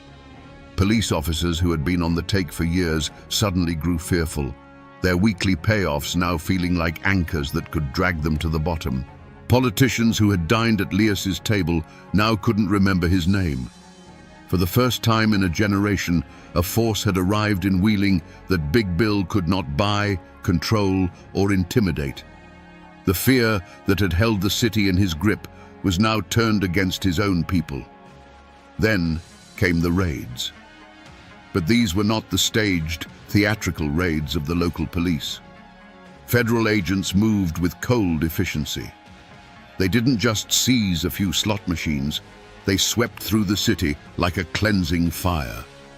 In a single day, thousands of one-armed bandits were confiscated. They were dragged out of the bars and clubs, piled onto trucks, and taken to be destroyed. The signature sound of Little Chicago, that constant, hopeful, greedy grinding of the machines was replaced by the sound of smashing glass and splintering wood as they were broken apart with sledgehammers. A new kind of silence fell over Wheeling. The neon lights of the gambling dens and backroom casinos flickered and went dark, one by one. The weekend crowds from Ohio and Pennsylvania stopped coming. The flow of easy money that had been the city's lifeblood and its poison simply ceased. What was left was a city in a state of shock, holding its breath. The king was cornered, his empire was in ruins, and the ashes of his fallen kingdom were still settling in the quiet, empty streets. The federal courthouse in Wheeling wasn't one of Big Bill's smoky backrooms. It was a place of cold marble, polished wood, and unwavering fluorescent lights, a world where his charisma and cash held no power. His trial was the greatest show the city had ever seen. The courtroom was packed every day with a strange mix of his loyalists, his victims, and the morbidly curious, all wanting to see if the king would finally fall. Armed federal marshals stood guard, their presence a stark reminder that the old rules no longer applied. For the first time, justice in Wheeling would be decided not by a backroom deal, but by a jury of 12. In the defendant's chair sat William Leas, and he looked like a man out of time. The confident, charming benefactor was gone. In his place was an aging man in an ill-fitting suit, looking confused and diminished under the weight of federal authority. He would scan the faces in the crowd, perhaps searching for the familiar fear and respect he once commanded. But he found only strangers and the cold, impartial gaze of the law. This wasn't his world. He was a mountain lion dragged from his territory and put in a cage, surrounded by hunters who spoke a language he didn't understand. The prosecution's case was a masterpiece of methodical destruction. They didn't call witnesses to speak of rumored murders or broken legs. They didn't speak of the fear that had paralyzed the city for a generation. Instead, they brought in accountants. They presented ledgers, bank statements, and sworn testimony from Lias's own bookkeepers. One by one, former associates and lieutenants, men who had gotten rich under his protection, took the stand to save themselves, their testimony a cascade of betrayals that buried their old boss under a mountain of evidence. The weapon that finally brought down the king of Little Chicago wasn't a smoking gun, it was a fountain pen. The charge was the same one that had felled Al Capone, tax evasion. The government proved with painstaking detail that millions of dollars from thousands of slot machines had simply vanished, never to be seen by the taxman. It was a simple, brutal, and undeniable truth.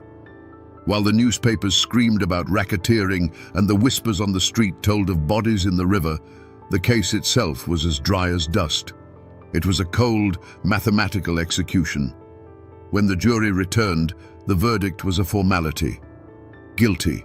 William Big Bill Leas, the man who had owned a city, who had built an empire on vice and fear, was sentenced to years in federal prison.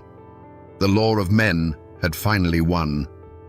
But as he was led from the courtroom, a free man no more, a question hung in the air, heavy and unspoken. Was this justice? The man who corrupted a generation of public officials and broke countless families on the altar of gambling was going to prison for a bookkeeping crime. The system had punished him, yes, but it felt like it had punished him for the wrong reasons. The city was free of its king, but the real sins of Little Chicago seemed to have been left unjudged, washed away like so many other dark secrets in the Ohio River. Big Bill Leas did eventually get out of prison. He returned to Wheeling, but the city he came back to was no longer his kingdom. He was a ghost from a bygone era, his power broken, his name now just a story whispered by old-timers. The man who had once been the uncrowned king of a city died not in a hail of gunfire, but quietly, his empire already turned to dust. The vacuum he left behind was filled for a time by more vicious predators like No Legs Hankish, whose reign was one of bombs and fear, but that too eventually crumbled under the relentless pressure of federal law enforcement. If you drive through Wheeling today, you can still visit the heart of Big Bill's old empire, Wheeling Downs. It's a modern racetrack and casino now, clean, bright, and perfectly legal. The clatter of slot machines is back, but now every dollar is counted and taxed. It stands as a sanitized monument to a dark past, a place where families can go for an afternoon of fun, with no idea of the illegal betting syndicates and hidden currents of cash that once defined its very existence. It's the ghost of what it once was, tamed and put on display. Walk the older streets of downtown, past the brick facades that have stood for a century, and you can almost feel the echoes. That building there, now a law office, might have been the 19th hole, where deals were made in clouds of cigar smoke. That empty storefront could have been a club where a politician and a gangster shook hands. The neon signs are gone, the secret tunnels are sealed or forgotten, and the Ohio River flows on, carrying its secrets silently to the sea. Most people who live in Wheeling now have only a vague sense of this history. Little Chicago is a nickname, a local legend. But the deepest scars left by that era aren't in the brick and mortar. They are in the city's soul. It's an ingrained distrust of authority, a cynical belief that every system can be bought. It's in the stories passed down from grandfathers who remember the open secret of the city's double life. The official records are filed away in dusty archives, but in Appalachia, the true history is the one that lives in the memory of the people. The mountains saw it all, and the mountains never forget. So we come back to the question that hung in the smoky air at the start of our story. How did a hard-working Appalachian city become a gangster's paradise? The answer is as simple as it is tragic. Little Chicago wasn't built by force. It was built on a quiet, desperate bargain. Big Bill Leas didn't conquer Wheeling. He seduced it. He offered a city, weary from the toil of the mills and the mines, an escape. He offered them the illusion of prosperity, the thrill of the jackpot. And all he asked for in return was their silence and their soul. This is more than just a crime story. It is a cautionary tale, a lesson etched into the very hills of West Virginia.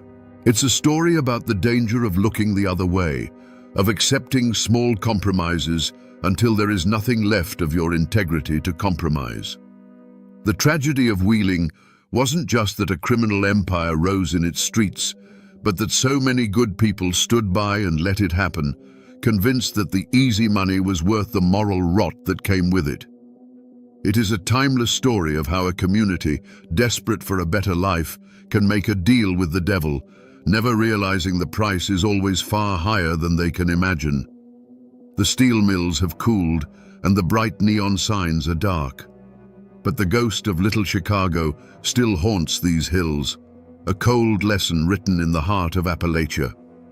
Its legacy is a reminder that the most dangerous monsters are not always the ones who break down your door, but the ones you willingly invite inside.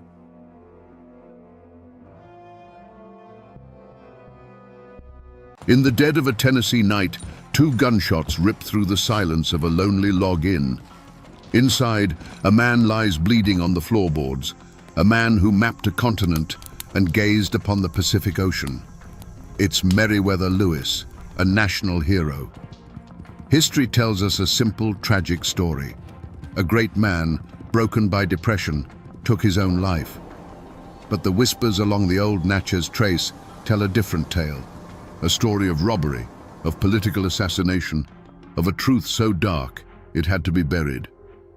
What really happened at Grinder's Stand on that awful night? Was it the final act of a desperate man, or the perfect murder of an American icon? To understand the darkness of that end, you must first remember the brilliance of the beginning. Just 3 years earlier, Meriwether Lewis was not a broken man, but the nation's brightest star. He returned from the great unknown not just as a survivor, but as a conqueror of myth.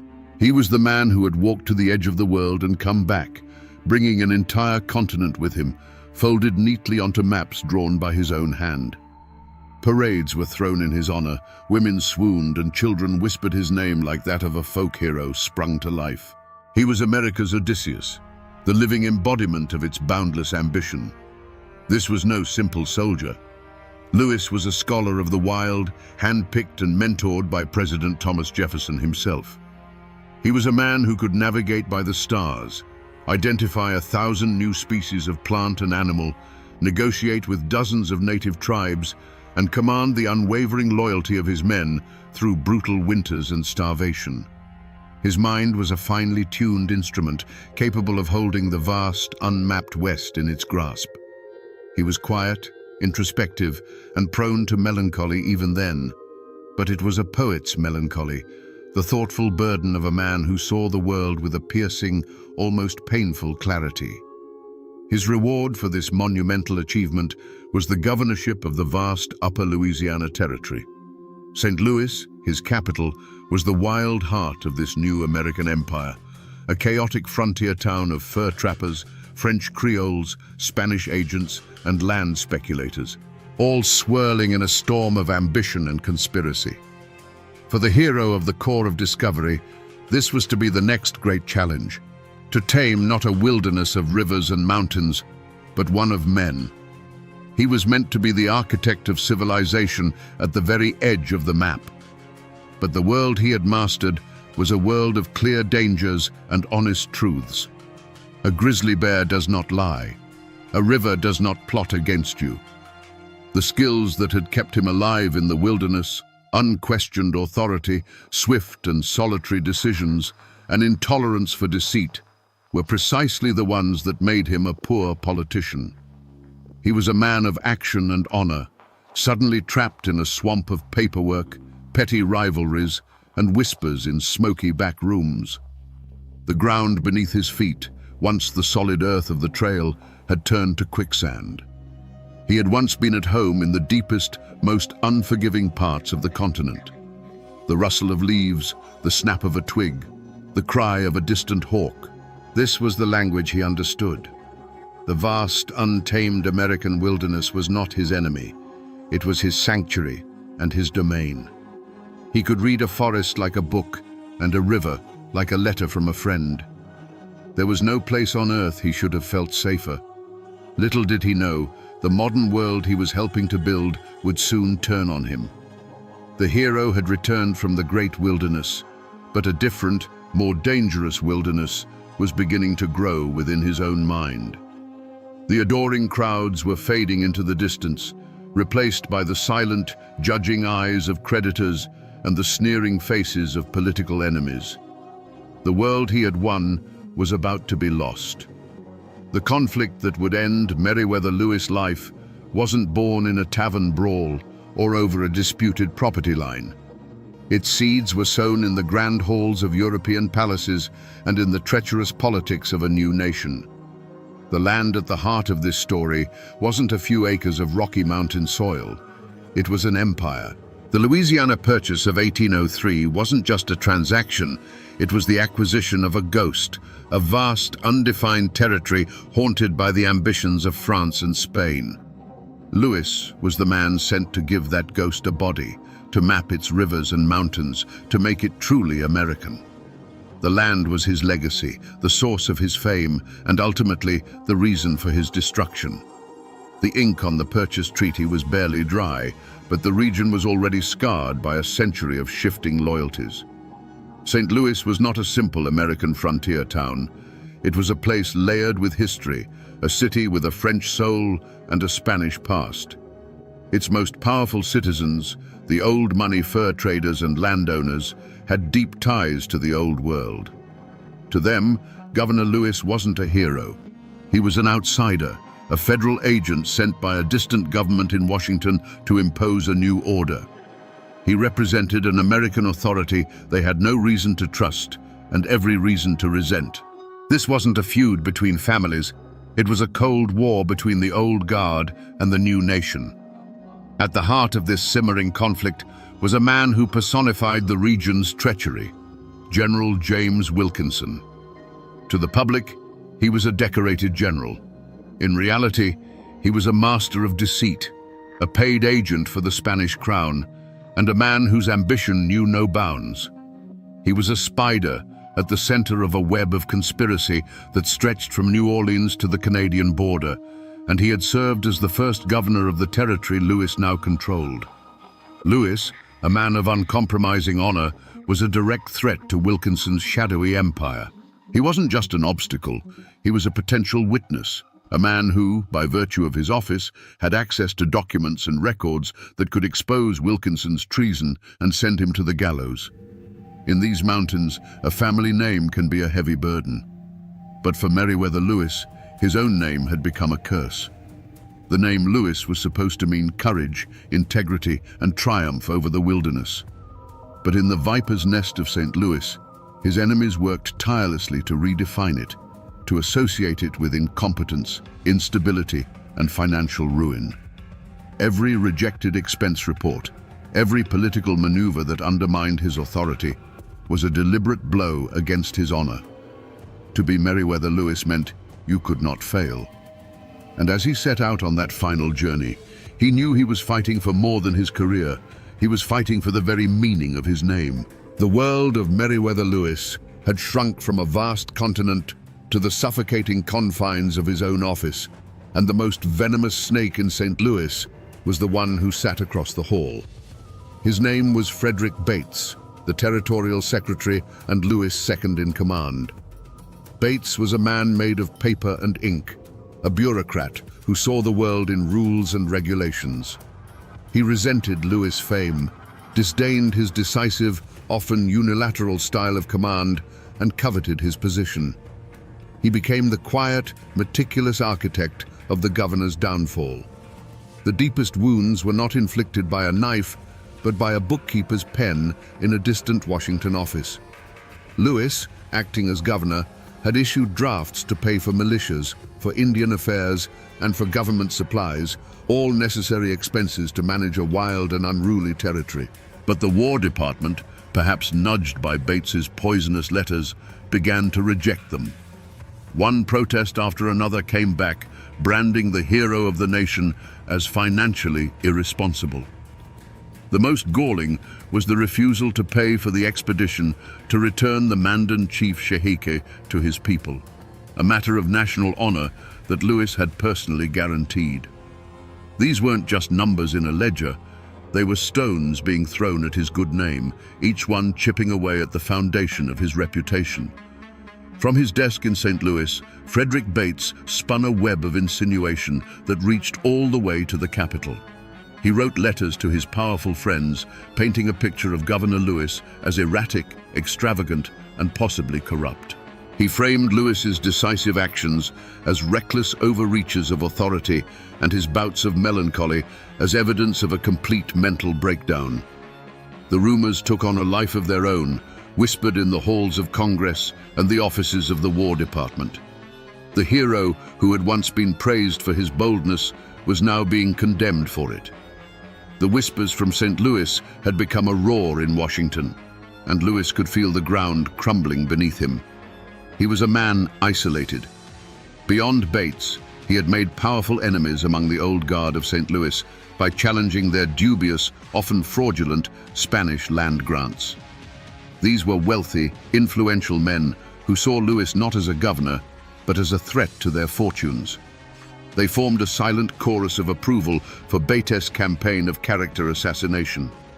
Everywhere Lewis turned, he saw a smiling face with daggers hidden behind its back.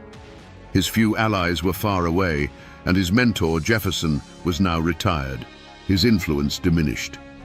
The hero was alone, surrounded by a closing circle of enemies who wanted nothing more than to see him fall. As Meriwether Lewis left the civilized world behind and plunged into the autumn twilight of the Natchez Trace, he entered a different kind of wilderness. This wasn't the majestic, untamed West he had once conquered. This was a place of dark folklore, a path said to be haunted by the ghosts of murdered travelers. Rivermen and traders called it the Devil's Backbone, and they told stories around their campfires of spectral highwaymen and strange, unsettling cries that echoed through the cypress swamps on moonless nights. The trace itself felt like a bad omen, a place where the veil between the living and the dead was thin, a place where a man's worst fears could take solid form in the oppressive shadows. The human omen on this journey was Lewis himself. The hero of the Corps of Discovery was gone, replaced by a tormented figure whose mind was unraveling. At Fort Pickering, near modern-day Memphis, the darkness had surfaced with terrifying force. He had tried to take his own life, not once, but twice. His traveling companion, Major Neely, found him so utterly deranged that he had to be placed under watch. The men around him no longer saw a governor or a great explorer. They saw a man possessed, his eyes wild, his speech frantic and paranoid. He was a storm cloud moving across the land, and everyone in his path could feel the chill in the air. Inside Lewis's own mind, the premonition of dread was a constant screaming torment. Every snap of a twig in the forest was an assassin sent by Wilkinson. Every shadow that danced at the edge of his vision was a debt collector sent from Washington. The papers he carried, the very documents meant to be his salvation, felt like a physical weight, a death warrant, marking him as a target for his enemies. He was caught in a gut-wrenching spiral, unable to trust anyone, not even his own servant. This wasn't just a journey to clear his name, it was a desperate flight. He spurred his horse on, riding ahead of his companions in a frantic burst of energy, as if he could outrun the demons that were chasing him, both from behind and from within. He was riding hard toward a rundown little inn called Grinder's Stand, a place that was waiting in the gloom to claim him.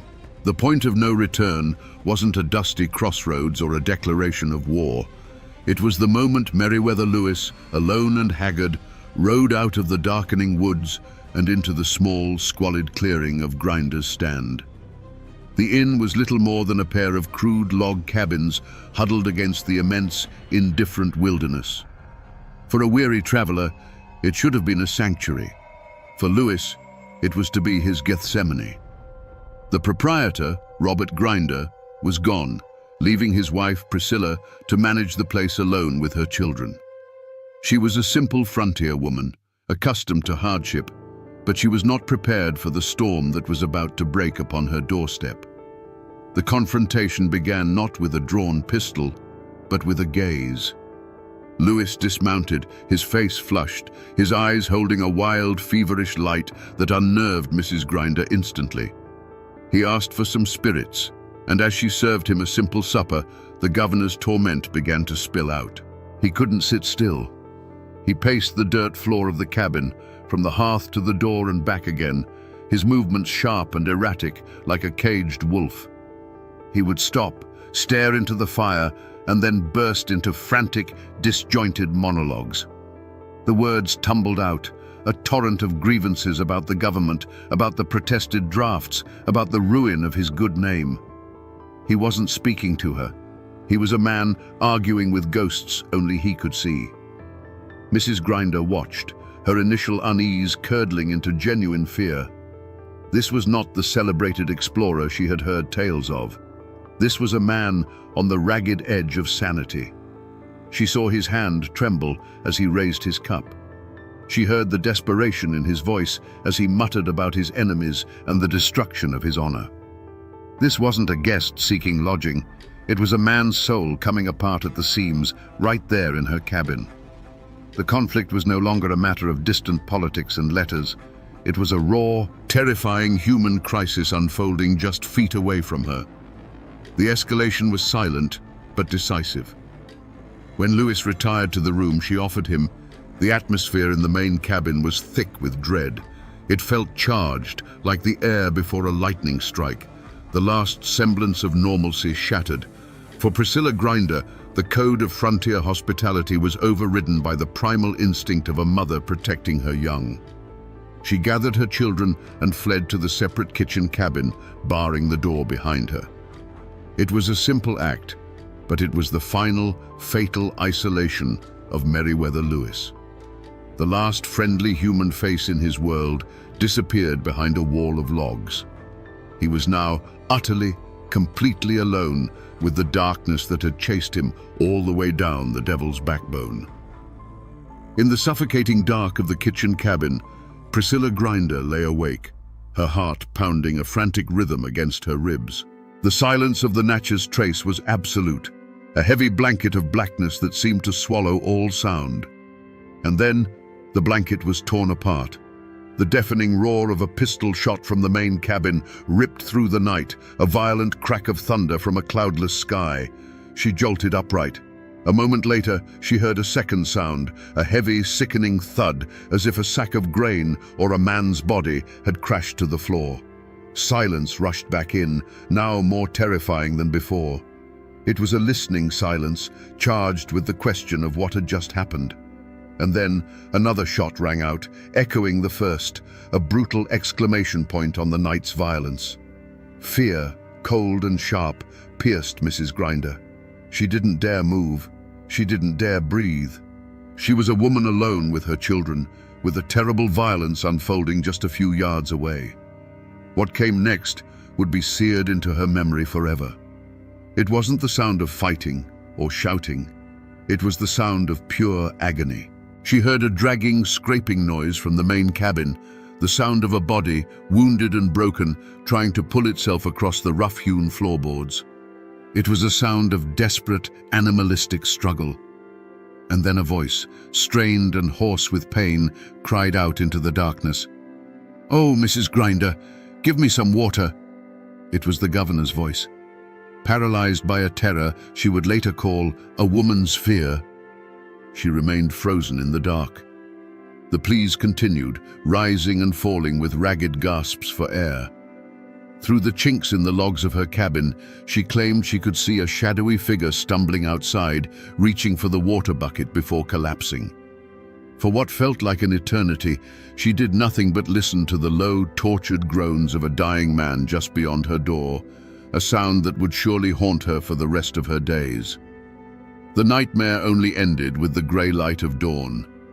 Lewis's servants, finally arriving, found him. He was still breathing. Propped against the cold logs of the cabin, he was a ruin of a man, his clothes stained dark, his body a testament to the night's horrific violence. He had endured for hours. As the sun's first rays touched the clearing, he looked at his servant and whispered his last words, a final, desperate plea for his honor. "I am no coward," he said, "but I am so strong. It is so hard to die." And then, as the sun climbed above the Tennessee wilderness he had helped to claim for his nation, the great explorer's light went out forever. If we are to believe the official story, then the beast that cornered Meriwether Lewis in that cabin was not an assassin or a robber. It was a phantom that had been stalking him for years, his own mind. To understand its twisted logic, you have to understand the code of honor that governed men like Lewis. His reputation was not just a part of his life, it was his life. In his mind, the protested drafts and the whispers from Washington were not just financial problems, they were a mortal wound to his soul. The beast, his depression, his paranoia, told him that a slow, public death by 1,000 cuts of disgrace was an agony no man of honor could endure. It whispered a poisoned logic, that a quick, violent end by his own hand was not an act of cowardice, but the last defiant act of a man refusing to be broken by lesser men. The point of transformation likely came in the suffocating solitude of that cabin after Priscilla Grinder had retreated. That simple act of her leaving, of barring a door against him, was the final proof his paranoid mind needed. He was utterly alone, an outcast. The switch flipped. The methodical, brilliant explorer who had charted a continent was gone, consumed by a storm of shame and despair.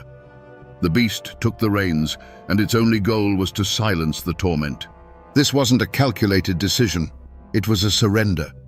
The cool-headed commander who had faced down grizzly bears and stared into the abyss of starvation now faced an enemy he could not intimidate, an enemy that lived behind his own eyes.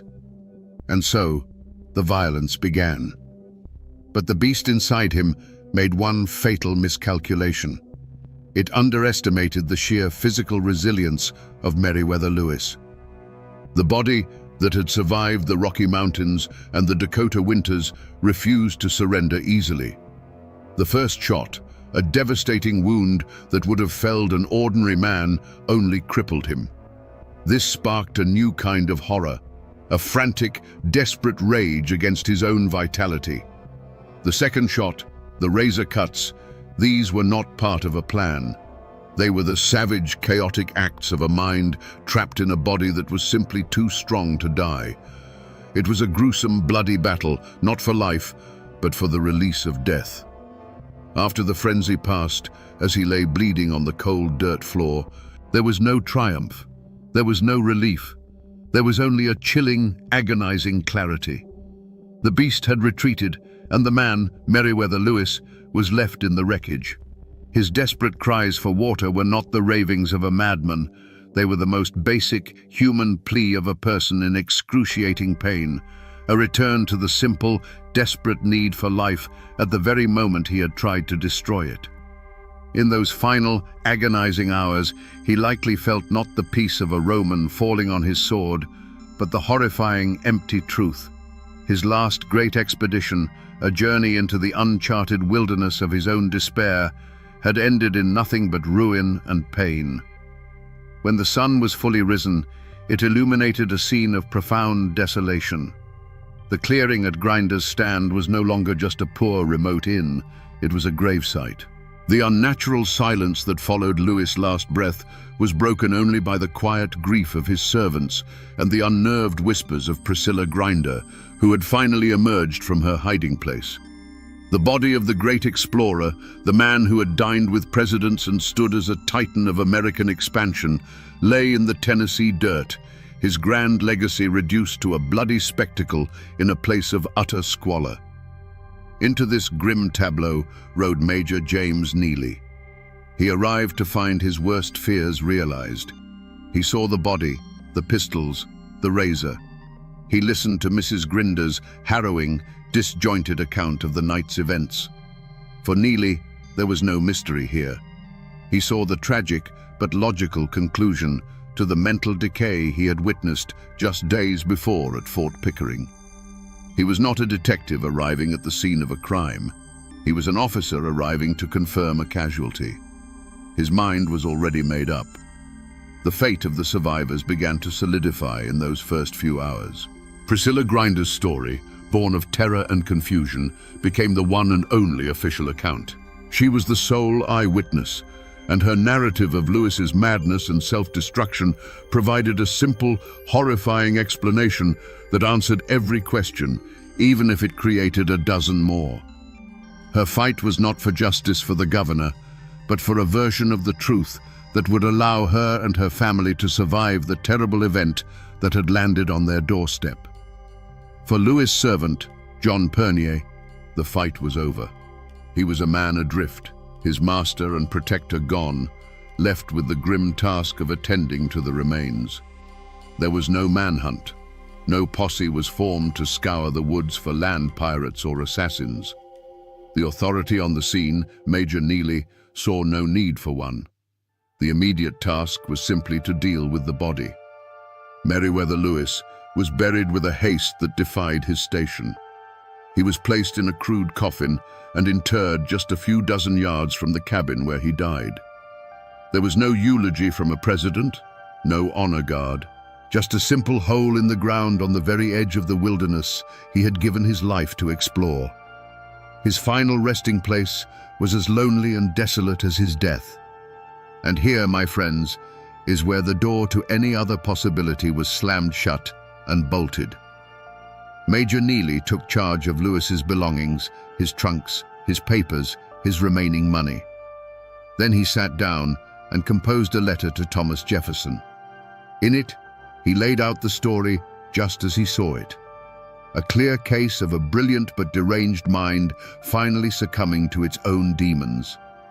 That letter, traveling from the dark woods of Tennessee to the quiet study of Monticello, was more powerful than any sheriff's warrant. It wasn't an appeal for an investigation, it was a final report.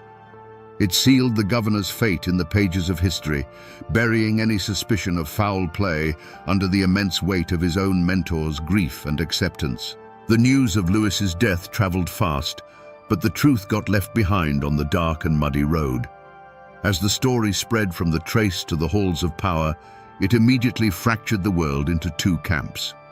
In one camp stood the establishment, led by the powerful voice of Thomas Jefferson himself. Grieving the loss of his protege, he accepted Major Neely's report without question.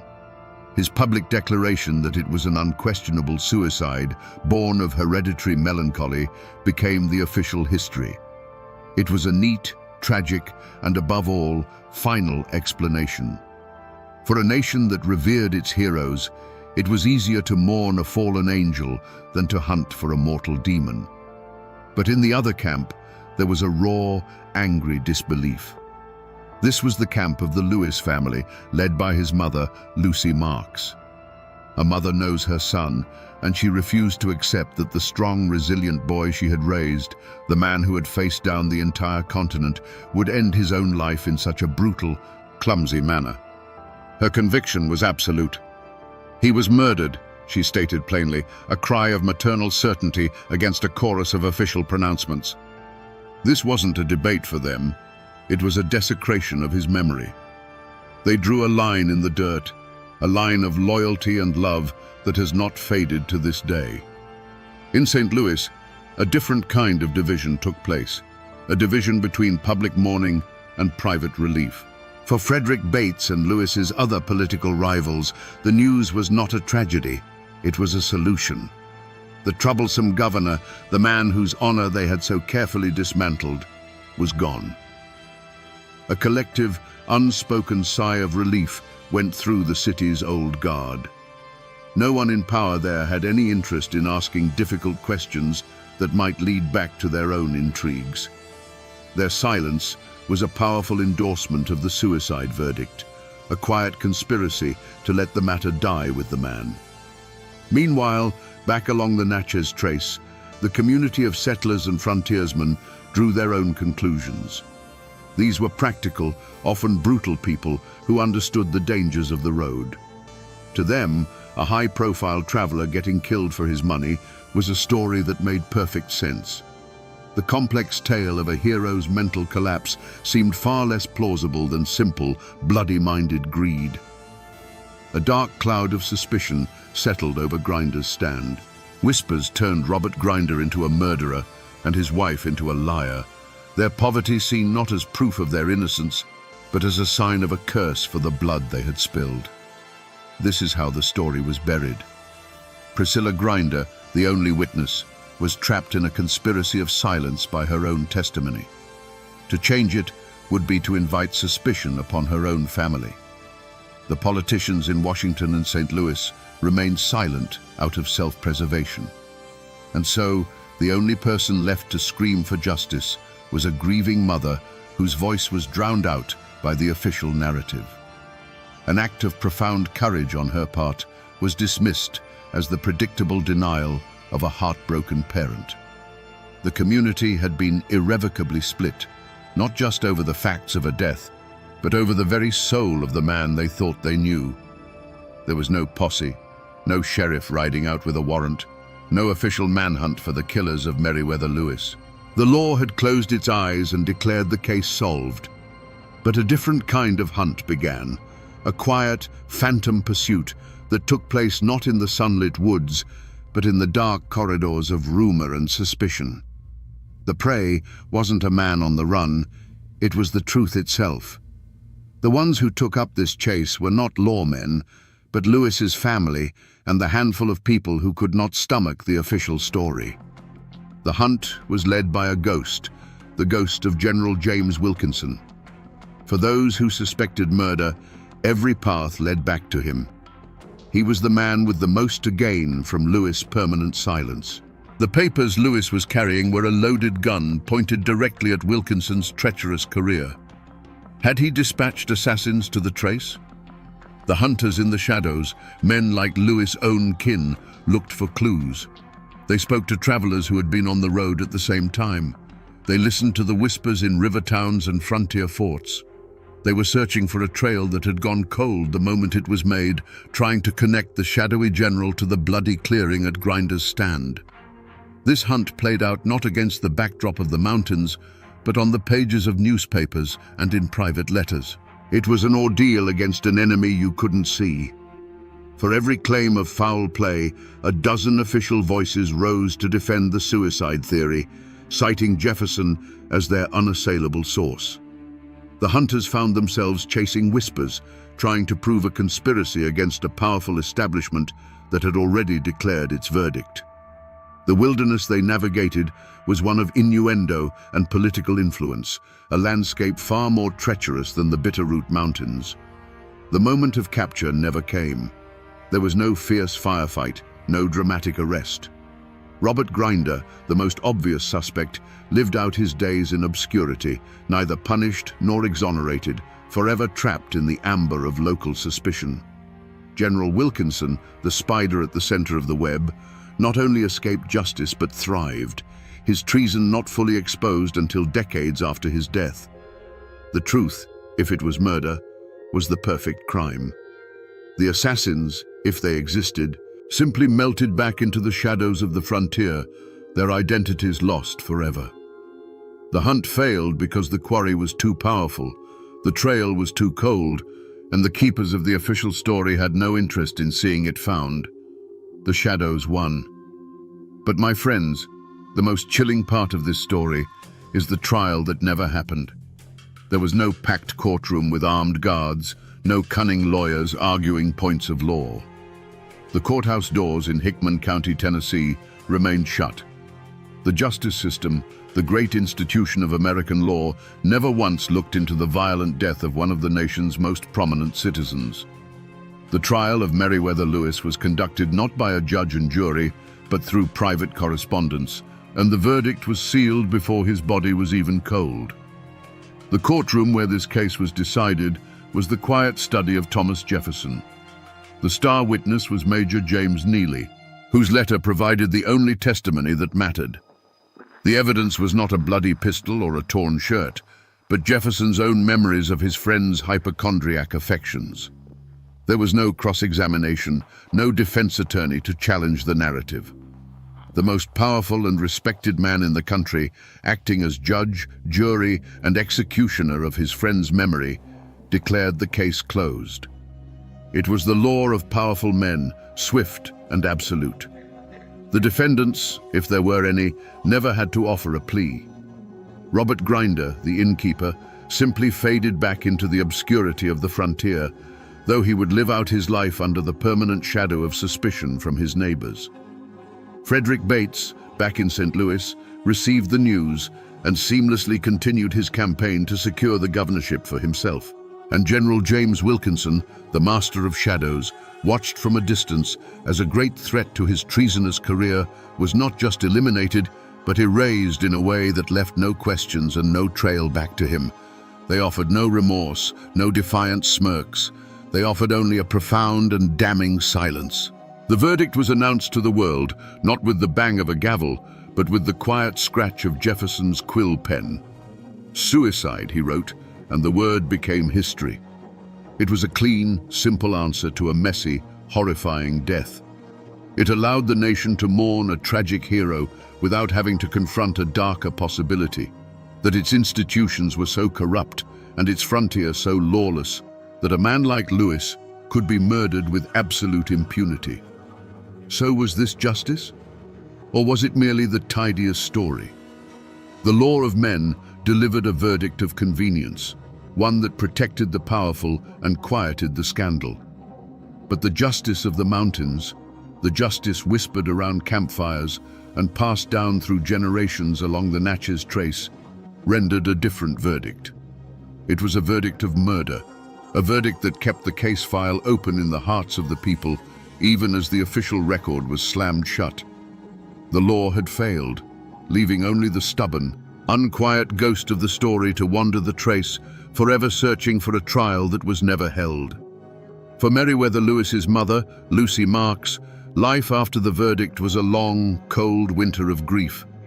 She was forced to endure not only the loss of her son, but the official staining of his honor. While the nation's leaders accepted the story of a weak mind succumbing to madness, she began a mother's lonely crusade. She insisted to anyone who would listen that her son was a victim of foul play, fighting to reclaim his memory from the official narrative. She lived out her days with the unbearable burden of knowing that her son, the man who had conquered a continent, lay in an unmarked, unconsecrated grave, his death certificate signed by the very men who may have benefited from it. And what of John Pernier, Lewis's servant, the man who should have been by his side that night? His fate is one of the darkest and most unsettling footnotes to this story. He eventually made his way back to civilization, reportedly carrying some of Lewis's final possessions, but he never made it to Washington to deliver them. Shortly after his return, Pernier himself was dead. The official cause was a sudden illness, but rumors immediately swirled that he had been poisoned. Was he a loose end that needed to be tied up?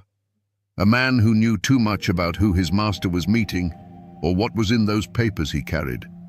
His quiet death feels less like a tragedy and more like the final chilling act of a cover-up. For Robert and Priscilla Grinder, there was no atonement, only a curse. They did not profit from the governor's death. In fact, their life spiraled downward. Their remote inn, once a simple stopover, became a place of infamy, a landmark of horror that travelers began to avoid. They lived out their lives in poverty, forever branded by the whispers of their neighbors. The justice of the mountains is slow, and it takes the form of suspicion and isolation. Whether they were guilty or innocent, the blood that soaked into their floorboards that night left a permanent stain on their lives, a ghost that would haunt their family for generations. But for the men in the halls of power, there was no curse, only reward. Frederick Bates, the meticulous schemer, got exactly what he wanted. With Lewis out of the way, he became the acting governor of the Upper Louisiana Territory, his ambition finally realized. And far away, the master of shadows, General James Wilkinson, breathed a sigh of relief. A great danger had been neutralized. He would continue his treacherous career for years, his secrets safe, his reputation intact. For them, Lewis's death wasn't a tragedy. It was a stepping stone. And so, the community did what communities always do in the face of an uncomfortable truth.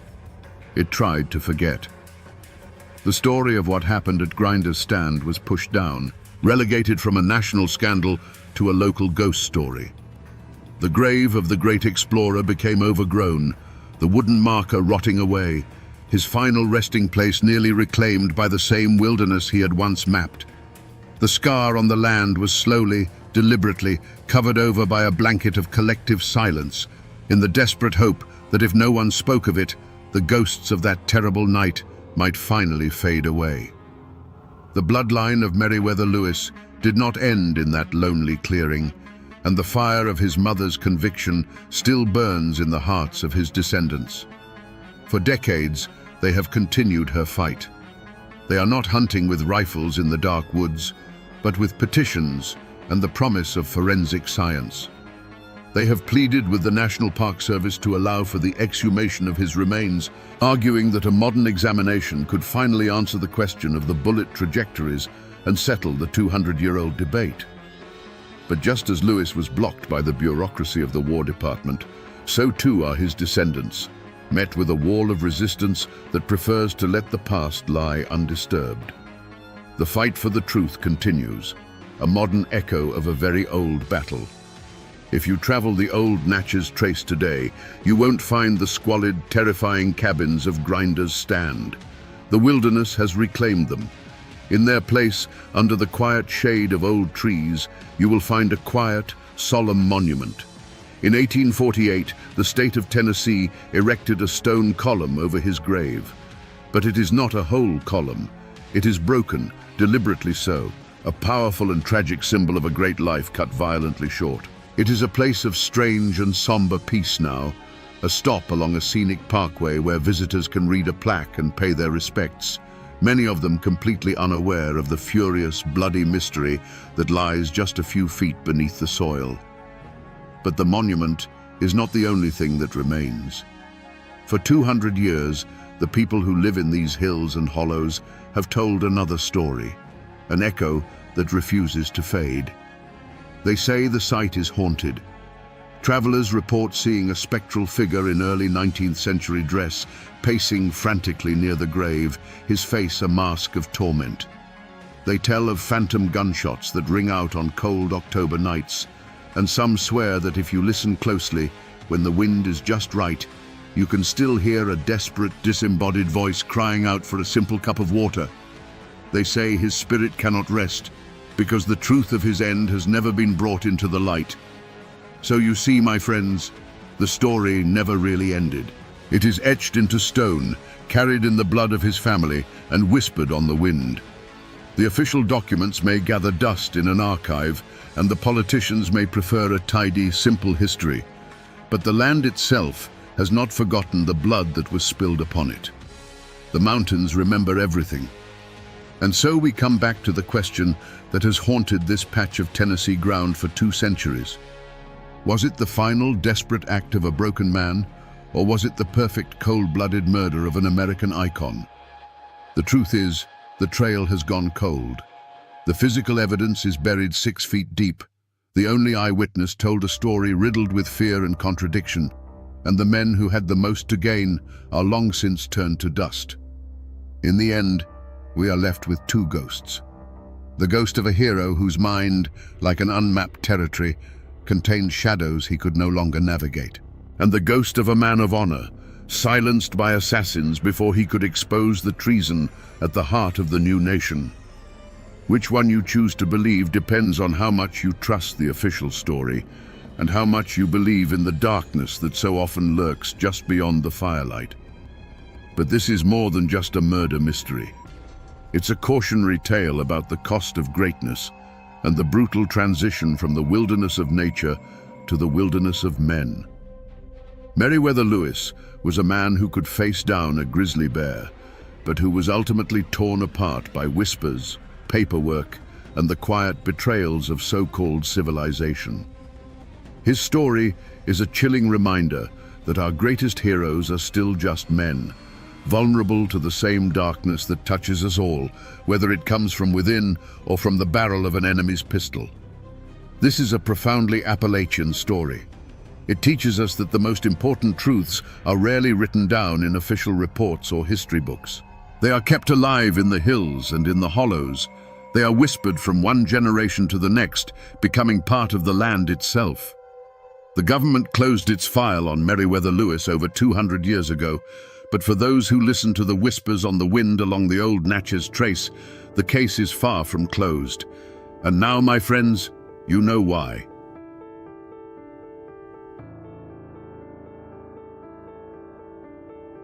The air in the Cumberland Mountains is thin and sharp.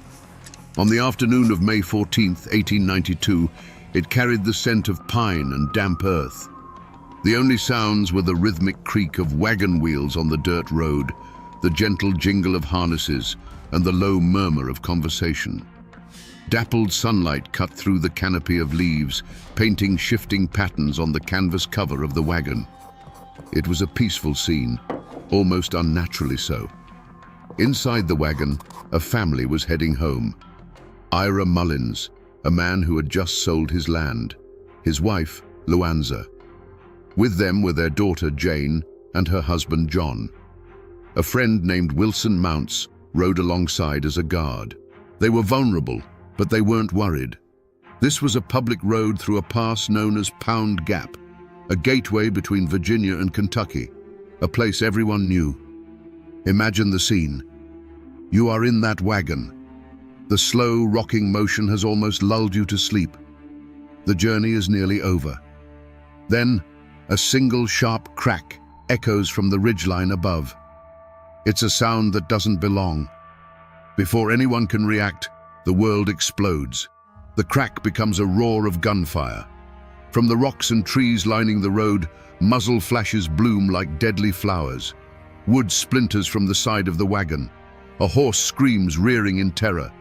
The driver, John Chappell, is thrown from his seat, a dark stain spreading across his chest before he even hits the ground. Chaos. Pure, absolute chaos. Inside the wagon, there's nowhere to run, no time to even understand. It was over in less than 20 seconds. The gunfire stops as suddenly as it began. The only sound left is the ringing in your ears and the panicked breathing of the wounded. Then, a new sound. The crunch of boots on gravel. Shadows fall over the wagon. The ambushers step out from the tree line, their faces grim, their rifles still smoking. When the first travelers found the scene an hour later, it was a tableau of horror. The bodies lay cooling in the mountain air. 5 people shot down without a chance.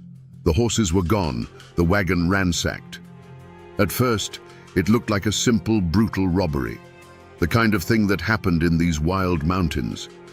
But this wasn't a robbery gone wrong. This was an execution, meticulously planned and ruthlessly carried out. And the man who planned it, the mind behind the massacre at the Killing Rock, wasn't some common outlaw hiding in the hills. He was a man who carried a badge. He was the law. His name was Marshal Benton Taylor, but everyone called him Doc. The title wasn't medical, it was a name he'd earned for his strange, eclectic knowledge. He was a self-proclaimed healer, an herbalist, and a geologist who could read the mountains like a book. He was also a U.S. Deputy Marshal, a federal lawman tasked with bringing order to one of the most violent corners of America. In photographs, he looks directly at you. Piercing eyes under a wide-brimmed hat, a long, well-kept beard. He was known to be handsome, articulate, and impeccably dressed, a stark contrast to the rough-hewn world around him. He didn't look like an outlaw. He looked like a frontier intellectual, a gentleman, and he was a poet. He wrote long, flowing ballads about love, nature, and God. His work was published in local newspapers, and he was proud of it. He saw himself as a man of letters, a sensitive soul who could capture the beauty and tragedy of life in verse. Imagine that man, a lawman who could chase down a fugitive in the morning and then spend his evening composing a sonnet by candlelight. Now, hold that image in your mind, because Marshal Doc Taylor was also a killer for hire, a private contractor of violence. He ran his own informal detective agency, a service that powerful men could use to solve problems that fell outside the lines of the law. Need a witness to disappear? Need a union organizer to be discouraged? Need a rival business venture to fail permanently? You called Doc Taylor. He enforced the law, and he broke the law. He hunted criminals, and he was a criminal. This wasn't a secret life he kept hidden. In the twisted moral landscape of late 19th century Appalachia, it was an open secret. It was his brand. He was the man who could operate on both sides of the line, a useful, terrifying tool for anyone with enough money to afford him. He could quote the Bible from memory, write verse that could make a woman weep, and plan a murder with the cold precision of a mathematician. People didn't just fear him, they were drawn to him. He had a charisma, a gravity that pulled people in. And that was the most dangerous thing of all. He wasn't a mindless brute. He was a thinking monster, a predator who used his intelligence and his badge as camouflage. So what creates a man like this? A man who could orchestrate the slaughter of a family in a mountain pass and then possibly go home and write a poem about it. Was he born a psychopath, or was he a product of his environment? The truth is, you cannot understand the man without understanding the place that forged him. To understand a man like Doc Taylor, you first have to understand the world that created him. A world of black coal, red blood, and gray justice. The border between Virginia and Kentucky in the 1880s was not the America you read about in history books. It was another country entirely. A rugged, isolated landscape of steep mountains and deep valleys, a place the Industrial Revolution was just beginning to tear apart. For centuries, this land was home to small communities, governed by family ties and unwritten codes of honor. But then they found the coal. It lay under the mountains in thick, black veins. They called it black gold, and it was the fuel that powered America's Gilded Age. Railroads, hungry for that fuel, began to snake their way into the hollows. Timber companies clear-cut ancient forests, and with them came the coal barons, wealthy industrialists from the north, men who saw the mountains not as a home, but as a treasure chest to be cracked open. They bought up land for pennies on the dollar, often through deceptive contracts that the largely illiterate local population couldn't understand. They built company towns where the coal company owned everything: the houses, the store, the church, the people. Miners were paid in company scrip, currency that was only good at the company store, trapping them in a cycle of debt they could never escape. It was a new kind of feudalism, built on a foundation of coal dust and desperation. This invasion of capital and industry created